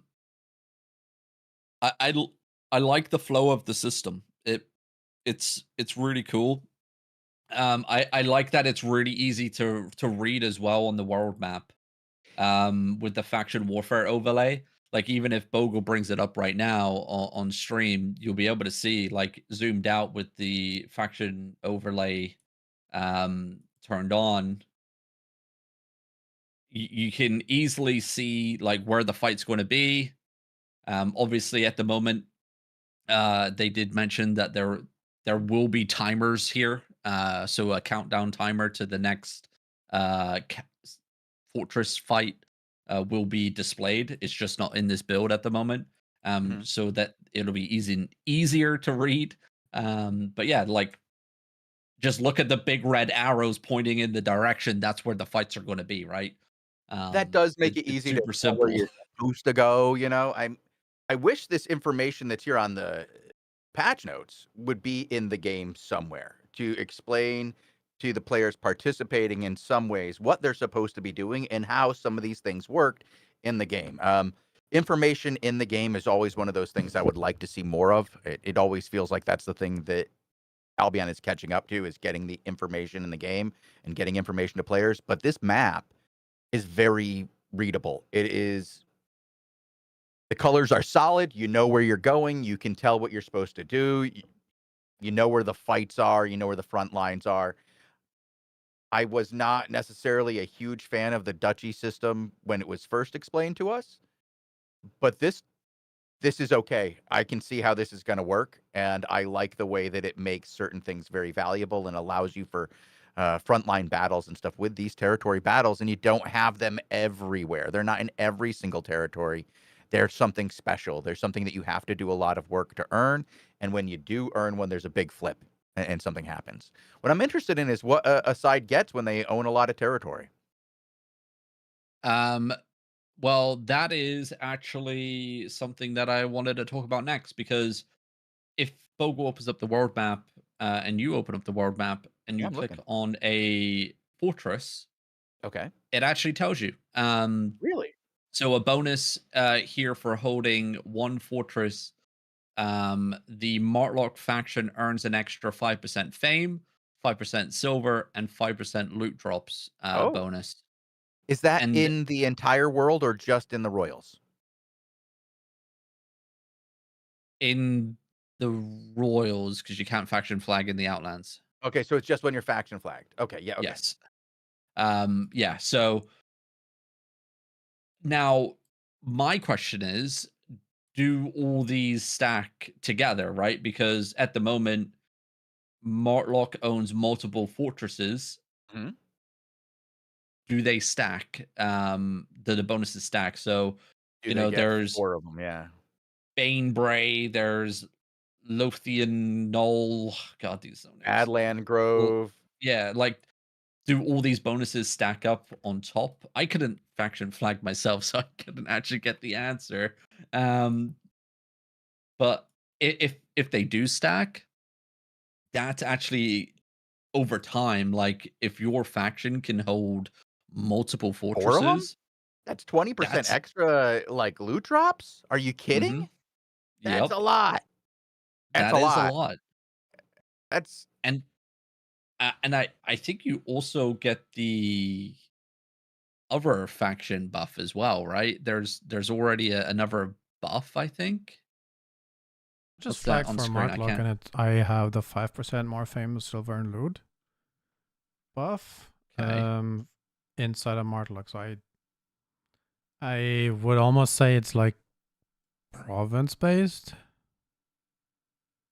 Hmm. I could see That that. is So something that I would like to inquire on, yeah.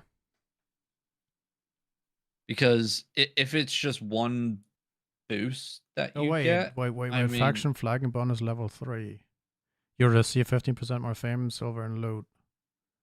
Wait, why is it 3? because they have 3 of them. we But own more than that. No, we own more than that.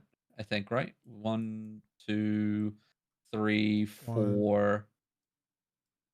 Yeah, we own 4. no, it's smart. Where's the 4th one?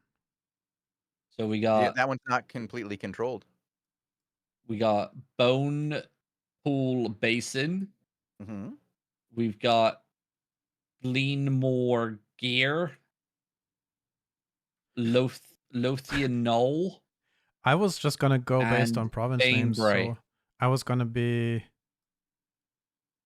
Or Wait, yeah, we can go off that I don't province think name. That's Lothian yeah. counts. I think Lothian is like, No, it is. it's If you red, click on it, but hmm. it's red. it's a red zone. It doesn't matter. It's a red. No, it's not a red zone. It's red as it's being attacked. That's what I mean. It's red as in it's being attacked. So like it's got the red outline on it, and it's like Hmm. got an arrow to it, and it seems to, unless that's to signify that it's the red zone. But the Maybe. Highlands is also red, and if you take out those 2, then you have a level 3. I mean, or No, the actually, the Martlock no, counts as it would 5 be if you flag base, right? You just get 5% more if you flag at all. And then since we have Glenmore and Bone pools, that's another 10%. And then the other ones don't have a Martlock flag or are under attack, so they don't yeah. count. Because otherwise it's 4 and it doesn't make sense. unless it goes up at uneven levels. So like getting the first one, you only need 1. Getting the second one, you need 2. Getting the third one, you need 4. Getting the fourth one, you need 6. We have an exclamation, We have an answer. an answer in chat, Oh and it's boy. from War of Albion. And he says, next to the city, you get 5% bonus. 2 tiles away, you get 10% bonus. And then 3 or more away, you get 15% bonus. So We have that's, we have I an think thank you. Well, I appreciate it. that's Okay, that's thanks, but that's that the doesn't mix system at all already. with, like, why would that exist then? Like, why do you need a Highlands Fortress that gives 5% if that bonus isn't connected to The any? farther away you go from your home spot and battle and progress towards your enemy, the bigger bonus you get. So it encourages you to fight next to where your enemy is on the front line. So it pushes you to be a frontline person. So if you want to go do resource gathering or do PvE and get rewards, you have to go as close as you can to your enemy, which pushes you over there, which makes you vulnerable to their attack. That's why. I Yeah, see. that's how it worked before. So again, going back to what we were talking about with, the fortresses bonuses, it seems like you're only rewarded with 1 at a time, right, Bogle? Because your bonus stacks, you have 2 different bonuses applied, right, on your bonus bar, No, just 1. which is 15. hold on. Okay, weird. I don't. Yep. Time to find I out. I think we got some time on that. Yeah. But Maybe it's not working as intended, or maybe it's not in yet. Who knows? But it's definitely something to think about there. I like Chosen's Because idea. if you don't get the bonuses, then why are you even defending your fortresses?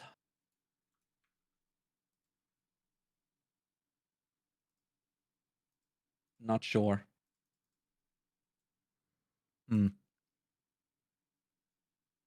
Oh well.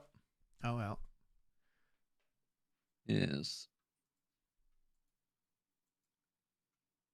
No, I get the distance one war is. I think you're right. Yeah. So we see here level 5 because I'm right outside the city, and if I teleport all the way to south down here, it's 15. It's a level 3. But my problem is, wait, let me hover over so everybody can see 15 level 3. My problem is, what's the point of the fortress saying 5% then? Is that like for province? Like, do we go if we go here into Kane, whatever, do I still get a bonus? And why? No, I don't have a bonus anymore. Okay.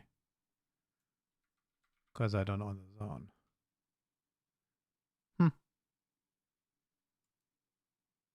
Questions that shall be answered over time. Yep. Yes. Well, other things I thought we couldn't really test because unfortunately they were a little bit buggy. Was the faction transport. I'd like when we were looking, it looked like you were able to get to the fights and the locations pretty much near instantly from what we could see. It did look like you couldn't directly travel into the red zone. You were put on the entrance of a yellow zone that was closest to the red zone. I just traveled to the red zone door. Into Redstone Bray from Martlock. Wait, sorry. I was distracted. Someone messaged me on another platform. What did you do? Sorry, Bogle. You said you maybe can't go to red zone. I just did. So you could go right to the entrance. So I can go to the travel guy, and I can pick where I want to go. Right. And then there is the option to go to Redstone Verge, which is right here. And if I go there, it's a red zone. Okay. So you okay? That it's pretty decent. Obviously, cost is completely off, and they did Yeah, they mention said that they're that. gonna Yeah, change yeah, the cost yeah. completely, and It's not ready please yet. don't judge it Yeah, by the cost. I love that there's something that gets you to the fight very quickly. I love that. I that was want people needed. to get to the fights fast. Um, I just don't want 400 people getting to those fights fast. And I I'm wondering what can be done to spread people out because that's my biggest concern at this point. Isn't that not enough people will be participating, but too many people will participate, change like water down the content, and then there'll be a big drop off Yeah, and people won't go so back. hear me out Like, here. yeah, I'm Quick listening. solution Yeah. is add some sort of travel weight mechanic because you have to be faction flagged to use Right. the transport system.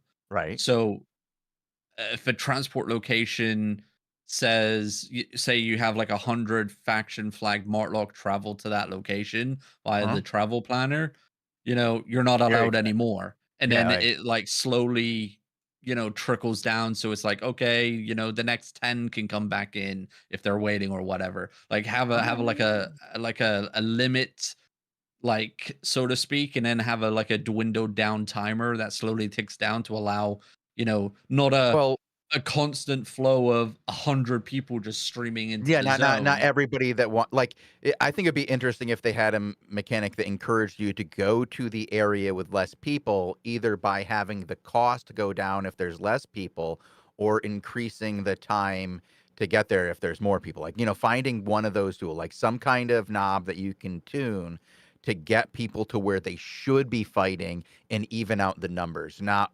overwhelm the numbers because I don't want to see that, right? Like, I just don't want to see full zones in cluster queue because that will really hurt the content long term. But if you can use these travel planners as a way to push people to the underpopulated zones by making it easy to get there and low cost and even some other forms of encouragement, then I think you can find a way to balance out these zones and have better fights overall that still include, 500 people fighting for each city at any given time, as long as they're not in Yeah. the same damn zone. One thing they do need on these is a marker that you're about to go into a red zone. I mean, Yeah, you probably have the notification turned off though, Yeah. Bill. yeah, but still, I mean, you can clearly see the top yeah, left is some not sort of finished. There is no description here on the bottom left on yeah. this UI. It's clearly not finished, but I can go into. Yeah, like even if you have the notification disabled, you should still have a notification pop up here anyway. Like, This is a red always zone for loot. confirmation, this is a red zone, you're about to enter. Do you wish to proceed? Yeah. Yeah. I think that should, yeah, you're right.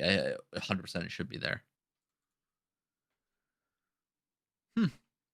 All right, all right. I think we'll leave the patch notes in here for everybody to look at this, and then if you want to check out some of the things maybe with your guild or your group, you can hop on the test server. It's still live. You can try these out for yourself. You can. I think most of the things are in there. I showed the crossbow spell earlier briefly. I can do it again, but the rest of the patch notes, it's a bunch of renaming stuff. There's some cool stuff in there that we haven't talked about real quick that may go under the radar, but is actually quite huge. If you go to the Artifact Foundry and you have, 29 bajillion tier 1 tomes, you can now actually upgrade them. So you can, reduce your load to higher tier tomes. And you can do that all the way up to tier 8. So Oh, yeah. that I have seen many screenshots of players' banks where if they're an arena enjoyer or, some other low tier rewards, but they have, hundreds, sometimes thousands upon thousands of tier 2 and tier 3 tomes, you can now finally stack them via the Artifact Foundry, which is has been actually really, really heavily requested. So nice to see that pushed in. That is really cool. And I also, like that. Okay, like we, I'm really we excited for that. I'm gonna be able to get rid of so many tomes. yep. Yeah, you can see people in chat happy with that one. Yeah. And also, Bogle, Mm-hmm. report me in game. What'd you You're do? invisible, We have unfortunately. oh, hold. I am standing right next to you. Hold on. All There you right, go. now report me in game. Report. Oh, choose We category. have Offense in new. arena. Offensive name. Oh Chat my god. offense. Cheat. Offense in arena. Offense in arena. Offense in arena. Subcategory. Refusing to play a Did role. anything. Stood around, did Pretends nothing. to be a Useless cheese teammate. instead of playing. All right. That's great. Yeah. Yeah. You know, So we recently talked to the CM team about like some of this, and I'm really mhm. glad to see this kind of thing getting in. That's awesome. That's really cool. Yep. That's going to help everybody report and get things more properly categorized. Less. And for the team as well that handle the reports, it's going to be a lot easier to understand what the player was reporting that player for, because everything's categorized and subcategorized now. So like if you report someone for cheating, you can report them for like a hack or a bot or an exploit. If you report someone for a chat offense, is it hate speech? Is it doxing? Is it threats? Offensive player name obviously is, standard, but it's there anyway. And offensive in arena, was they refusing to play a role or were they AFK? You can report them and have that subcategory. So, and then you can also leave a reason why, which is fantastic. A real solid improvement here for the report feature. Now, the last thing, the cherry on the top for the report feature. Now, I doubt we're ever going to see it, but confirmation that the person that you reported have been actioned upon. We see it in What? other games. It would be fantastic just to get an acknowledgement that that player that you reported for, wishing certain things upon certain family members has now received a mute or maybe even more, maybe a ban. Just that would be amazing. Well, I mean, even just um, saying they have been actioned upon, not telling you Yeah, what was that's all happened, they just have to saying like, that's all they "Yep, have to do. They this don't is have to do anything further. They'll we have looked to into it for say you. Thank you." exactly. You didn't have to say whether they were found guilty or not. Just looked into it for you. Thanks. Yep, yeah. I Make me think feel good. that Yeah. would go a long, long way. I know they do it in other games. I think like League of Legends has it, or just Dota or something. Just They a have it little over there. email, to you through the in-game Yeah. system that says, "Yeah, we received your message, man.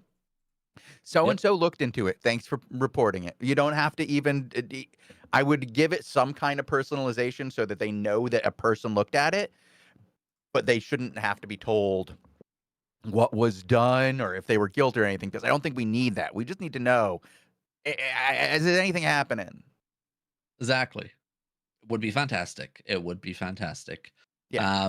But yeah, those are the two big other, things that will probably fly underneath the radar that I wanted to highlight. Two of them are massive. We have Um, one, buddy. Like this guy's like, but you would need a whole call center for only dealing with those reports.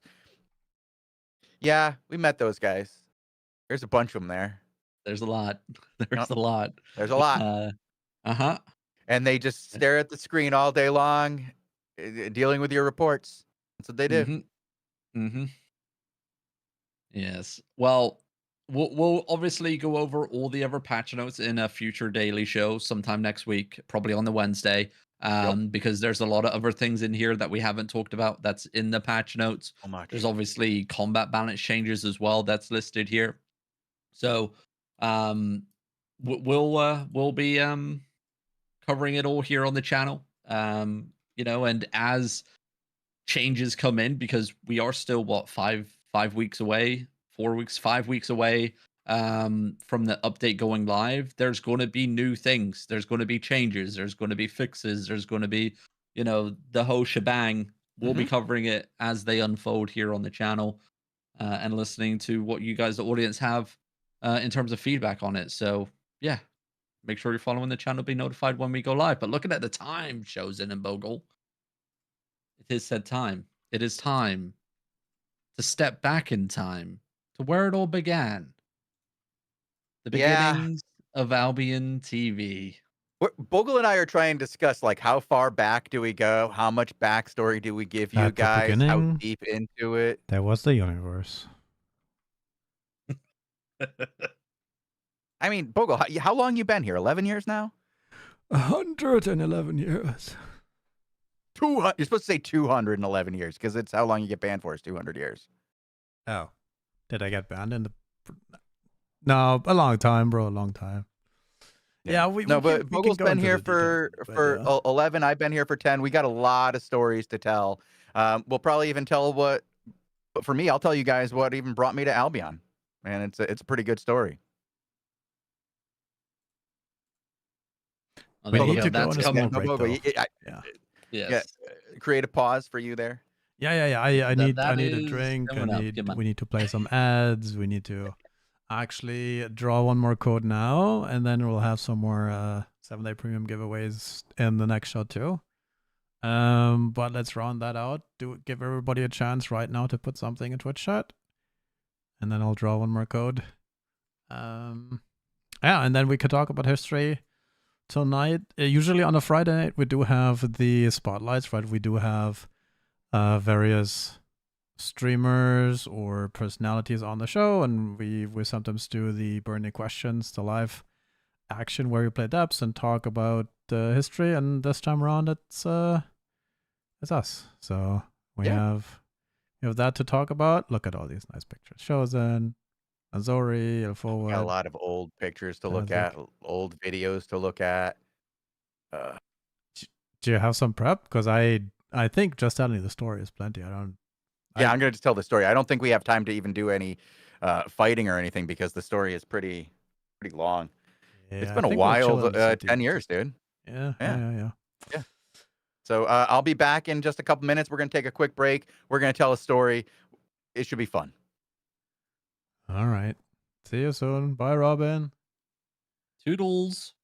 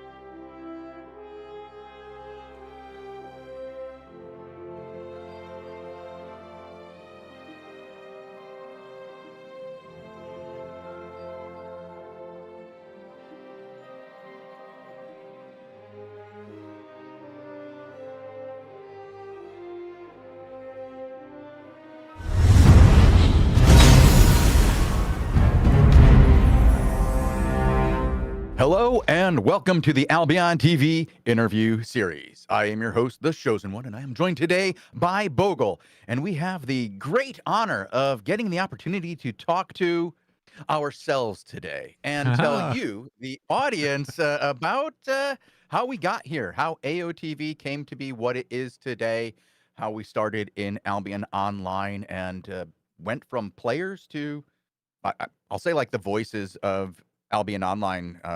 We've been talking about this game for quite a while, and we talk about it every day. Forever, man. Yeah, It's been a while, right? It's been over 8 years that we've had the privilege of working alongside Sandbox Interactive as their official Twitch hosts for their game Albion Online, and we've been playing the game much longer. Bogle has a forum post that goes back 11 years, and we started playing together about 10 years ago. So it's been a very, very long time that we've been at this, and it started off pretty successfully right from the bat, Bogle. We got to be part of one of the coolest gaming experiences I've ever been a part of, being part of the Alpha and Beta Guild Vendetta. That was a time. Yeah, I mean, when we met, that the time was still like during very early alphas, very early beta times of Albion, when we didn't even have a full server that was online 24/7 yet. We had various tests that lasted a month, 3 months. I think 4 or 5 months wasn't even in the cards at the time. No, the first one I did was 2 weeks long. Yeah. And I didn't even get to play for the whole thing. It was very early on in the days of Albion, and I think we met in, I want to say, the last alpha, the last phase of alpha. We ran into each other when I ran into your zone and begged for a new home after your guild came in and wiped out my guild in a dungeon. And I was like, these guys aren't very good at the game. I need better teammates, and I'm going to go join the best guild in the game at this point. And I was sick of getting run over by them. And, you know, if you can't beat them, Bogle, join them. Yeah. Do you want to hop on the island, by the way? I am actually on the Vendetta Guild Island. That's these days located in Limhurst. There's not much going on here anymore. It's a relic of very ancient times, but I still keep it, and I think there are some flags still. That's on the America server, and the guild pretty much died with the release, right? So we had a very successful. We got kicked out. Let's be honest, Bogle. We didn't even make it to release. We got there was a coup. We were kicked out of the guild.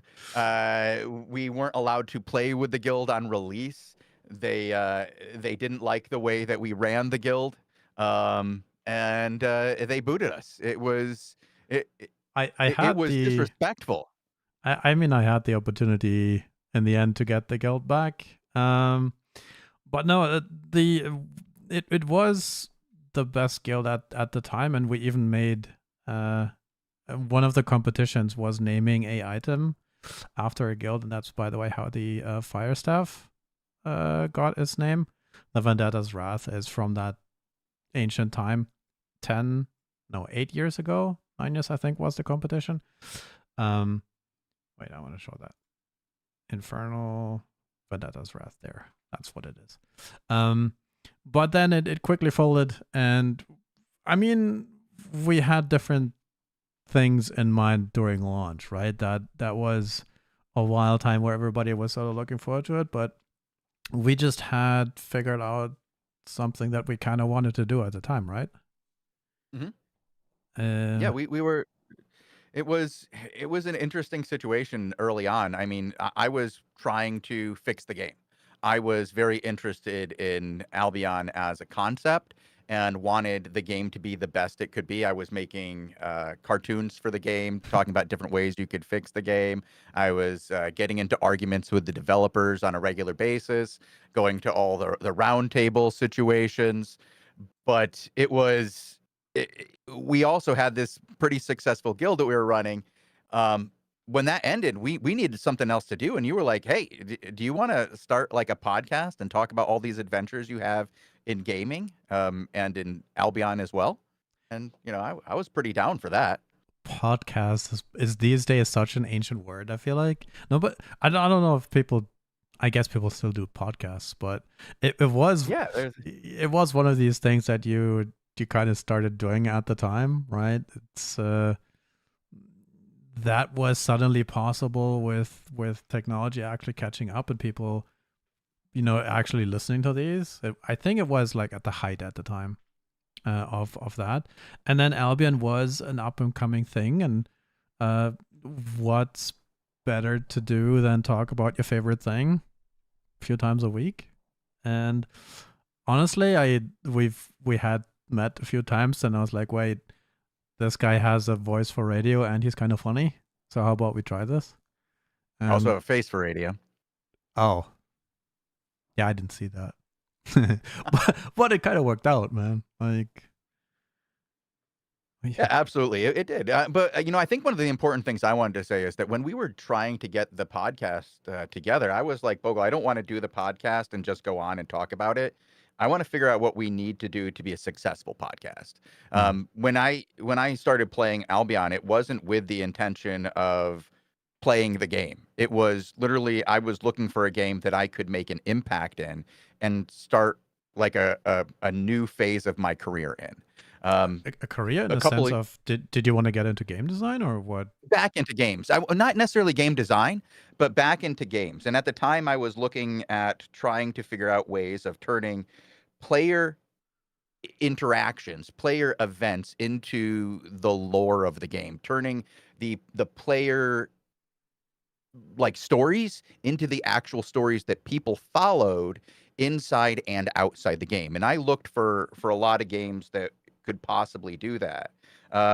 Interesting. I'll tell a quick side note here, and this is a story for a lot of video game nerds. Back in I want to say it was like 2013, 2014.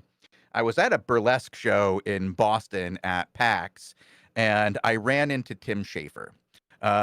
Apparently, some guy was trying to get drinks put on Tim Schafer's tab, right? The guy 2 people in front of us in line for the bar said, hey, I'm Tim Schefter, and you can put it on my tab. And my buddy, who recognized that this man was not Tim Schafer, explained to him that he knows Tim Schafer, and you, sir, are no Tim Schafer. I'll never forget that line. It was pretty good. Security grabbed the guy, pulled him out, and we went to go back to our seats. And my buddy went over to Tim, and he was like, "Hey, this guy over there, that one, was trying to put drinks on your tab," and we stopped him. So Tim was like, "Hey, that was really cool of you. Why don't you guys stick around after the show, and we'll chat?" And we did. And we stuck around after the show, and we must have made quite the impression, because the next year he invited us to hang out again. He actually approached us and said, hey, I remember you guys. Do you want to hang out with us? We're actually having a party after the show this year. Because the first show was just a burlesque show about video games. It was put on by this group called D20 Burlesque that did nerd-based dancing. Like Dungeons and Dragons, Cthulhu, goofy shit. I'm gonna ask, nerd-based dancing? Is that like half-naked ladies doing very awkward dances? Awkward-ish, yeah. I mean, like like a barbarian lady, taking off her clothes but not quite showing anything because it's burlesque, not stripping. It's more for the humor than the nudity. And there were a lot of video game things there. The second year they did the games of Tim Schafer. So this whole thing was about like the cave and Grim Fandango and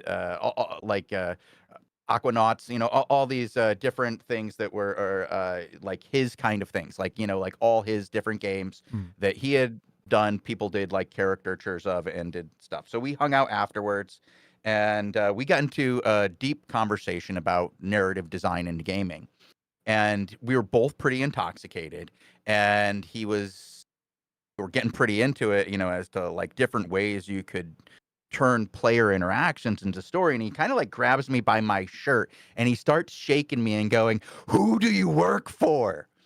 And he wouldn't stop. He kept doing it as like his driver was pulling him into the limo. And I thought I was going into the limo too at one point, and the driver was like, no, not you. And as I kind of like stood there and I was just like, okay, that was an experience. I kind of got what he was saying. It wasn't like, who do you work for in the industry? It's like, why don't you work in the industry? Like, why, if you are somebody who knows so much about game design and you are like the kind of person who'll be at PAX 5 years in a row and you recognize other game developers and you are into this, why don't you get involved? And so, yeah, okay, that does sound a little weird, Witchy Sophia. Now that you put it that way, you kind of just ruined my vibe here. I gotta realign here. You hit me on that one. Oh, okay. Uh, but yeah, I realized I had to get into gaming, and so I started looking for different games that I could, and I went through about 3 or 4 games before I found Albion Online, and Albion was a truly unique game that allowed for what I wanted to do, which was taking players' stories and turning them into the lore of the game. When I joined, they had already had a book written that was about the players from Alpha 1 and what they did in the world and how that impacted like the story of Albion's lore. I thought that was awesome. And I was really interested in seeing that progress. And while they didn't write the book, we were able to take a podcast, Bogle, that kind of started telling those stories about different players. And that's what we did with Albion Informer, is we tried to tell the stories of players and make that the thing that everybody followed, rather than the story of like who the keepers are and who are the Morgana characters. Why are they, all dressed in black? I don't care about that.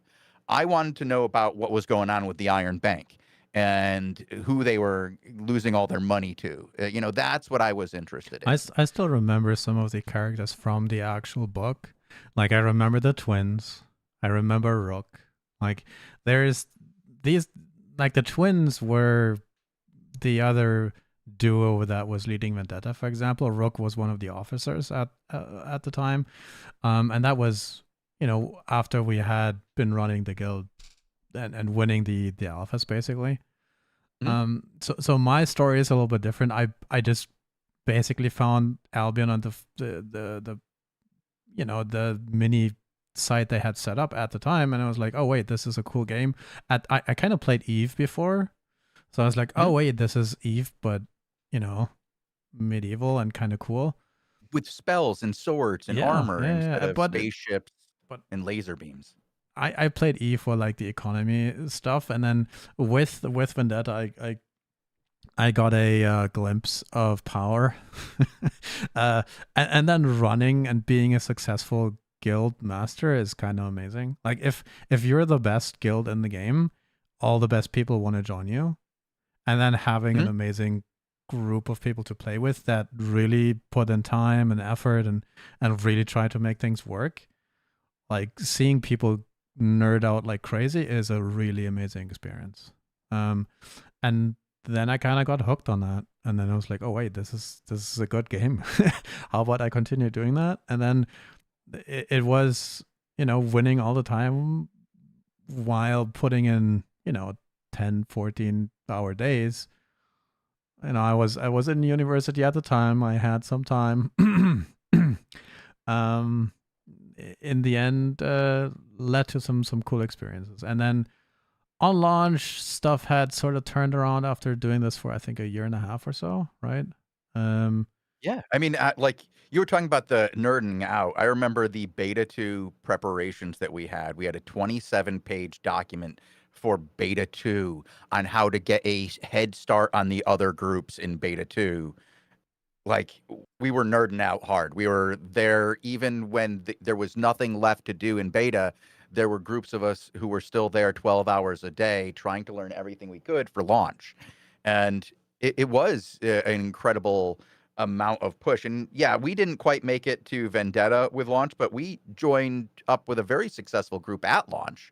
We joined up with Money Guild because of our experience with Albion Informer made us really well known. Not only were we, known for Vendetta and, being part of the officership that ran Vendetta and made it work behind the scenes. We were not the PvPers for Vendetta.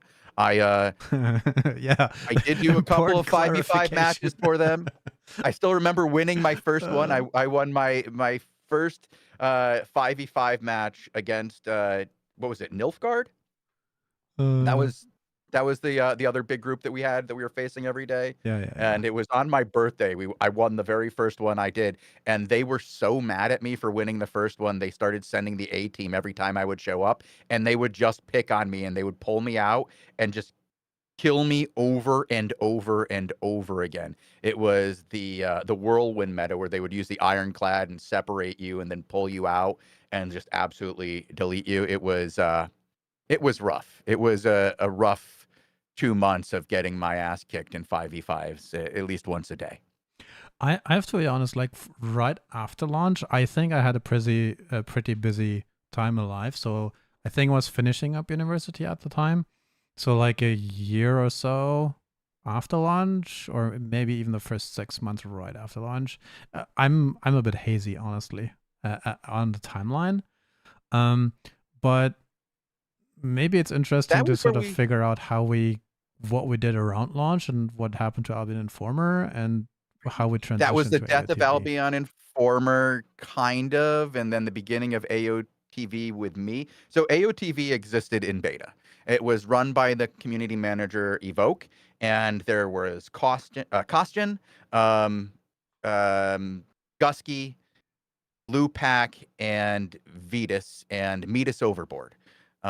They all kind of worked on different shows. There was only really like 2 shows though. One was like a patch note show, and the other one was the Hellgate show, because there wasn't a lot of different PvP at the time. So they were really covering Hellgates quite a lot.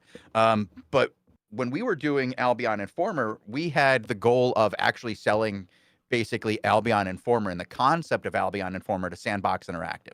My goal was to work with Sandbox Interactive on telling the stories. It wasn't to make a show that was funded by viewers and made me kind of be a viewer oriented streamer. I didn't want to have that kind of relationship with the viewers. I wanted to be more honest. I wanted to be able to say what I thought, both about the game and about the actions of players. And when you're being funded by players, that becomes a lot harder to do. Like the idea of bias comes in real quick. So my goal was to sell it to Sandbox Interactive, and it looked like for a while leading up to launch, that's kind of what was going to happen. I mean, we were in negotiations prior to launch, and we had been asked to be available for the week of launch. I believe they asked both Bogle and I to be available. And leading up to that, there were several attempts at negotiations. Now, I don't want to get too into this because it doesn't make anybody look great the week leading up to launch and how this happened. But we'll say this. I had 2 meetings scheduled with Sandbox Interactive, and I went to both meetings. Oh. I mean, that was now, what, 8 years ago? I did not end up working launch for Sandbox Interactive. And we'll just leave it at that. And a couple of months later, after I continued to do a different version of Albion Informer, because once that happens, it really did change like a lot of our perspective. We had to start becoming a group that would start to target what the consumer wanted, being a consumer-driven podcast, and that really changed the tone a lot of what we were doing. We brought Derek on, and that interview became infamous, we'll say, for the content that was covered in that. And shortly after that, I started working with Sandbox Interactive. They were like, you know what? Let's get through this. Let's figure out whatever happened in the past, make that move past, and we'll start doing something different. And that's when we started doing the very first version of the War Report, which was very like our daily show. It was looking at what was going on in the world, looking at patch notes, and telling people what was kind of going on with like the wars of Albion, right? It was like covering the community aspect of that. And I did that with Vetus and originally Metis Overboard and Gusky. Now, Gusky left pretty early on, and I was joined by Vetus for most of it. But as soon as I could, I think I tried to bring you in because we were having consistency issues that I felt I needed somebody I worked with in the past and would put in the effort to make a show. Um, the to make these early shows, we kind of took on this idea of that we weren't going to just go live with the information that we had. We were going to do research, and we were going to put in effort to make sure we had notes going in, we knew what we were talking about, and we had a lot of information at our fingertips, so we'd be very well informed. The Hence, world was different Albion at the time Informer. too, right? Because it like you needed that research because the world was in a sort of different state almost, and stuff happened in a different pattern and pace with like 5 versus 5 for territory control and guilds handling stuff slightly different, and like various game mechanics being different too. So much was different, and it really led to a world. So we'll talk about part of it was 5v5. That led to very few people having an excised role in the story of Albion Online, right? Like you could look at these 5 people and say they controlled this continent, and you could look at these 5 people and they controlled this continent, and you could look at these 5 people and they controlled half of this continent, and they fought those 5 people every day. And so you had like 35, 40 people that you could follow, and then you could even boil those down into like 5 guild leaders that you really followed, right?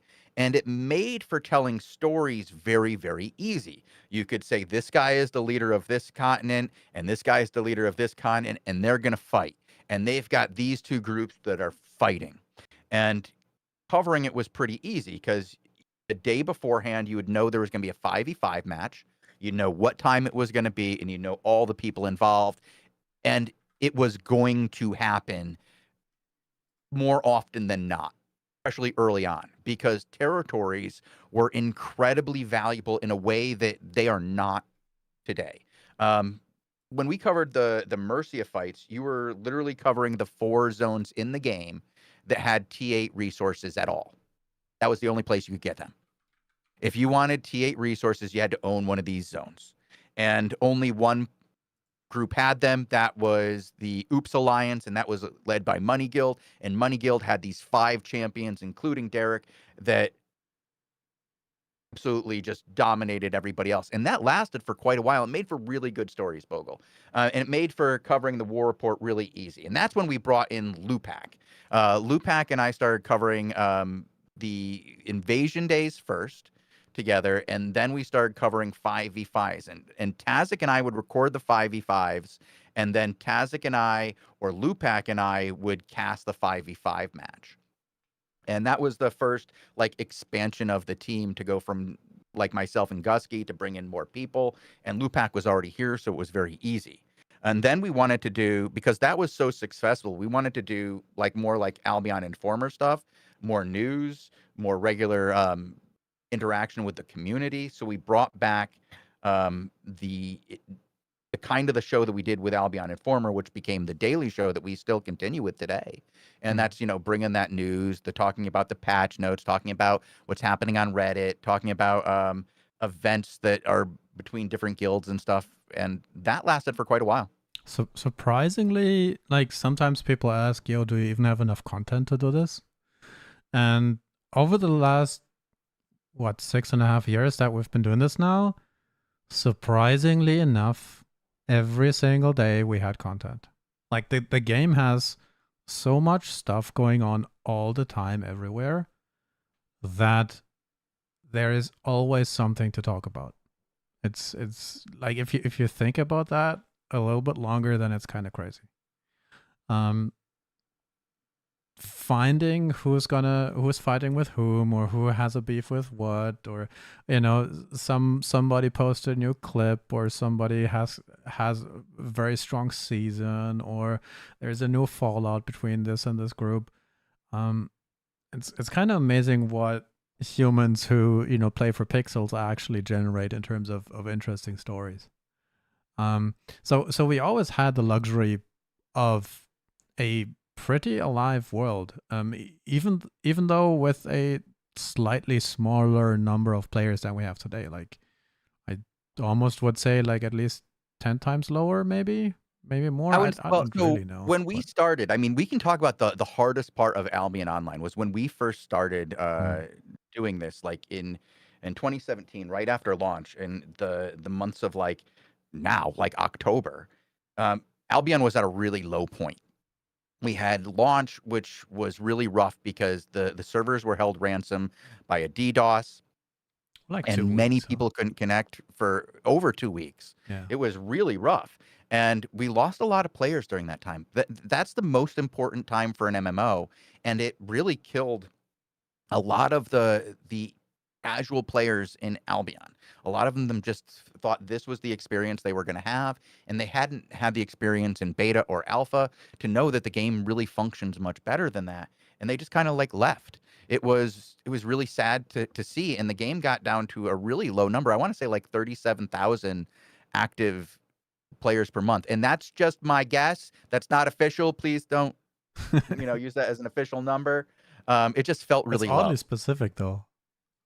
Yeah, it is. We were doing a lot of math, Bogle. Oh, right. Like, I we remember were looking at Bogle and I were leaderboards doing and- deep dives into things that we don't do anymore in order to find out yeah, information. I remember about like really guys. early Albion Informer stuff where we like one of the episodes we basically picked a fight with a CEO and it kind of went awkward.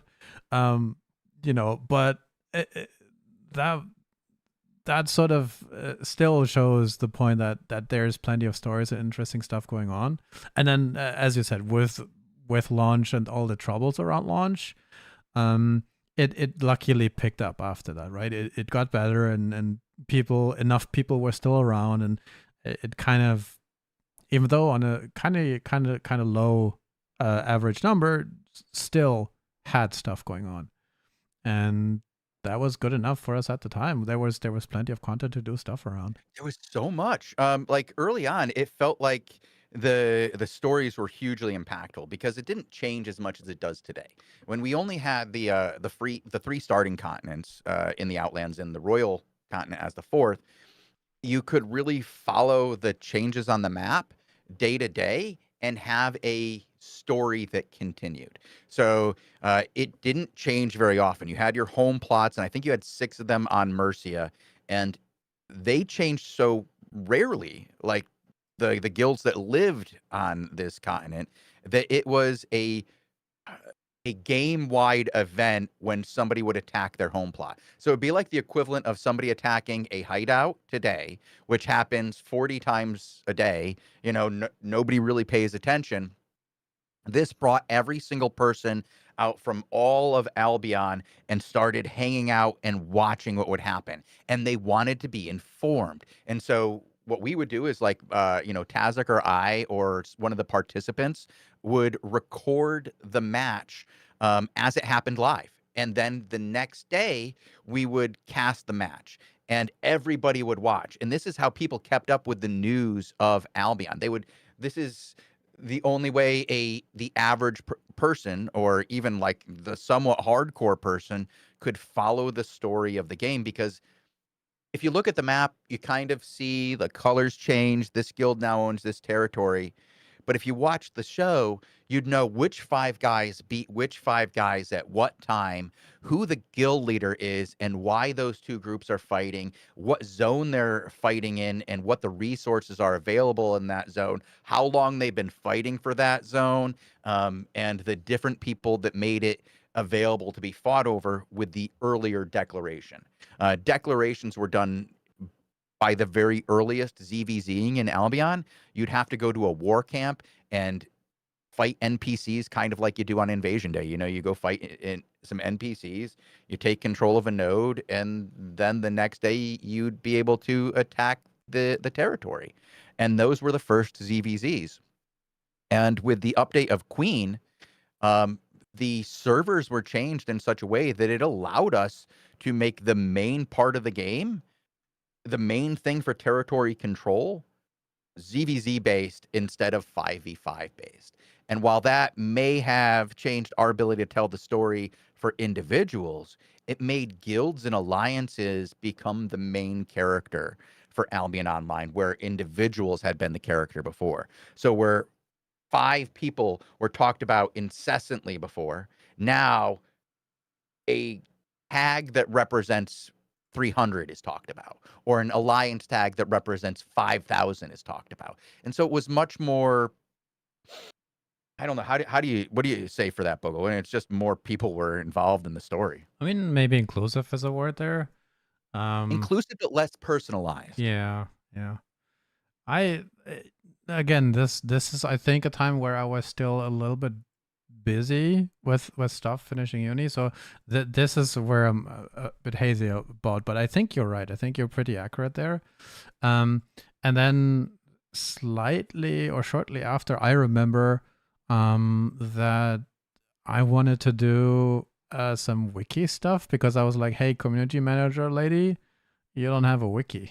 And then That's true. That was how you first got. yeah. So we couldn't even afford to have like Bogle as a show host yet. The first thing Bogle did was start working on the wiki, and that's how you like. That's how I got my always foot talk in the about it door, how yeah. we snuck into the industry. We didn't get in like the way everybody else is. You know, we kind of like snuck our way in, or in my case, I think I kind of like kicked open the door. I was like, just let me in. You don't Yeah. have an option here. I'm coming in whether you like it or not. Yeah. No, but It was but it was interesting. yeah, but what I did was I basically said to the community team, hey, you guys don't have a wiki, how about I fix that?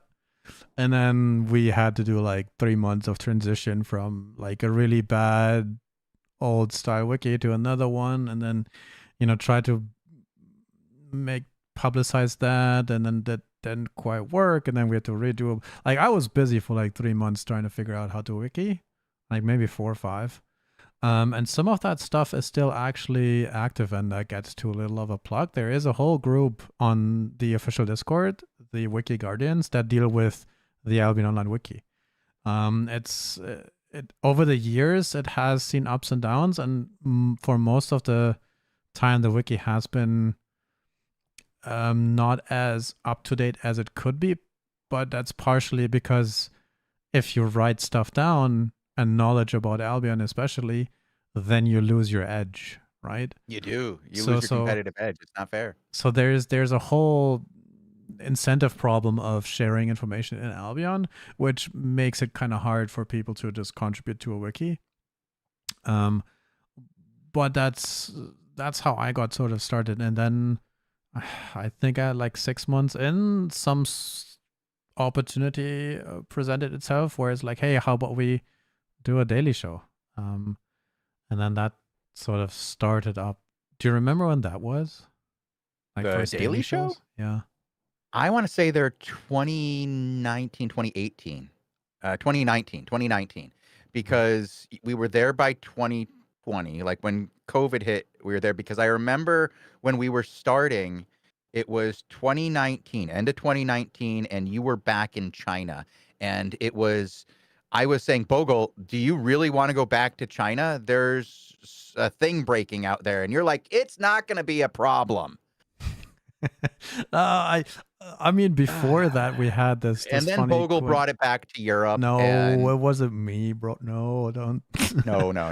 But so there's one thing I do want to bring up here, because we just talked about how you were in China, and when we actually first started doing our podcast, you were in China. You were going to university in China, and you were in Beijing, and I'm on the East Coast, U.S. We had a 12-hour difference, and in order to do that prep work that we talked about, like. We prepped for 4 months before we did our first podcast. We wanted to know what we were doing. And I would get up at 4 o'clock in the morning to meet Bogle at 5 o'clock in the afternoon, his time. And he would get up at 4 o'clock in the morning to meet me at 5 o'clock in the afternoon, my time. And we did this for months, and even the earliest parts of recording. And I just remember how dedicated we were to this idea of, and this is going to sound kind of, highfalutin, but saving Albion Online. I mean, saving there was Albion literally Online was a kind of your moment. thing, though. Like, yeah, there was literally a good moment where show. Bogle and I were hanging out, and I had some wild idea about fives, right? And I was like, okay, this is going to take me 20 hours to do this. I just wanted to report on this stuff. This is my new job.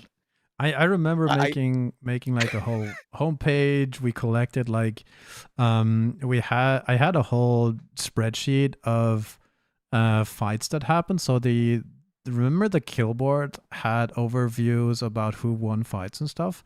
So we would go through the basically like the kill boards today, where you can see who won fights, like how many kills and deaths and so on.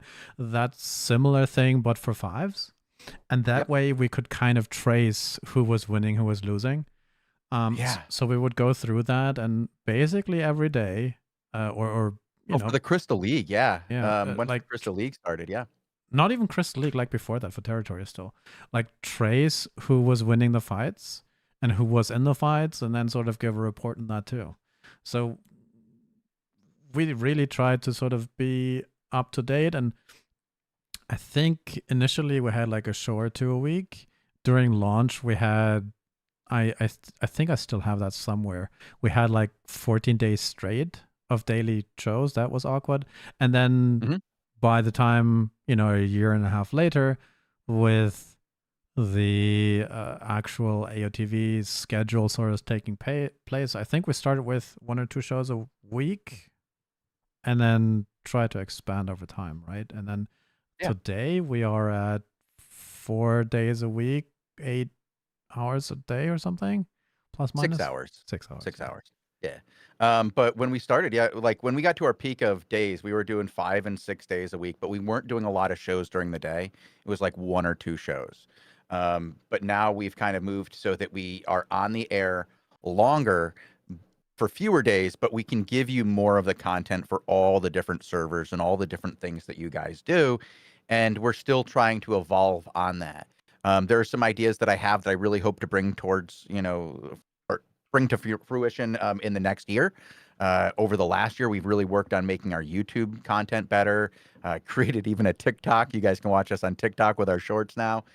We're trying to expand our reach to get just the idea of what Albion does is different and show that to other people, because we still tell stories and present Albion in a way that other MMOs don't really get to do. They don't have this kind of content on from the official channel that covers all the player activities. And that's what we do. We're not here to do this for the studio. We get to see things from the studio's perspective, which makes us a little bit, I don't want to say like kinder to the studio, but more informed, so we don't necessarily always jump to conclusions. Sometimes we do, but we're more informed, so we have a better understanding of why things happen when we don't like them, so we can explain that to you guys. Because first and foremost, we're still players, and we still come from a player perspective, and we are privileged enough with who we work with that they let us say what we feel and what we want. Like, I didn't have to really sugarcoat too much of this, to tell you guys the story of AlbionTV, because I'm not worried about it, because they let us tell the truth, which is really, really cool from a game company. Like, that lets you be honest about the content that you're experiencing, the players that you're running into, and how you feel about the game. And it creates a very different interaction than what you get with most games.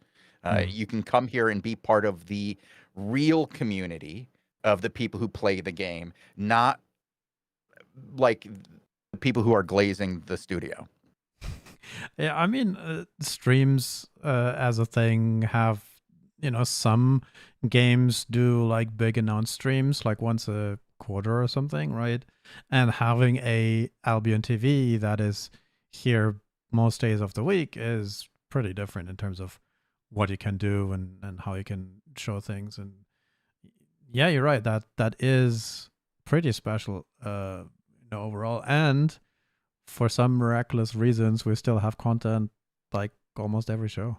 No, every day. Every show, yeah. Every day. Yeah, like there's news. Like, we did get to this one point. I do remember a downtime right before Queen. Okay.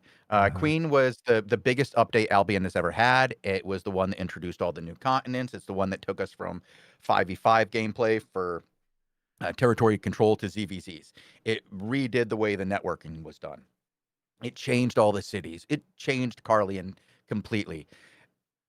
The road up to that took a long time. We were hyping that for 6 months with not a lot of new news, because we had everything that was coming out 6 months ahead of time. They just had to build it. We knew what they were going to do. They just had to build it. And it was a very long downtime for what we were doing, because a lot of the stuff we were covering no longer mattered in the same way, because we knew a new world was coming. A lot of the old people were starting to wind down as the new world was coming. We did get a couple of really cool moments. We got the Famiglia home plot defense for 13 weeks. These guys defended their home plot every day, and we got to cover that. But a lot of the game kind of like slowed down. Yeah, I want to encourage everybody who hasn't done that yet. On the official homepage, there is the game update section. And in this game update section, you can actually like go through the whole like overview pages that exist. And they go back far. Like they go like K Covered all of it, man. 2017 is one of the first ones, I think. You know, seasonal GVG content, battle mounts, invasions, or Lancelot. Hold for a second, in Bogle. 2018. I want you to introducing notice fishing. how all the old updates, Yeah. like all the old updates, Bogle, are like alphabetical. I want to show people that who are kind of like newer. All the old updates were named alphabetically, so they each like had like there was the A, the B, the C, the D. You know, like. P, And Q, they worked all the way up until they R. after Queen, and they're like, "Oh God, R, C, we're what, done." L, I. All right, broken. All right. No, but No, it goes Q, R, and then with Call to Arms is when they changed it. So Yeah. Call to Arms is when they gave up. Like, it was just like, okay, we've run out of this. We've got to actually, like, they couldn't come up with something for S probably to really talk about. That's the first faction update. Call to Arms, Rise of Avalon. March 17th, 2021. Yeah. No, Rise of Avalon actually added the roads. No, Call to Arms, Bogle. Oh. Call to Arms. Call to Arms. Oh, is the no, faction that's update. one later. Yeah. Yeah. So that. Wait, so we Very cool. had the introduction of faction warfare happened 2021 in Mhm. March, and now we're 2025 with the rework. Wow. Bogle, do you have any stories from your time in Albion TV that stick out to you? Like, what is some of the biggest things that stick out to you in our time here that really like will be one of those memories that you always take with you? I mean, there was a long time where we didn't know what this was going to be. In a sense where for a long time I had to figure out if I want to do this full time and if I can do that full time. And that took a good 3 years or something to figure out, really. And we sort of did it on the side, and these days it's kind of working out.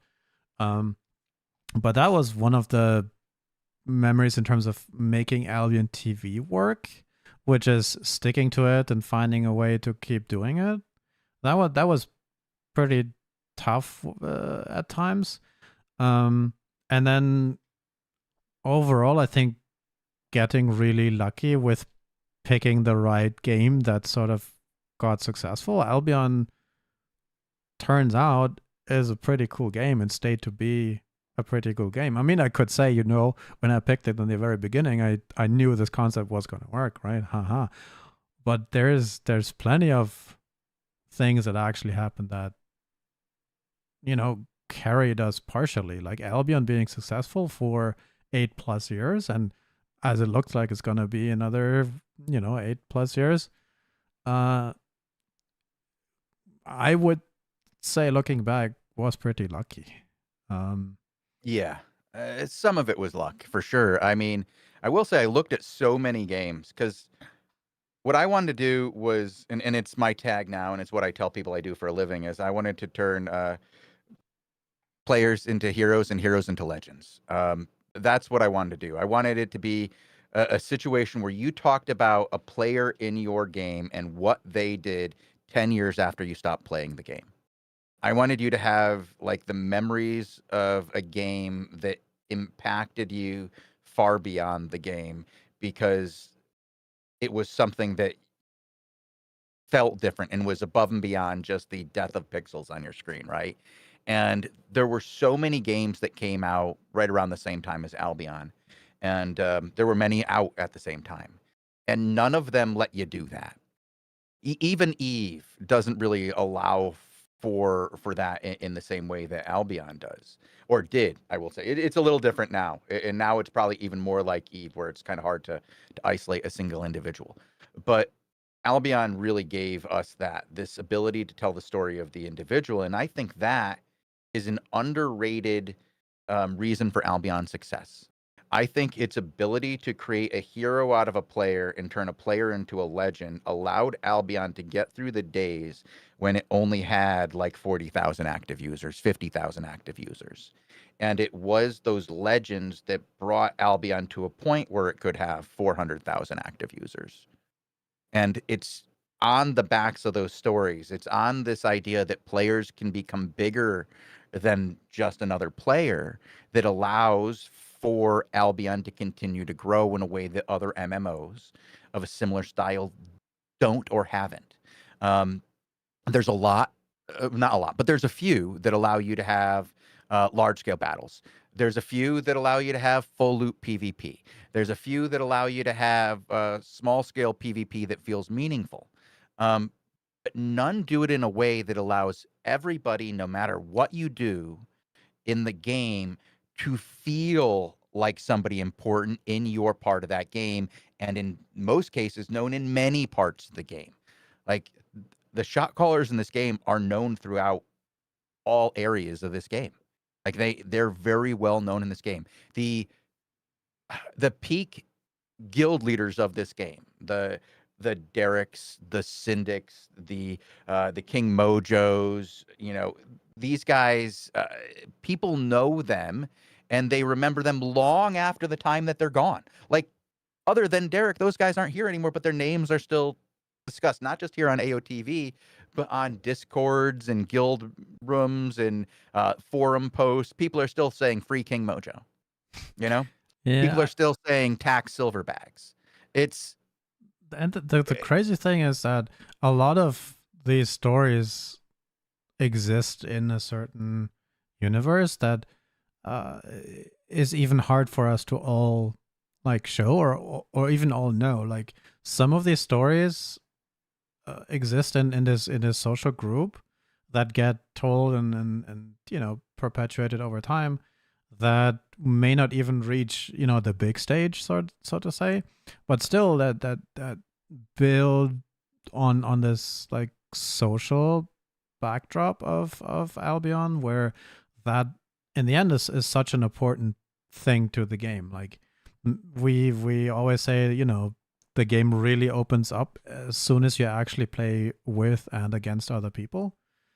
And then the social stories and fabric that evolve from that are as you said, something that really hold this together, and it's part of the success of it. And I mean, it's an MMO, right? It's supposed to be like that, but pulling that off actually is pretty hard. And then with thinking about other games where you can sort of instance queue into stuff and then it's kind of non-personal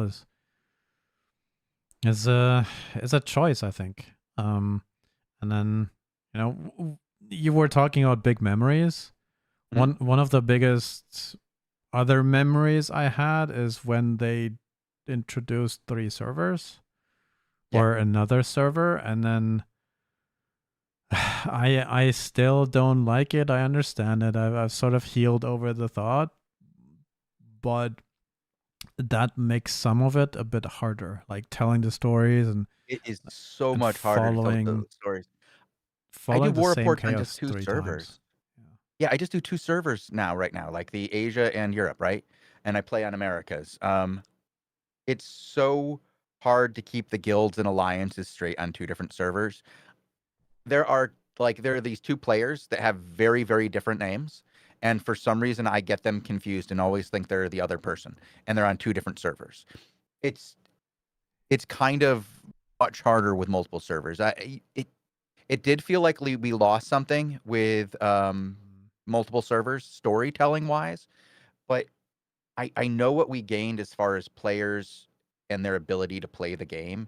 and for people to really have the game they wanted to play. And that was really what pushed me over. It was like, is it worth having one server where some people just can't play Albion so that you can keep your feeling of telling good stories? Or is it worth it to have fewer stories that are meaningful but allow more people to play? And I kind of went in that direction, but I do hope that we can continue to find ways to bring the stories of individuals to people. We try to do that with the spotlights, with not servers, with streamers Okay, let's go. coming from all the different servers, and it's hard. We don't do generally the GMs anymore. We don't do the shot callers anymore, and that has less to do with having multiple servers than the experiences we had doing interviews with different people. I mean, Um, dude, we could talk about some of that. Like, we have a few minutes. Do you want to talk about some of the horror stories of Albion TV? I mean, we used to do interview series for a while, and I still think it's one of the best things we should be doing. And I'm really happy that we have the Friday night slot where we get to talk to at least streamers now. And I personally still want to expand that to go to this, honestly. But I do remember one or two interviews where we already set up the situation such that it wasn't live. We were going to record it. Yeah. And you can't have everybody live on Twitch, right? That's a whole problem by itself. We made a rule that we did one interview live early on with somebody, and we learned from that experience that we should probably never do another live interview again. Yeah, and then in one of the recordings, I think the guy came up and basically was on something and kept insulting you, and it was kind of yeah. So we had Gluttony and Gluttony from Arch, yeah.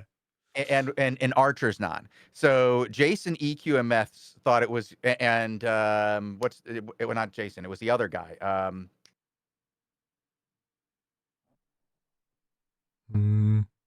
It started with a V. With a V. I wasn't a big Arch guy at the time. Oh God, why can't I think of the guy? There was a guy, and he was like, "You have to interview Gluttony SDS," and he's gonna be so mad when he hears this, because he's gonna hear it and he's gonna be like, "You fucking forgot my name." I'll be like, "Yeah, I'm sorry. I remember your real name." But like, it's Voltel. That's the one. Thank you. You get a cookie for that one. Sorry, Voltel. I just having a brain fart there, man.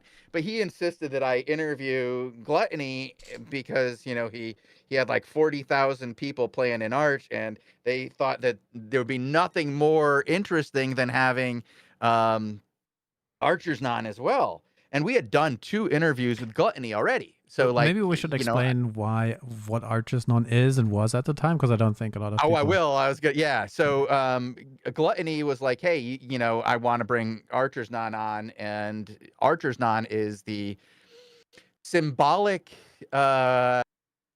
figure of Arch that they basically pray to. Like, he is their symbolic video game god. Interesting fellow. Has a number of personality quirks, and we'll leave it at that. And he called me a lady's name the entire interview, and was talking about like some very sexualized activities with me. At least that's the way it tracked during the interview, because he was just talking about this lady. Like, it was very bizarre. But it is the only interview that we threw out and just didn't do. I was halfway through editing it, like 2 hours into editing it, trying to figure out a way to make it like reasonable. And I was like, nope, just can't do it. Just can't make this thing work. Yeah, I couldn't make it work. And I had done interviews with all the most weird, bizarre members of the Albion community in the past, and I just could not get it done, because my rule was that I didn't want to change anything you said. I would edit it, and you could tell that it was edited, but I wanted to get your thoughts out, right? and if it had to be edited, it had to be edited, but it wouldn't change what you were saying. And there was no way I could do that without drastically changing it. And I can't, like, I don't have a lot of, journalistic integrity, but I got some, right? And I couldn't do that. And it was bizarre. It was weird. How many interviews The did we most do overall unusual at the time? situation I've been in. Yeah. I think we did like 120, 30 plus interviews. Yeah, time? we did a lot. Yeah, Yeah. we had well over 100 when we stopped. We did so we did a number of them with people who no longer allowed to play the game. And this was a theme that kept coming up, is that we'd do these interviews with people and then we'd find that they were no longer allowed to play the game, because for a long time, we would interview GMs and people who were powerful shot callers in the game. Rich And players. we'll just leave it at that. And one of these players, it was like, I want to say it was the third time we were interviewing him.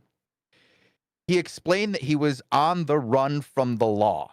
Like, he was literally like out of his country and running from the police officers and trying to avoid like Capture. apprehension by his government's authorities. What was the whole thing about him stealing phones, though? It was definitely about phones. It was phones.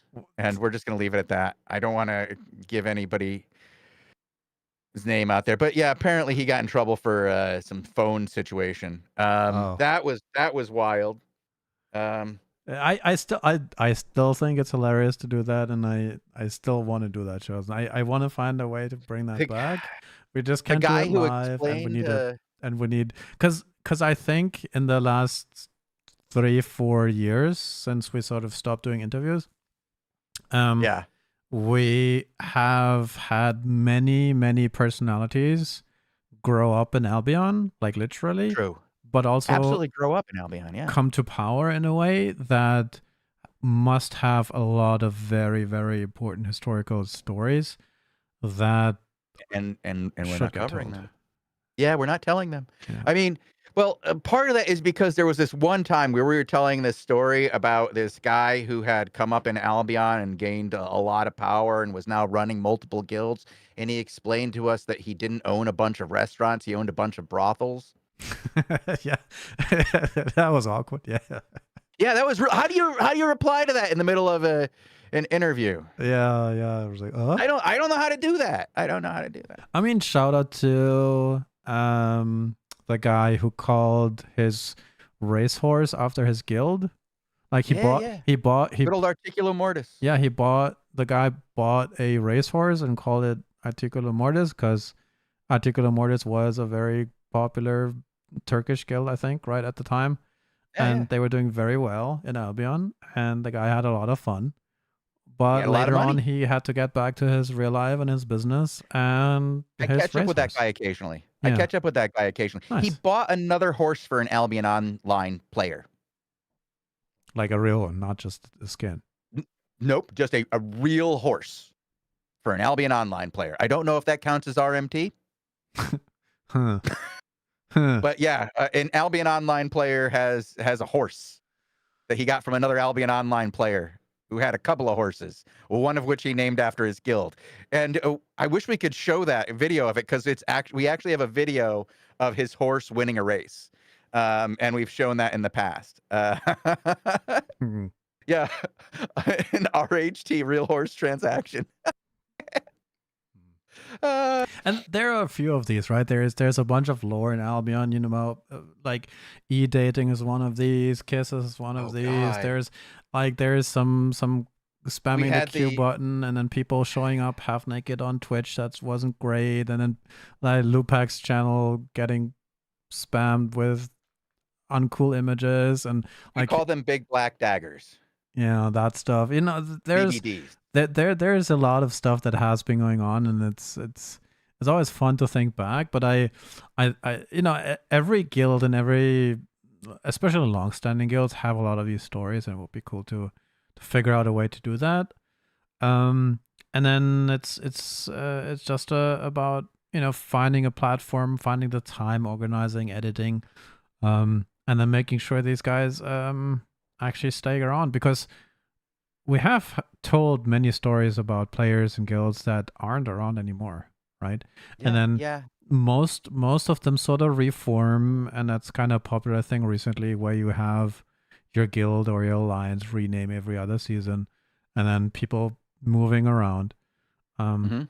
But still, some of these stories persist, and if you look at the guild season, we are about to hit season 30, Yeah. and they used to be 3 Dude, oh my months, right? god, we've been doing this so long. Ah, it's so cool. I wanna get like, I want somebody to give me a fire staff when I've been here for 10 years. I want them to send me my 10th anniversary fire staff. I want it to be a full-on Vendetta's Wrath replica. I think I've earned it. Um, other places give you shields and swords. I want my own staff back. But, like, there's some really cool things that I'd like to do, and one of the things I really appreciate about our new community management team, um, there's first of all, there's a team. Thank you guys. You guys are awesome. If you guys ever listen to this, I hope that you aren't too offended by anything you've heard so far. These are the real stories of Albion Online. Dun dun dun. But no, we have a whole team right now, and it's really cool. Oh, it's And one of grown the so things that much. Yeah. happens with the team is that we have people to do some of the stuff that I used to have to do, and that you used to have to do. We have somebody who now secures us interviews, right? Like with members of the streaming community. If SBI wants to take responsibility for choosing the interview partners that we have, so that I don't get in trouble for it and I can't be held responsible, then I'm more open to, I was going to say, we'll go with more open to it. And we now have Minsu, who does all of our editing. Here, shout out to Minsu here in chat.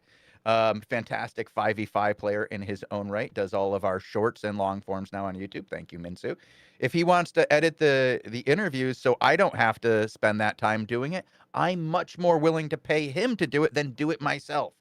But it might be something that is worth looking into, but it is not something that I want to do more than the interview on at this Yeah. point in, and I'm going to say in this point in my illustrious career, I'm past the point of wanting to go find the people to interview and editing the interview. I want somebody else to do that. I'm gonna. I Yeah. mean, there's with the interview, there's plenty of process before that, figuring out sort of what to talk about and such. Like real talk, putting together an interview like that can be like 20, 30 plus hours, depending on what it is. It was a lot. Yeah. Like I had interviews that I had to spend 13 hours editing. And I know that people are going to say, that's insane. How can you spend 13 hours editing something that seems too only turns much. out to be an hour and a half long? Oh. Well, He was- early on, we had a lot to do to edit things because we had to get the audio tracks to match, which we couldn't do live at the time. We had to get out the background noises. We had to take care of all the weird I remember doing little the noises outro like that 15 caught in. times. Yeah, there were times where the microphone I had was a Blue Yeti, so it picked up certain things a lot. Like it would pick up my breathing, like heavy. I mean, you're kind of anal. I had to edit it out. Yeah. I didn't want that in there. Going, Yeah. Okay. Yeah. I mean, these days it's different. These days, we have a lot more experience. We've done this, a few hundred times now. The streaming landscape is a little different too. Technology has progressed a little bit better in that sense. So I think there's still a lot of very cool things we can do with AlbionTV and showcasing the community and such.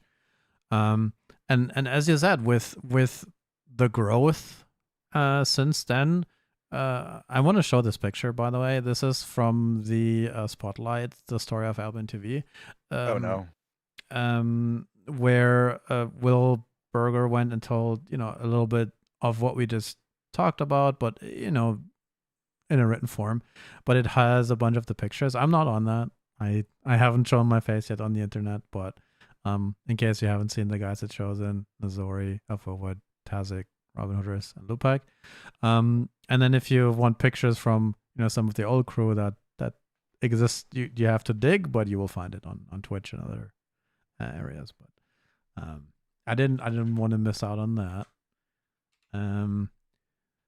And then sort of, I guess, either open up one or two more questions from the audience, or just transition a bit to the future, I guess. I don't know. Did we forget anything? Should we mention anything else? Oh, I'm going to mention something. I'm going to give a shout out to one of our biggest fans from back in the day. Uh, there was a viewer, Fun Stealer, who from the moment we started doing Albion TV, and that's before I started. It was from the moment that Evoke started doing Albion TV. He watched every day. He was here every single day, almost without fail, and he was our biggest supporter and our biggest critic. And we lost him during the beginning of COVID, and I miss him tons every day. It is an example of the way that a player or a viewer can really touch you in a way that you don't really get. You don't really understand until they're gone. And it was really cool to have a fan like him. And I don't know if we'll ever have another fan like him, but I do want to shout him out, as it's somebody that I know a lot of people in chat remember. And I hope that when Albion brings, if Albion brings, and I'm going to say when, because I do think it needs to happen, brings an arena mode to Albion, like um, one of those battle royal arenas, that we do get to call it the Fun Stealer Arena, in honor of him and the game modes that he created for us to all play as early participants in Albion Online. Great person, great player, great community member, and there are so many other great community members out there. You guys really make this awesome. You guys make this worth doing. You make this whole thing functional and possible, and we couldn't do it without you. We would not be here, certainly, for 10 years doing this without you guys. 8 years as running this channel. So it's been awesome. It's been awesome. Yeah, how can I follow that up? I don't. I think I'll just let it stand by itself. And then, I mean, what is left to do, I think, is look a little bit in the future. I mean, with the 8-year anniversary coming to a close this year, and me hoping for another 8, I think we'll see not only Albion develop, but AlbionTV develop a bit more. I think we still want to try a bunch of different show types. We've more or less, I think, revamped Albion TV like 15 times over by now, in terms of at least three times. 3 really serious workovers, I think. And I do see a 4th one in the process right now. It's a bit more of a, like, well, you guys probably haven't seen anything outwardly change as to what we're doing as far as the shows that we've put out. A lot of things behind the scenes have changed in the last year, and the way that we've done things. Last year we had the great privilege of going to Berlin as a team and getting to meet all the people at Sandbox Interactive and meet the in new person. We had like talked everybody before in for person, like quite a while, but we like, got to actually meet them showing all up in Berlin. yeah. I mean, getting Like, I you got to over meet from the Bogle in States to person. Berlin is not too easy. Huh? No, Yeah. it's not. And we had Bogle there, we had Tazik there, we had Lupak there. The only one we didn't get there from the 5 core people is Robin Hood RS, who the weekend before he was supposed to leave, lost his passport and could not get a new passport in a week's time. Yes, Robin Hood RS lost his passport the week before a work trip to Berlin, Germany, to come hang out at the Sandbox Interactive studio. Shout out to Robin Hood RS, who That was a now, huge of bummer, all of though. us, I give a shout out to Robin Hood. He went from a player who is to now he is the official like feedback specialist for Albion Online. They call, what is he? The guild Community ambassador, I think, is community ambassador, guild ambassador, community ambassador, whatever they call him. It's freaking awesome that he gets to do it. I think we put it the right title in the story there for him, but he's done so much and he really ran with it when given the opportunity. So shout out to him. Really happy that he has come so far and gotten to do so much. Shout out to Tazik for taking his time here on Albion TV and transitioning that into some really cool projects he's gotten to do in other parts of the gaming industry. Lupak as well. Like the stuff he's done as a Twitch DJ is kind of impressive, Bogle. I mean, Like, also what as are an you and Albion I player. doing? I mean, we're just hanging out. Like, Yeah, I mean, Lupak would be like, wait, I play Albion too, man. But so I think a lot of these guys, shout out to Nazori too, who's been here forever. L forward to Melatris as well. our newest members, Melatris, L Forward, and Yeah, Minsu. There's plenty of stuff going on, and everybody's sort of grown into this a bit more these days, and it's really cool to see this come together. Sometimes a bit more loosely, sometimes a bit more structured, but that's okay on Twitch, I think. Sometimes hanging out is fun, and sometimes trying to actually sees through some program is also quite fun. What was you saying? I kind of lost track. I was just shouting out different people who've gotten to work with us and different things. I think it's been a lot of fun. I'm really looking forward to the next 10 years. Like, I think it's going to be a fun year this next year. We know some of the stuff that's going on in the next year. Really looking forward to it. You do? We're going to try to... Yeah, I do.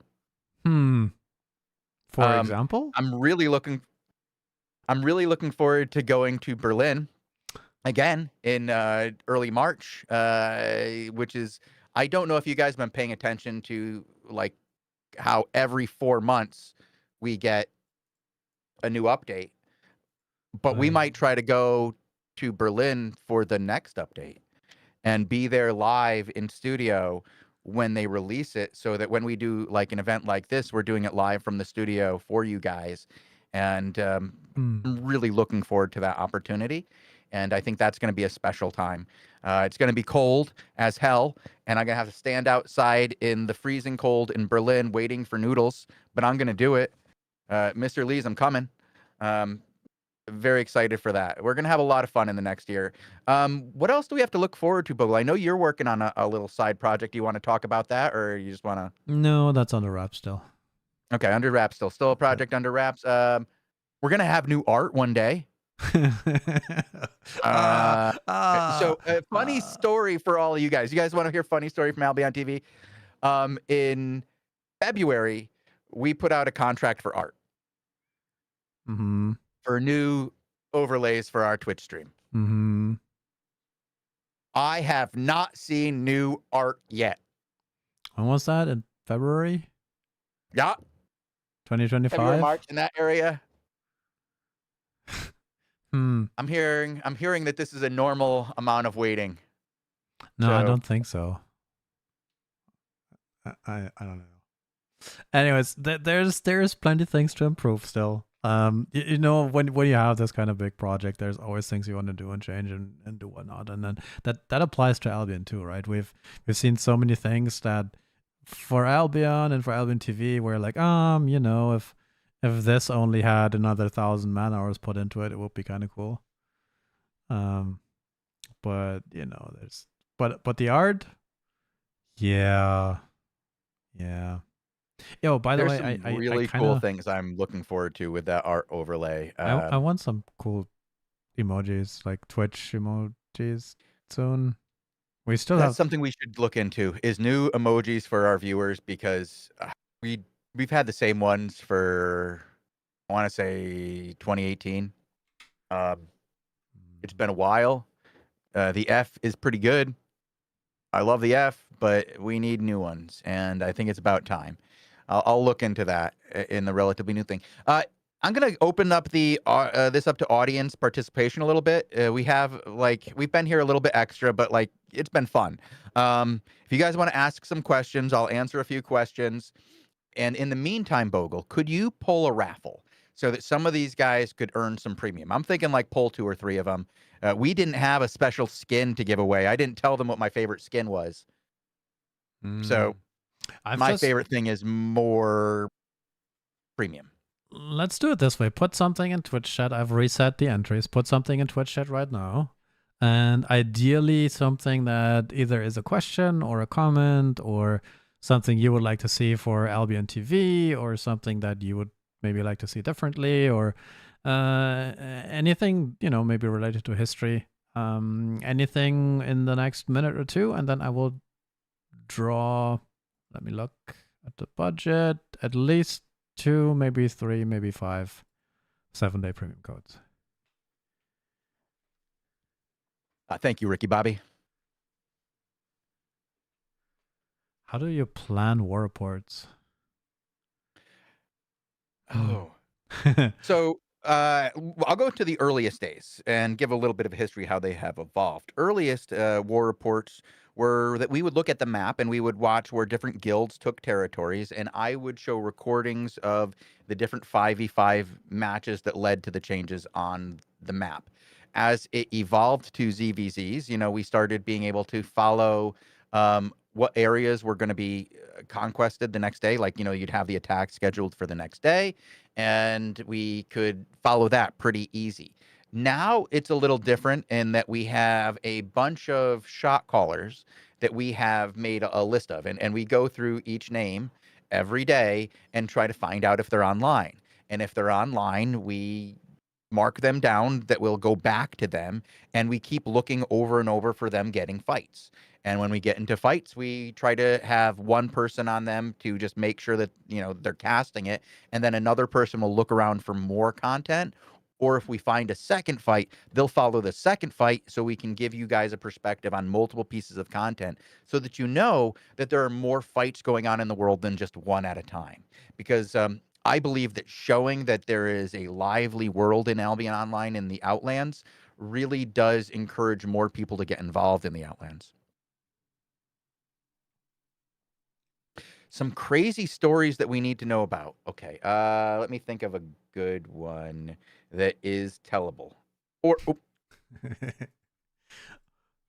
I mean, I'm just going to point you guys to a Google search, okay? I want you to Google Daddy Varian. Daddy Varian. Okay. And Yep. then probably with Albion. With Albion Online.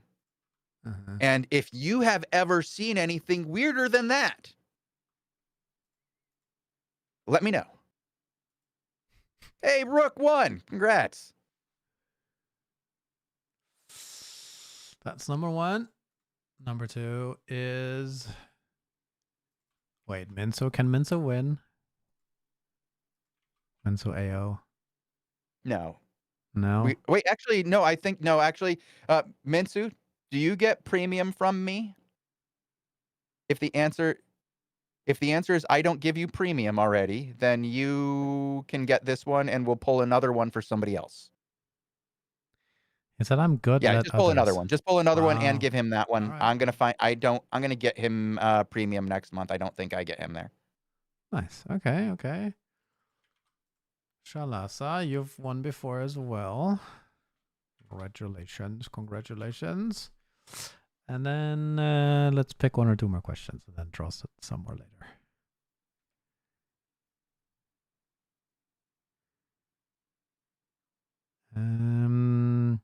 There's a few suggestions about like what to change on the game. And I mean, I guess you've noticed by now, but like some of the stuff we do is focused and large on the Twitch content, telling stories, doing like almost like not out of game content, but news updates and telling stories. And game design and like specific game changes and feedback is something we keep an eye on and like regularly write down. And again, shout out to Robin, who is in like 100 guild discords or something, has his own channel. And if you want to get Robin in your channel for feedback, get in touch with him. But I don't think we have the power to change the game shows, and I think we have changed the game through talking. We've changed quite the game a lot. enough. So like I no longer am getting involved in that. Like there was a time where there was a much smaller studio, Hmm. and there was much more reason for me to do more than what I'm doing now.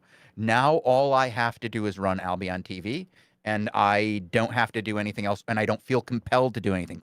Not that I even needed to do it then, but I felt compelled to because again, I feel it was my like duty to save Albion Online. Whether or not I did, up for debate. Probably most people would say no. It was fine without you, but thanks for showing up. But yeah, Bogle kind of cut me off earlier. I at one point when we were doing our podcast, I literally turned to my wife and said, well, I screamed into the other room, honey, I'm quitting my job and I'm going to go save Albion Online. And she turned to me and said, that's nice, honey, from the other room. So, you know, we made a commitment early on to this game and this community and making sure that it would be here for the long haul. And when I thought that it needed me to be involved in saying what should be done next, I was very vocal to the people who would listen. I haven't felt I needed to be that way in quite some time because I have such confidence and conviction in the people who work there that I think they're going to figure it out.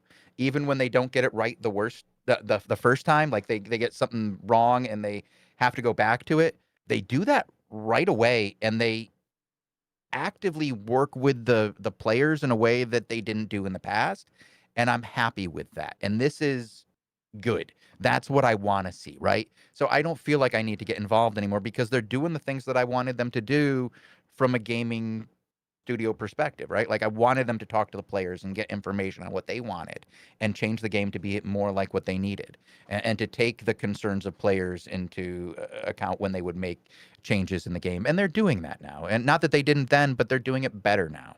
They have more people to do it and they're at a faster rate of return. Somebody asked what I want to see for Albion TV in the future. Two things. I want us to have not have to take down the stream when we change shows. I want to have an always on stream so that when we change shows, it's like you're just watching television and it goes from commercial to show to commercial to show to commercial to show. And you don't ever have any downtime in between during the hours that we're live. Second, I would like more interaction with the devs. We've gotten some really good interaction with them recently. Having Quoki on was absolutely fantastic. One of the most fun things we've gotten to do. The Q&A that we did with Graymo and Retroman was a ton of fun. I want to do that again. I want to have Graymo on to just talk to him about gaming and life.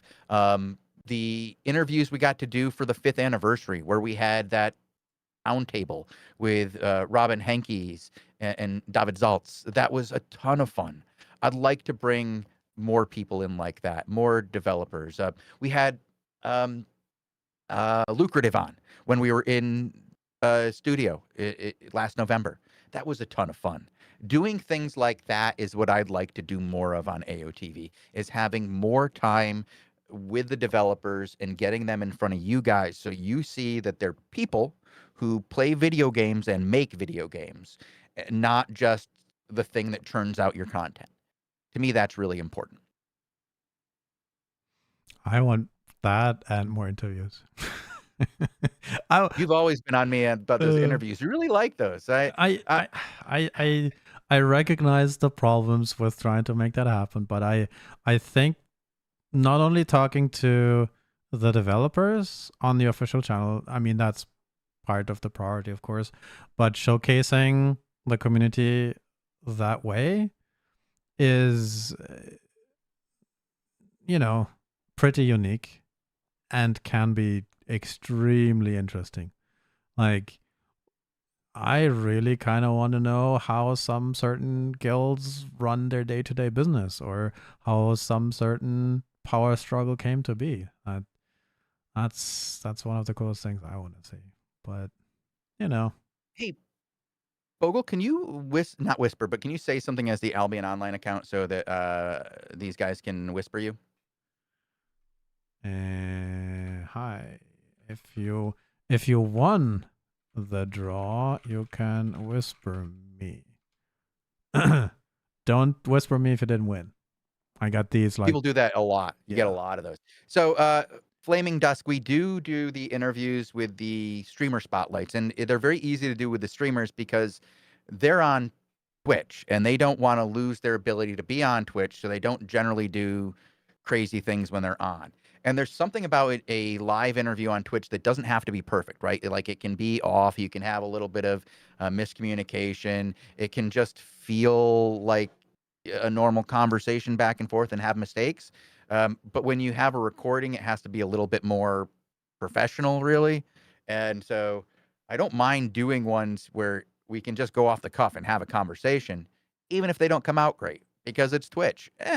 But when I do a recording, I want them to come out great. And that requires so much effort on editing. And we have to do anything that we do with a guild leader. It has to be pre-recorded. I don't know if you've met these guys, but I once had Derek on.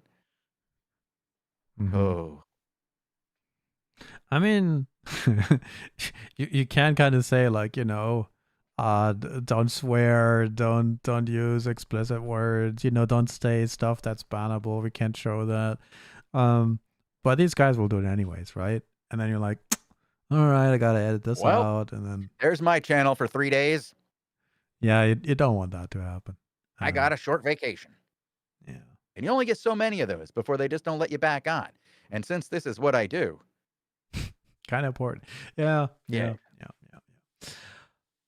Man, yeah. It's been a while. I think we're doing all right. I think there's cool stuff to come. I think this is pretty unique as a thing for the community, and I think also by the community in large. Yeah, it's definitely a community-driven show in a lot of ways. Without them and their interaction, we wouldn't have been able to do this. So much of what we did was community-driven. Like Robin Hood RS came from the community. Tazik came from the community. Like you and I came from the community. Lupac, I think, was brought in as a streamer early on, and then I don't know exactly what Lupac. I mean, he turned very community, yeah. Yeah, but he's now part of the community. Yeah. But L Forward came from the community. Melitris came from the community. Nazori came from the community. Everybody that works here was a community member first that started working with us because they really put in a lot of effort into it. Minsu, part of the community. Actually, a level 9 PV, Crystal League championship player over there. The guy went wild in 5v5s. Definitely part of the community. It's what makes this thing that we do so natural and real, is that you're not dealing with people that were chosen by Sandbox Interactive. You're dealing with people that were chosen by the community to work with the community. Like, they let me pick everybody who works here besides Lupac. They gave me Lupac.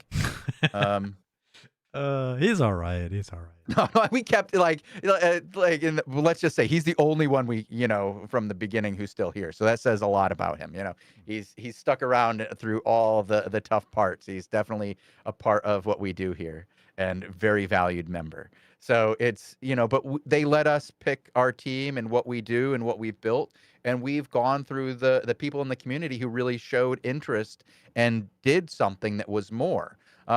One of the things I should say is that everything that we've gotten to do here on Albion TV, whether it was the Daily Show, the War Reports, the faction warfare shows, the interviews, are all things that we did first. And then after we did them and showed that they were good pieces of content, did we then get budget to do them. Everything we've done was something we said, here's a thing that we can do. We're going to show you that we can do it and that it has value. And then we were able to get the budget to continue doing that. And that's something I think you guys, if you're content creators out there and you're people who are trying to get yourself into the gaming industry or another industry that is a creative industry, just do it. Do the work. Make the stuff that you want to sell first and then try to get it out there. If you make something, what is it, Field of Dreams, if you build it, they will come. They can't buy it if they don't see it, is the way I would say it. Like, they might not necessarily come if you build it, but they certainly won't if you don't. If you just talk about it and what you'd like to do, you won't ever get there to doing it. Go out there and do it, and then try to make it work.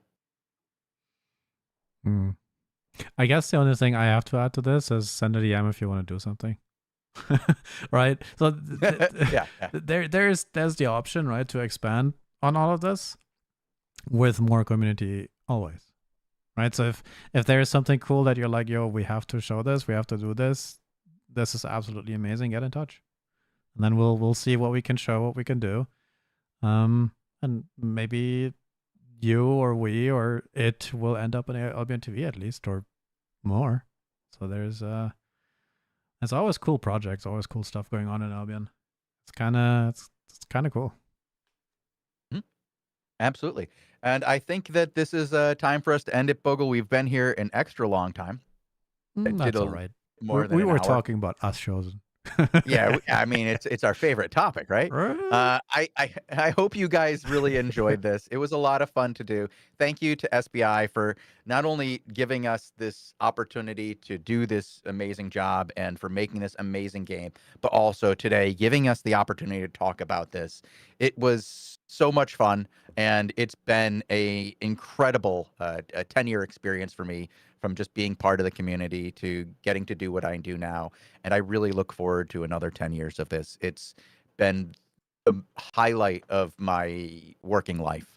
And I've gotten to do some incredibly fun things in my life for work, but this is by far the best.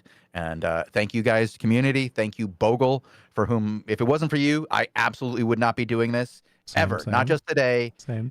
ever. So thank you so much. And guys, I will see you again soon. Bye. See you tomorrow.